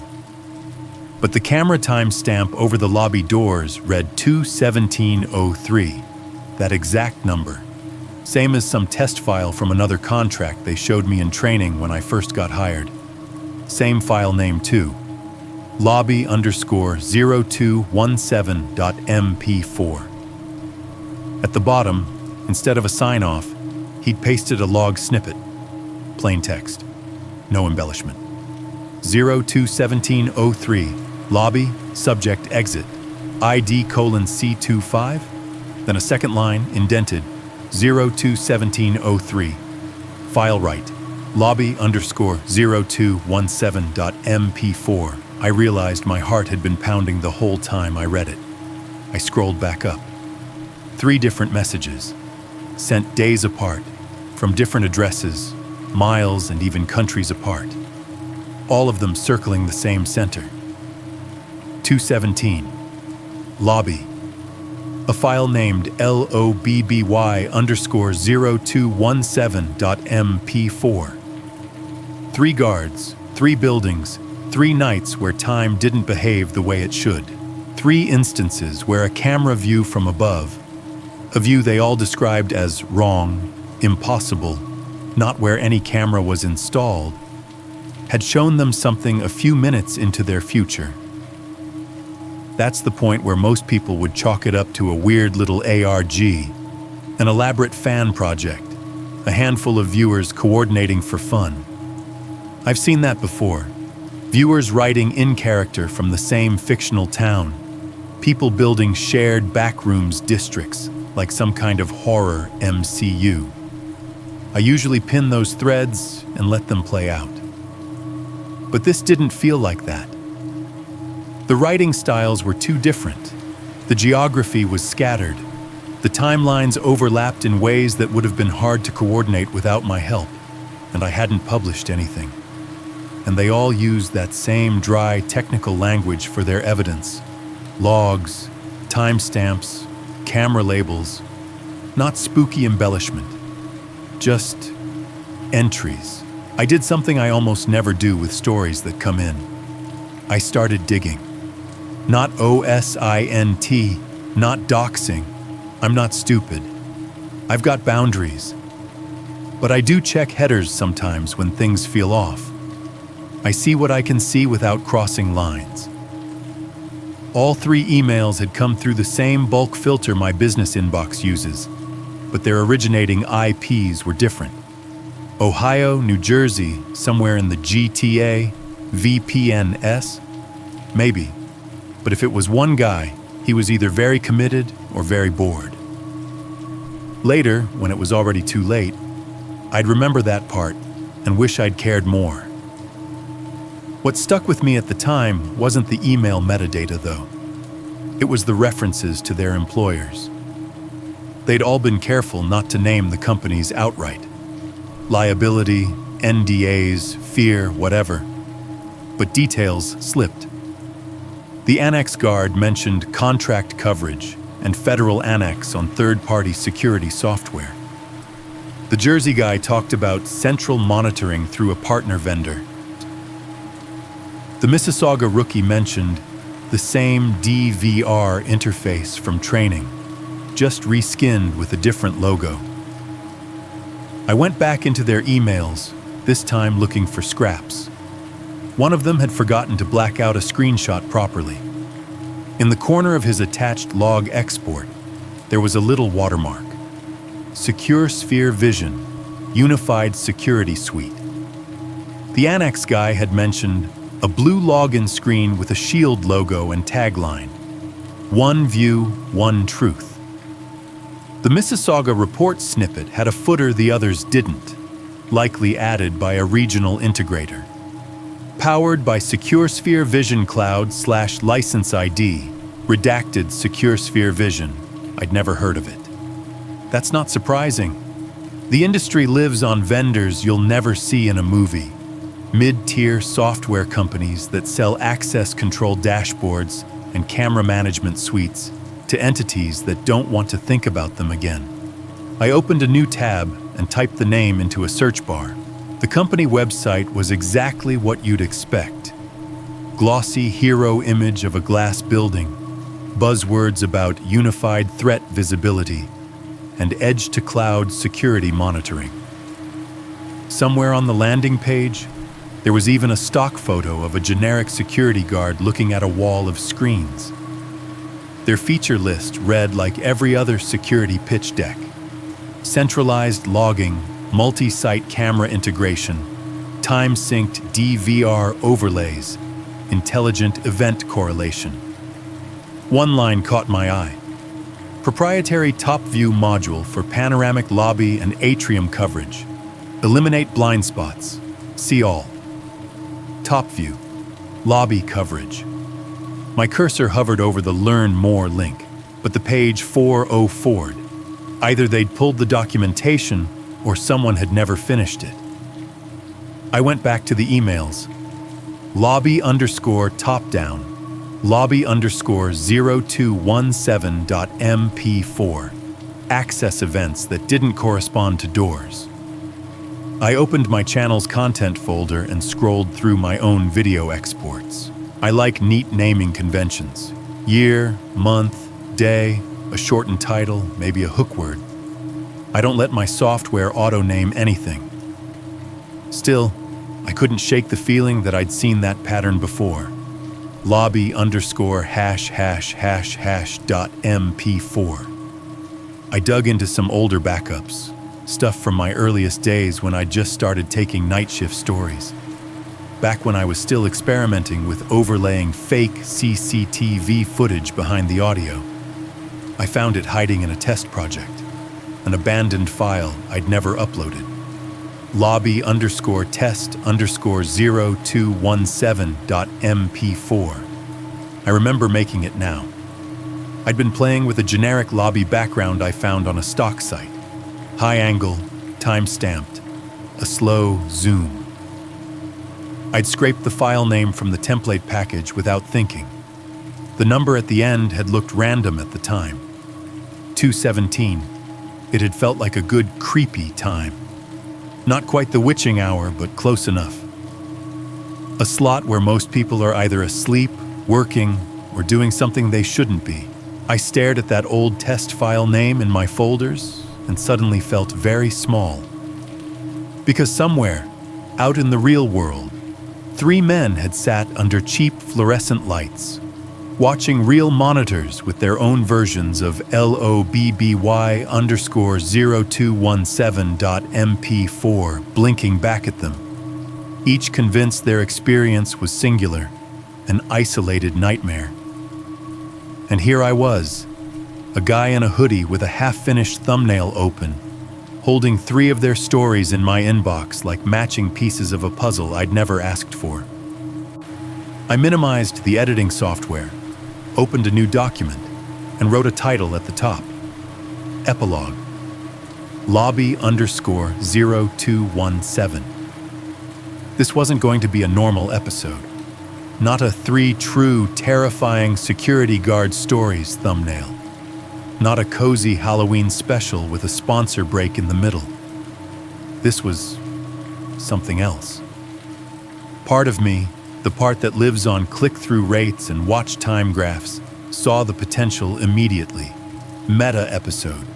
3 narratives tied together. A real-life glitch unspooling in 3 different places. It practically wrote the headline for me. The other part of me, the part that had started to dream in static since I hit 500,000 subs, felt like I'd just clicked on a file my system had been trying very hard not to show me.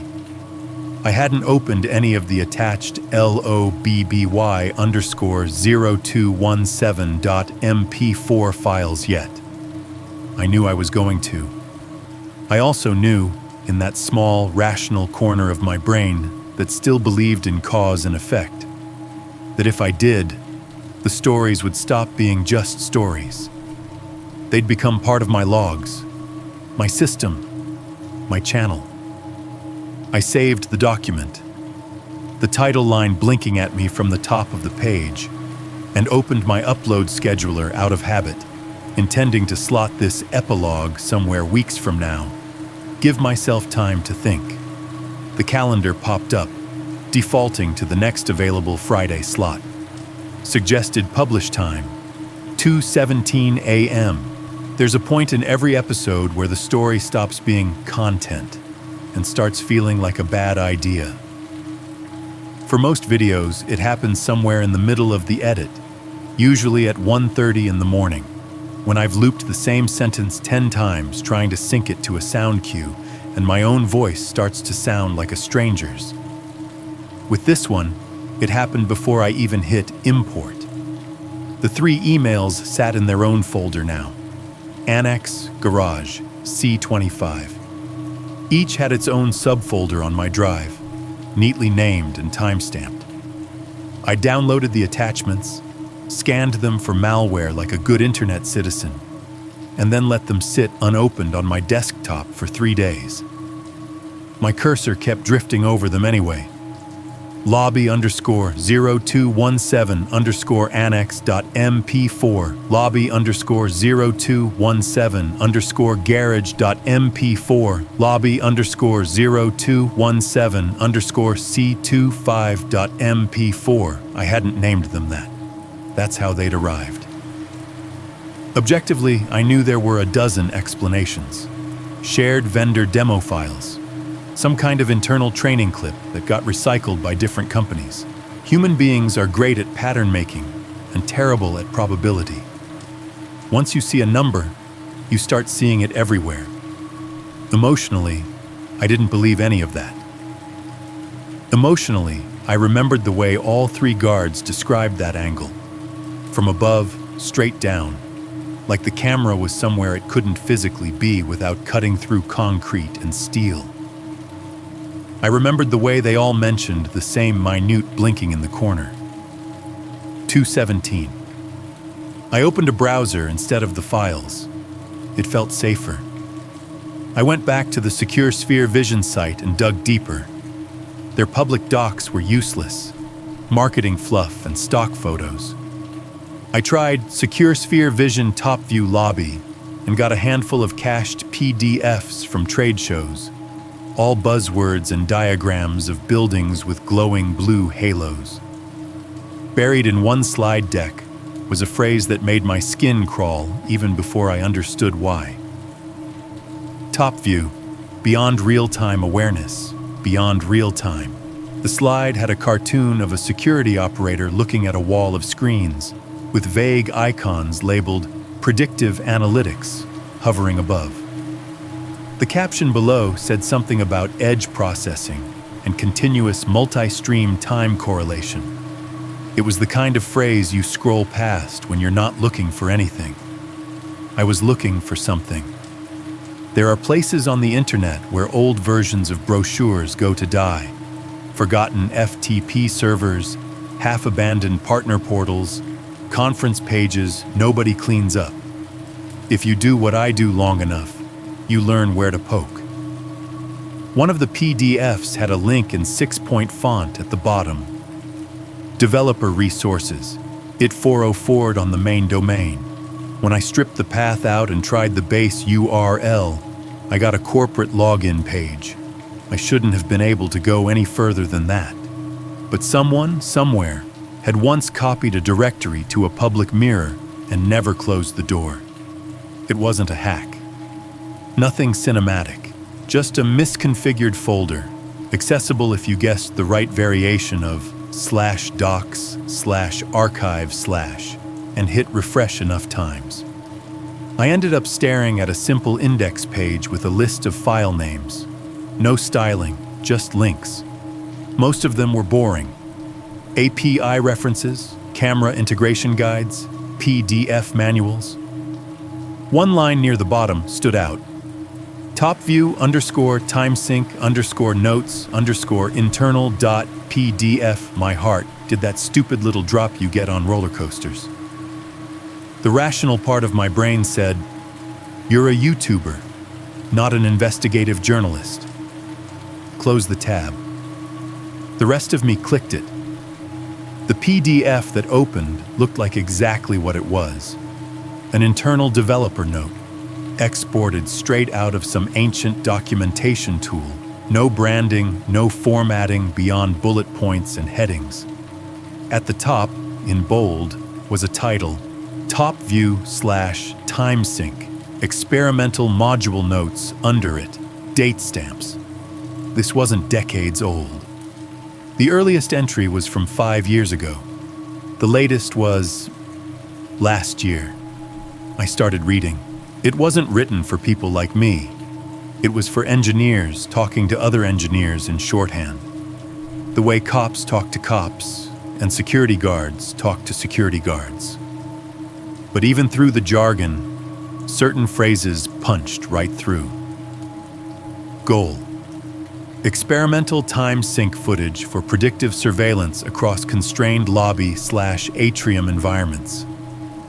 Approach: use multi-stream buffer plus extrapolation to render pre-event frames ahead of main encoder write. Working hypothesis: with sufficient correlation, cameras record 5 minutes into the future for specific anchor zones. I read that last line 3 times, like repetition would make it less insane. Cameras record 5 minutes into the future. Not predict, not simulate, record. They weren't talking about crime statistics or heat maps. They were describing footage, video, generated for the next 5 minutes before those 5 minutes happened.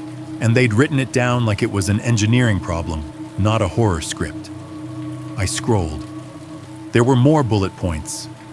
Top view anchor, lobby_XXXX, per site configurable, 0217 used as default test marker in dev environment, see build notes. Known issue: buffer bleed. Under certain clock drift conditions, pre-event frames may commit to VMS as livestream. Operator UX impact: perception of live pre-recordings, confusion array, timestamps. Field testers report sense of déjà vu, echo in corridor behavior. Live pre-recordings. There it was, the phrase I didn't know I'd been waiting for. I thought about the annex guard watching himself from above, 5 minutes ahead, turning as if he'd already heard something. I thought about the Jersey guard seeing a figure in a coat, going down to check, and coming back to find the figure exactly where it had been before. I thought about C25 seeing his own exit from the clinic at 2:17, logged before he'd actually walked out. They hadn't gotten glimpses of the future. The system had simply written the future into the present by mistake. Buffer bleed. My hands felt cold against the keyboard. I kept reading. There was a small table halfway down the page under the heading Field Trials, Selected Incidents. Some rows were blacked out, presumably for redaction, but whoever had done it had only obscured the site names, not the notes. Site A, Gov Annex, U.S. Midwest. Operator reports phantom angles, ceiling level, not present in floor plan, traced to top view composite. 021703 anchor event recorded as dual write. Live_lobby plus lobby_0217.mp4. Operator resigned post-incident. CHR note. Site B, Corp Office, NJ. Garage level motion anomaly synced to lobby top view anchor. Operator perceives figure pacing. Upstream logs indicate no badge, no door event. Buffer bleed produced LOBBY_0217.mp4 flagged as corrupted by on-site IT. Site C, Medical Clinic, Greater Toronto. Training incident triggered by unscheduled elevator movement plus door state mismatch. C25 follow-up audit. DVR export auto includes top view anchor frame 021703 as subject exit. Ops decided to sunset top view module in this region. No recall of existing deployments due to contractual constraints. I felt like I'd been punched. Annex, garage, clinic. They weren't just similar stories from similar jobs. They were line items, test cases, bugs in a system someone had decided to ship anyway.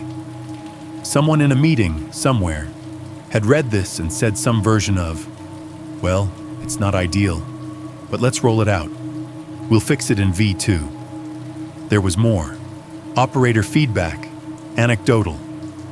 Repeated references to same timestamp, 2:17 a.m. local site time, as worst part of shifts. Reports of hearing own voice over intercom/radio with slight delay. Correlation with top view buffer under investigation. Not recommended to discuss predictive nature of system with end users. Causes anxiety, superstition, union chatter. I realized my jaw was clenched so tight it hurt. Predictive surveillance. Live pre-recordings.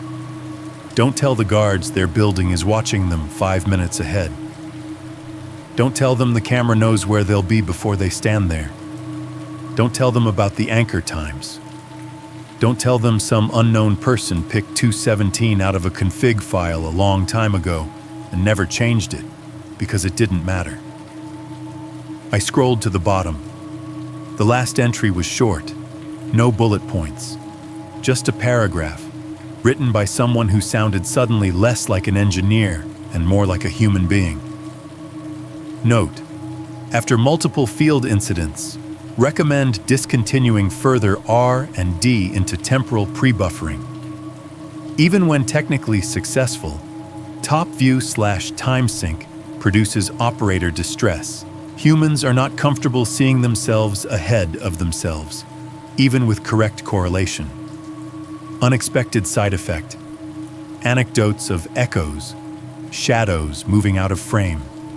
Might be compression artifacts, might be UX bias. Either way, perceived as haunting. We build security tools, not ghost stories. I sat there for a long time, staring at that last sentence. We build security tools, not ghost stories. Too late. I closed the PDF, but the words stayed. And because I run a horror channel and my defense mechanisms are broken, another thought slid in right behind them. Unless the ghost stories are the point now. I leaned back in my chair, listening to my own office.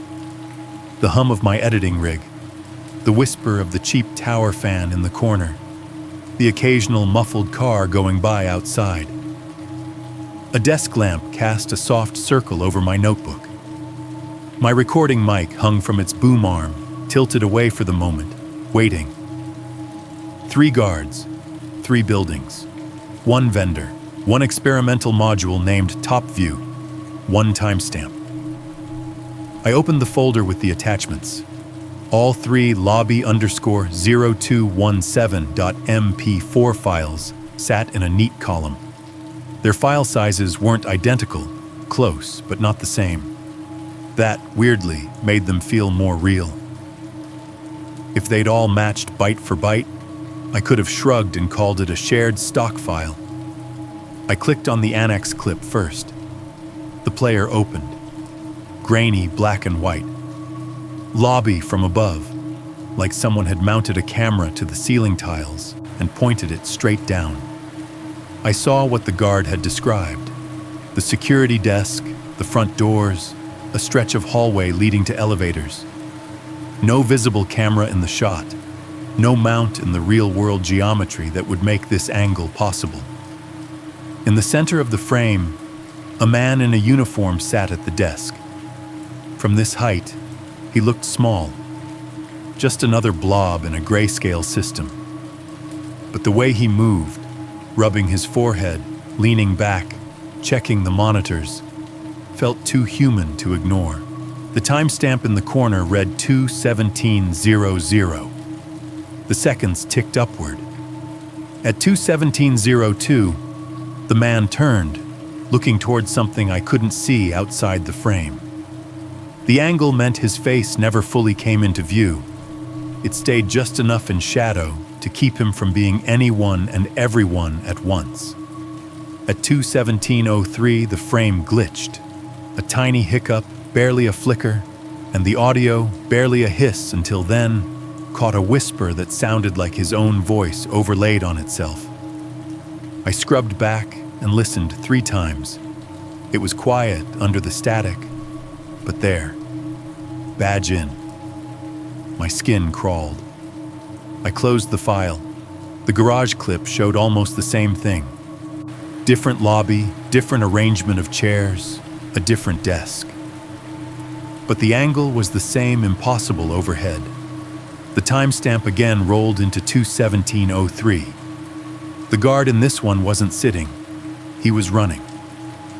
Full sprint toward a stairwell door, flashlight beam barely visible in grayscale. Behind him, at the edge of the frame, something in a long coat moved too. Just out of sync, 2 frames behind, like a reflection on a laggy monitor. The Mississauga clip. I hesitated. C25 had written that he never saw this one. Not directly, his supervisor had. If his email was accurate, this was the one that had gotten auto-exported when he cleared the site. I double-clicked it. Same security player interface, same bird's-eye view. The clinic lobby from above. I recognized the layout from his description. The glass doors, the small bank of chairs, the reception desk. Under that, the faint grid of floor tiles. The image quality was better here, like they'd upgraded the cameras. A lone figure walked across the lobby toward the entrance. Same uniform style as the others. Same slouch you get after a long shift. Radio on the shoulder, clipboard in hand. From this height, he could have been any of them. Any of the thousands of men and women doing this job at this hour in a dozen cities. The timestamp in the corner did its now familiar crawl. 2:17:01, 2:17:02, 2:17:03. At 2:17:03, he reached the doors, pushed one open, and stepped out. The door closed slowly behind him, leaving the lobby empty. 8 seconds later, the clip ended. I sat there, heart pounding. The afterimage of that slow-closing door burned into my retinas. The emails, the dev note, the files. It all snapped into a single shape. Whatever TopView had been trying to do, whatever those engineers had envisioned as predictive surveillance, it hadn't just looked ahead for threats. It had looked ahead for them, the guards. Like the primary event in the lobby wasn't break-ins or suspicious figures. It was them. Either the system had decided the most important event at 2:17 was the guards' reaction to everything else, or the everything else had learned to ride along on the warning layer. Live pre-recordings. I'm not naive. I know when I'm out of my depth. I'm a guy with a mic and a mildly unhealthy relationship with Adobe Audition, not a physicist. If I called up any of the TopView devs and asked them if they'd built time travel, they'd laugh me off the line. And yet, something about their experimental module had let hints of the next 5 minutes bleed backward into the present. That much was clear from their own notes. Hardware, software, infrastructure. I didn't care how. What mattered to me wasn't the how, it was the who. Because I wasn't supposed to have these clips. I wasn't supposed to have seen that dev note. I definitely wasn't supposed to be thinking about putting any of this into a video. But that's what I do, right? People send me their worst nights. I wrap them in a voice and effects, and I upload them to be consumed by strangers who can pause and walk away whenever they want. I tell myself that's a service, that it gives those stories somewhere to live, that isn't just a report on a hard drive. Maybe it is. Maybe it also feeds whatever loves being looked at.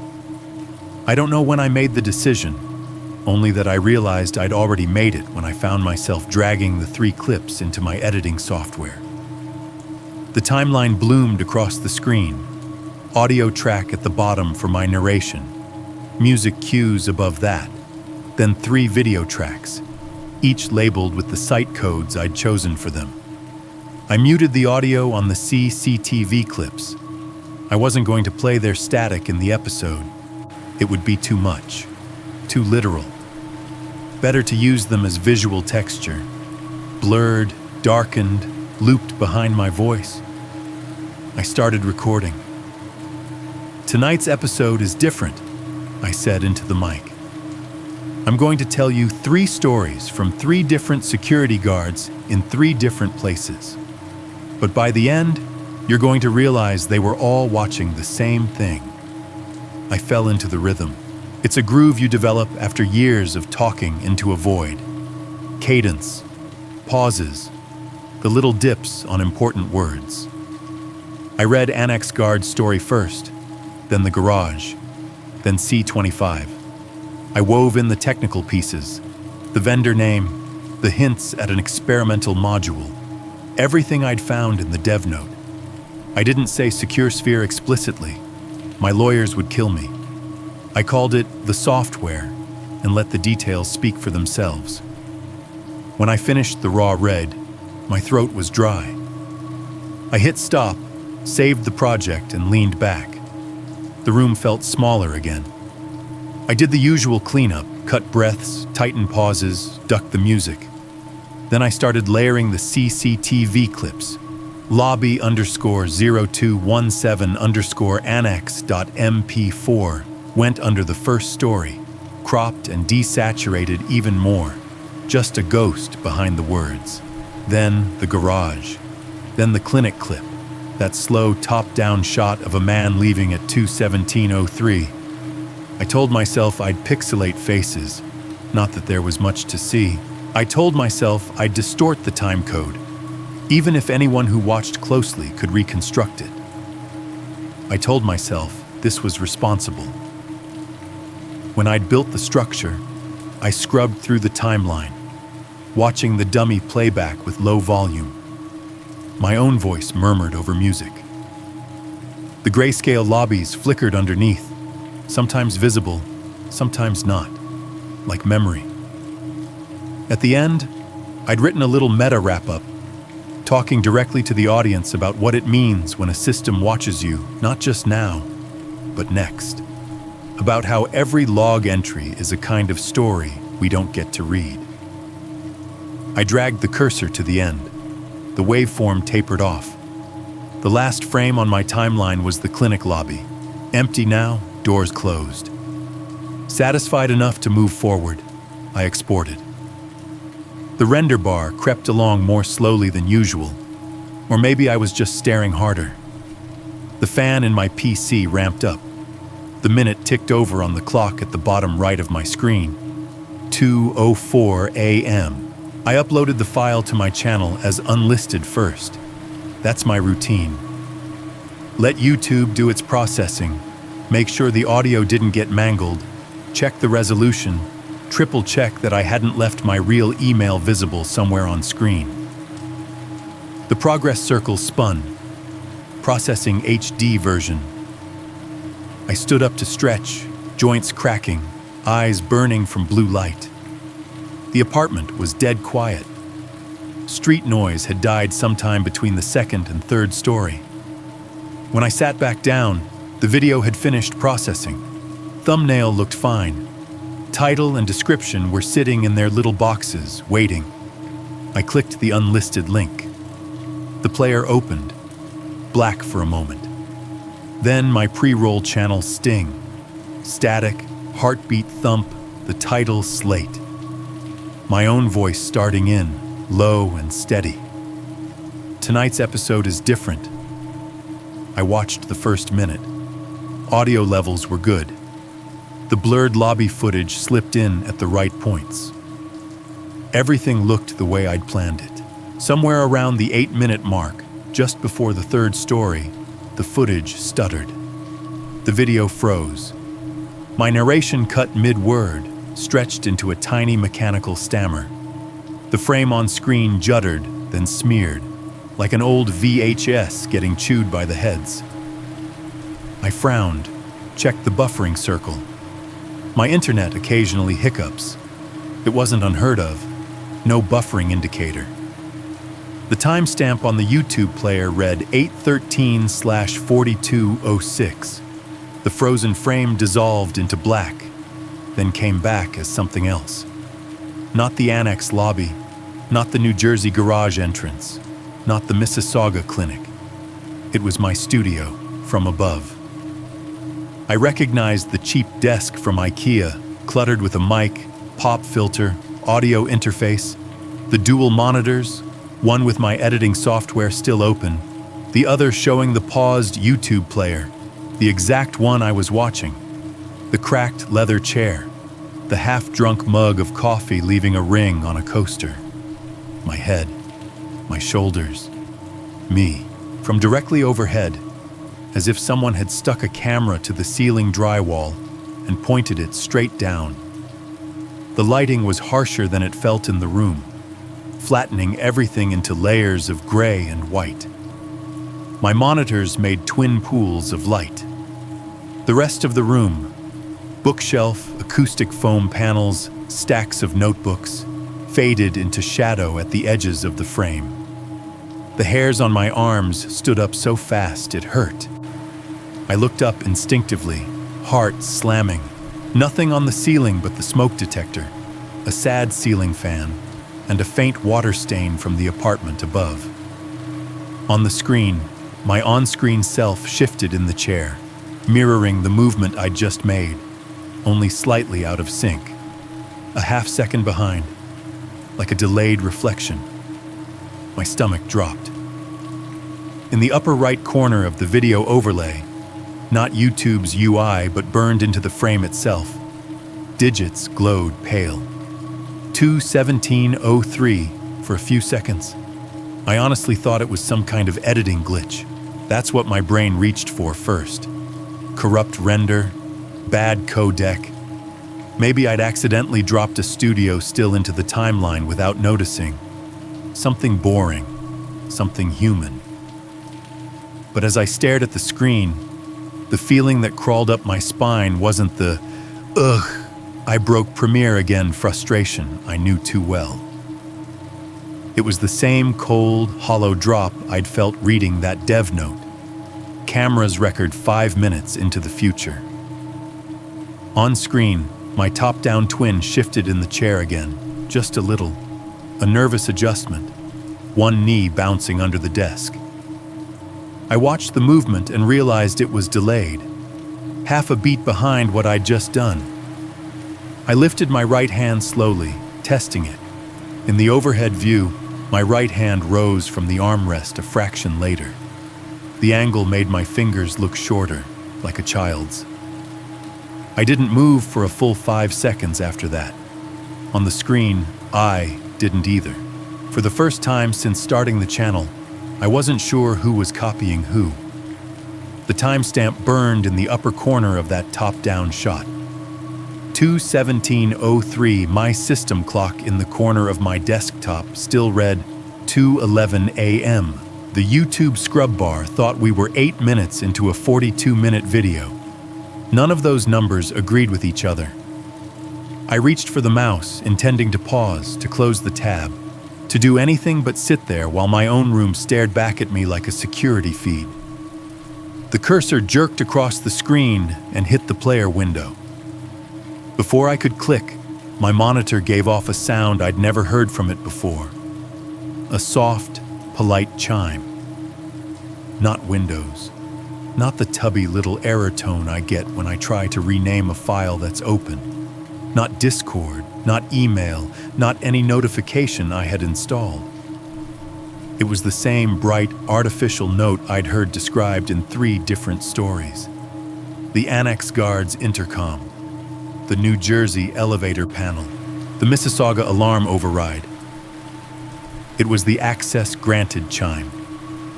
I froze with my hand on the mouse. The on-screen overhead shot didn't freeze. My studio twin reached toward his own mouse, then stopped in the same awkward half grip, eyes tilted up toward the monitor. From above, my face was just a pale ellipse, mouth slightly open. I couldn't see my expression, but I felt it. On my real monitor, overlaid on the YouTube player as if it were part of the interface, a small gray box faded into existence in the lower right corner of the video frame. Plain black text. No logo. No animation. Access granted. Lobby_0217.mp4. I told myself it was part of the episode. Some test caption I'd left in the render, maybe. A title card I'd forgotten about. I hadn't put any on-screen text in this one. I know because I scrolled through every frame of that timeline 3 times before exporting. I remember being proud of the clean look. Just footage and audio, no cheap stingers. "Okay," I said out loud. My own voice sounded thin in the room. "Okay, that's enough." I hit the spacebar. The player did not pause. The little pause icon briefly appeared on the YouTube controls, then snapped back to play on its own. On screen, my overhead double didn't react. He just sat there, hands off the keyboard, staring at the monitors. The access granted box faded away. For a moment, nothing happened. Then, in the corner of my vision, a tiny green LED lit up. I turned my head without meaning to. The webcam on top of my left monitor, the one I almost never use because I hate being on camera, glowed a steady, unblinking green. It shouldn't have been on. I hadn't opened any app that used it. I keep the little virtual privacy toggle active by default. If anything tries to access the camera, a big, ugly permission dialog pops up. No dialogue, just that light.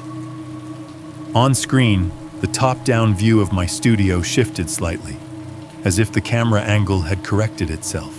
The edges of the frame breathed in and out for a second, then settled. The focus tightened. I realized with a creeping chill that the view from above was wider now.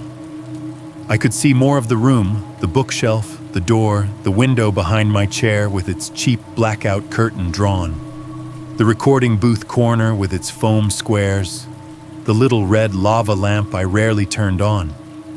From this vantage point, I wasn't the center. I was just another piece of furniture. My eyes dropped to the YouTube player's timestamp out of habit. 8:13/42:06, same as before. But in the corner of the actual video frame, the system overlay ticked forward. 2:17:00 to 2:17:01 to 2:17:02. My monitor's hardware made a faint, high whine, like it does when it's stuck on a blank screen too long. "Stop," I said to nobody in particular. "Seriously, stop." I reached for the mouse again, more aggressively this time, about 2 seconds before my overhead twin did. The cursor jerked toward the browser's close button. Every USB device on my desk died at once. Not crashed, not disconnected in that dramatic Windows way with pop-up banners. Just died. The mouse went dead under my hand. The keyboard backlight blinked off, leaving the keys a dull, featureless black. My mechanical numpad, my little USB hub, the cheap ring light plugged into the side port, every LED flicked out in the same instant. My monitors stayed on. So did the webcam light. So did the video. I sat there in a suddenly too quiet room, hands resting on lifeless peripherals. The only active thing in front of me, the overhead footage of myself unable to do anything but sit and watch. In the corner of the top-down view, the timestamp clicked. 2:17:03. My stomach clenched, because I knew, with the same absolute certainty you know when a horror story is about to hit its first real drop, that everything had been moving toward that number since the first email hit my inbox. Annex, garage, clinic, me. We'd all been dragged to the same line on the clock. The studio speakers hissed softly, then filled with a familiar sound. Static. Not the crisp white noise you get between radio stations. This was softer, layered, like the distant rush of too many servers in a cold room. It poured out of the left and right channels, not loud, but thick. Underneath it, I could hear something else. Voices, 3 at first. Camera control room, 6 floors, woods outside. No cell reception on upper levels. Medium-sized corporate building in Jersey, underground parking, bare feet on tile. Mobile Unit C25 to Mississauga Med. Door open, alarm dead, elevator moving on its own. The annex guard. The garage guard. The rookie. I'd spent hours editing their words. I knew their rhythms, their phrasing, the way they underplayed the worst parts because they weren't sure whether they were allowed to be scared on the record. Now their voices were stacked on top of each other, out of phase, each picking up half a sentence and handing it off to the next. The static smoothed the seams so it sounded like one long confession. I swallowed hard. The overhead camera in the video feed seemed to draw closer, tightening in on the top of my head. I could see the cowlick I always thought the camera didn't catch. The curve of my shoulders, the faint tremor in my right leg as it bounced. I had the sudden, insane urge to wave, to see if the me on screen would wave back. The webcam LED on my real monitor burned a steady, almost smug green. The static dipped, just enough for a fourth voice to slip in. Mine. Not speaking in the present.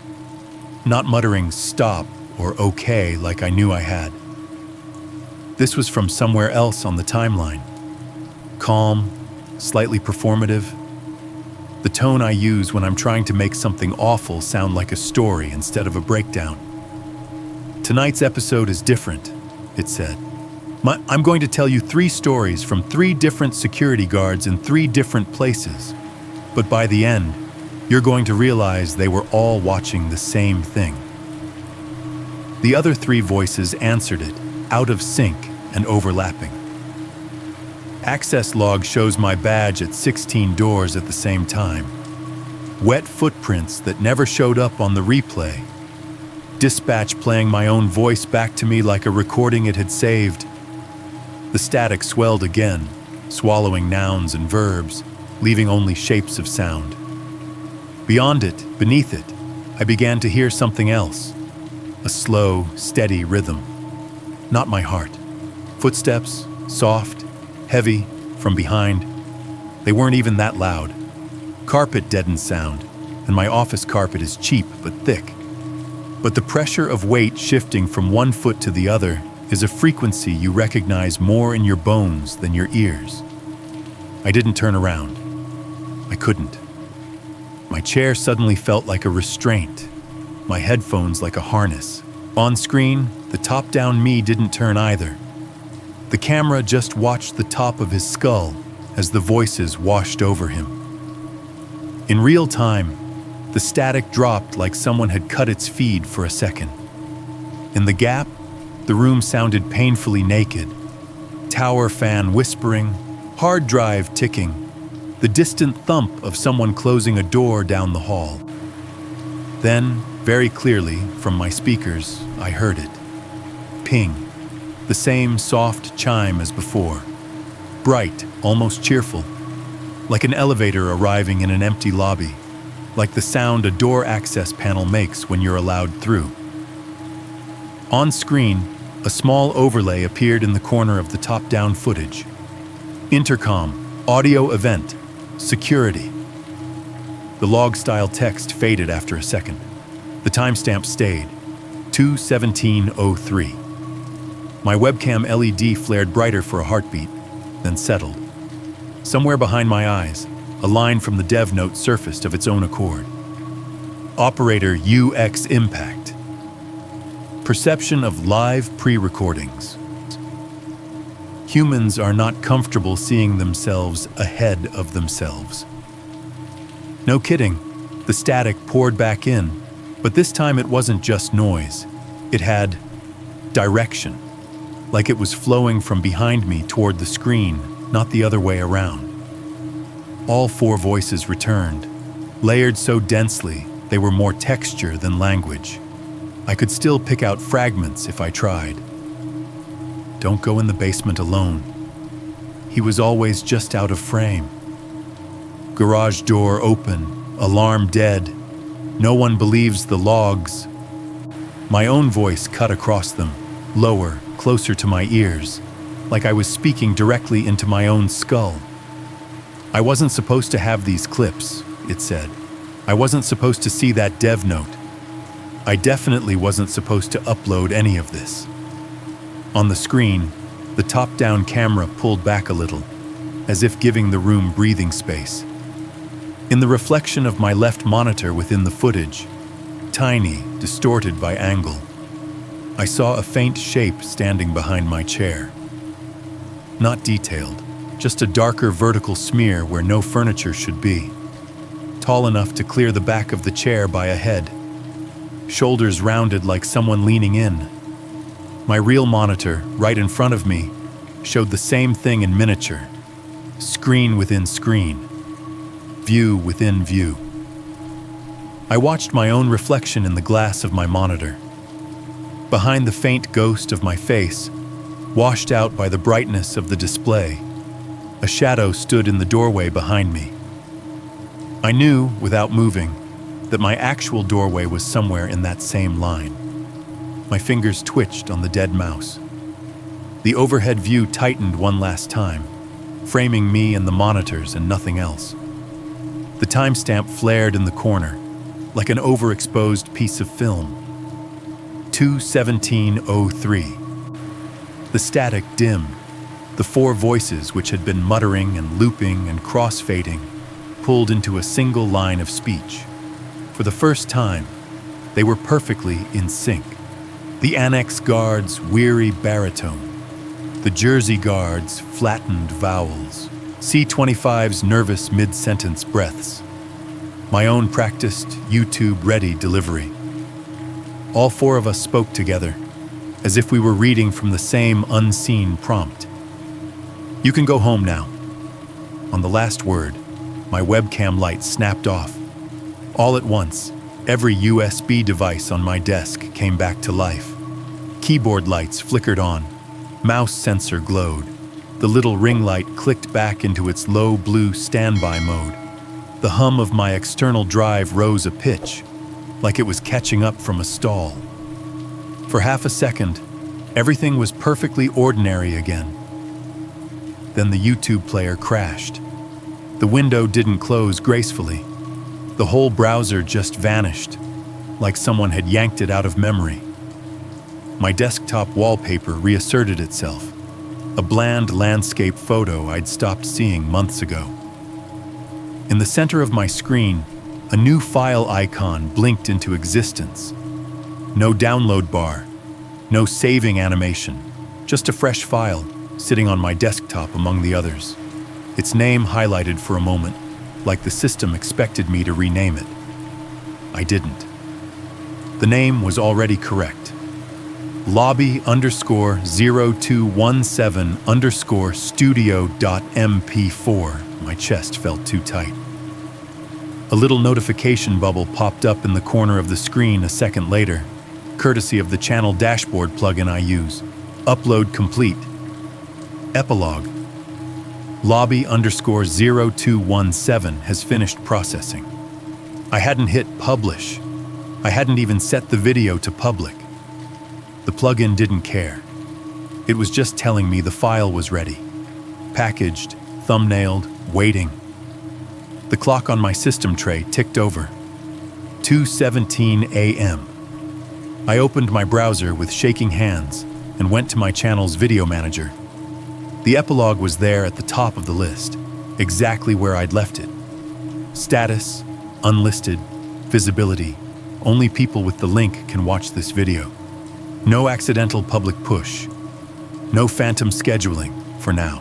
I sat back, exhaling a breath I didn't realize I'd been holding. If this were one of my usual stories, this is the part where I'd tell you I deleted the project, wiped the drive, drank holy water, whatever. That I burned it all down, and that's why you'll never see the footage. But you're listening to me describe it, aren't you? You heard about the annex, the garage, the clinic. You heard the way their timestamps lined up, the way their cameras saw them before they saw themselves. You heard me read their words. You heard me tell you, in that confident narrator voice, that all of these things tied back to one file. LOBBY_0217.mp4. If it was enough to leave it on my hard drive, If the system only needed a local copy to call it access granted, maybe I could have walked away. Maybe. But I do what I always do. I turned someone else's worst night into content. I took 3 incidents that had already been eaten by a system bug and fed them into another one. The algorithm that decides what you see at 2 in the morning when you can't sleep and the autoplay queue isn't done with you yet. I told myself I'd keep the epilogue unlisted, that I'd let it sit, like the raw clips sat on my desktop, and that not hitting publish was the same as closing the door. Then I remembered what the dev note had said about top view anchors. Under certain clock drift conditions, pre-event frames may commit to VMS as live stream. Pre-event, live stream. My eyes drifted to the new file on my desktop. lobby_0217_studio.mp4 stared back at me, its tiny thumbnail a gray blur. I hovered the cursor over it. A tooltip popped up with metadata. Created 2:17:03 a.m. modified 2:17:03 a.m. no duration listed. No size yet. The timestamp in my taskbar stayed frozen on 2:17 for a heartbeat longer than it should have, then jumped to 2:18 like nothing had happened. Behind me, my apartment building made its usual night noises. Pipes ticking, someone 2 floors up walking to the bathroom, a car door slamming faintly outside. In front of me, my screen went black for half a second. Not off, just black. The kind of black you get when a monitor switches inputs, or a video player goes full screen. White text faded in the center. Playback, lobby_0217_studio.mp4. The text dissolved. My studio reappeared from above. Same overhead angle, same cheap desk, same dual monitors, same chair. Empty, no me, no shadow. Just the room itself, lit by its own devices, humming quietly in the small hours. In the corner, a fresh timestamp glowed, 2:17:00. It ticked forward, 2:17:01, 2:17:02, 2:17:03. When it hit 03, the image stuttered, warped for a frame, then smeared into static, not clean snow. Dirty analog static, crawling and alive. The numbers in the corner didn't stop. They looped. 2:17:03, 2:17:03, 2:17:03 over and over, burning themselves in phosphor that no longer exists. My speakers whispered with it, a faint, endless hiss. Sometimes, when I scrub through the file frame by frame, I think I see shapes in the snow. A chair half visible, a figure leaning over a desk, a dark coat hem just out of frame. Sometimes I hear words buried in the hiss. Badge in. Don't go alone. You can go home now. But most of the time, it's just static and numbers. I haven't deleted it. I tell myself it's evidence, that someone might need to see it someday. That if it's sitting on my drive, it's contained. I know better. It isn't haunting me. It's waiting. Because somewhere between the annex and the garage and the clinic and my little rented studio, the system learned something the devs never intended. You don't need a building to have a lobby. You just need a place where people come and go. A place where everything is recorded. A place where someone is always watching at 2:17 in the morning, thinking they're the only one awake. You're the one who hit play. You're the one who stayed to the end. Whatever's on the other side of that timestamp, it's not coming for me anymore. It's already here. It's catching up to you.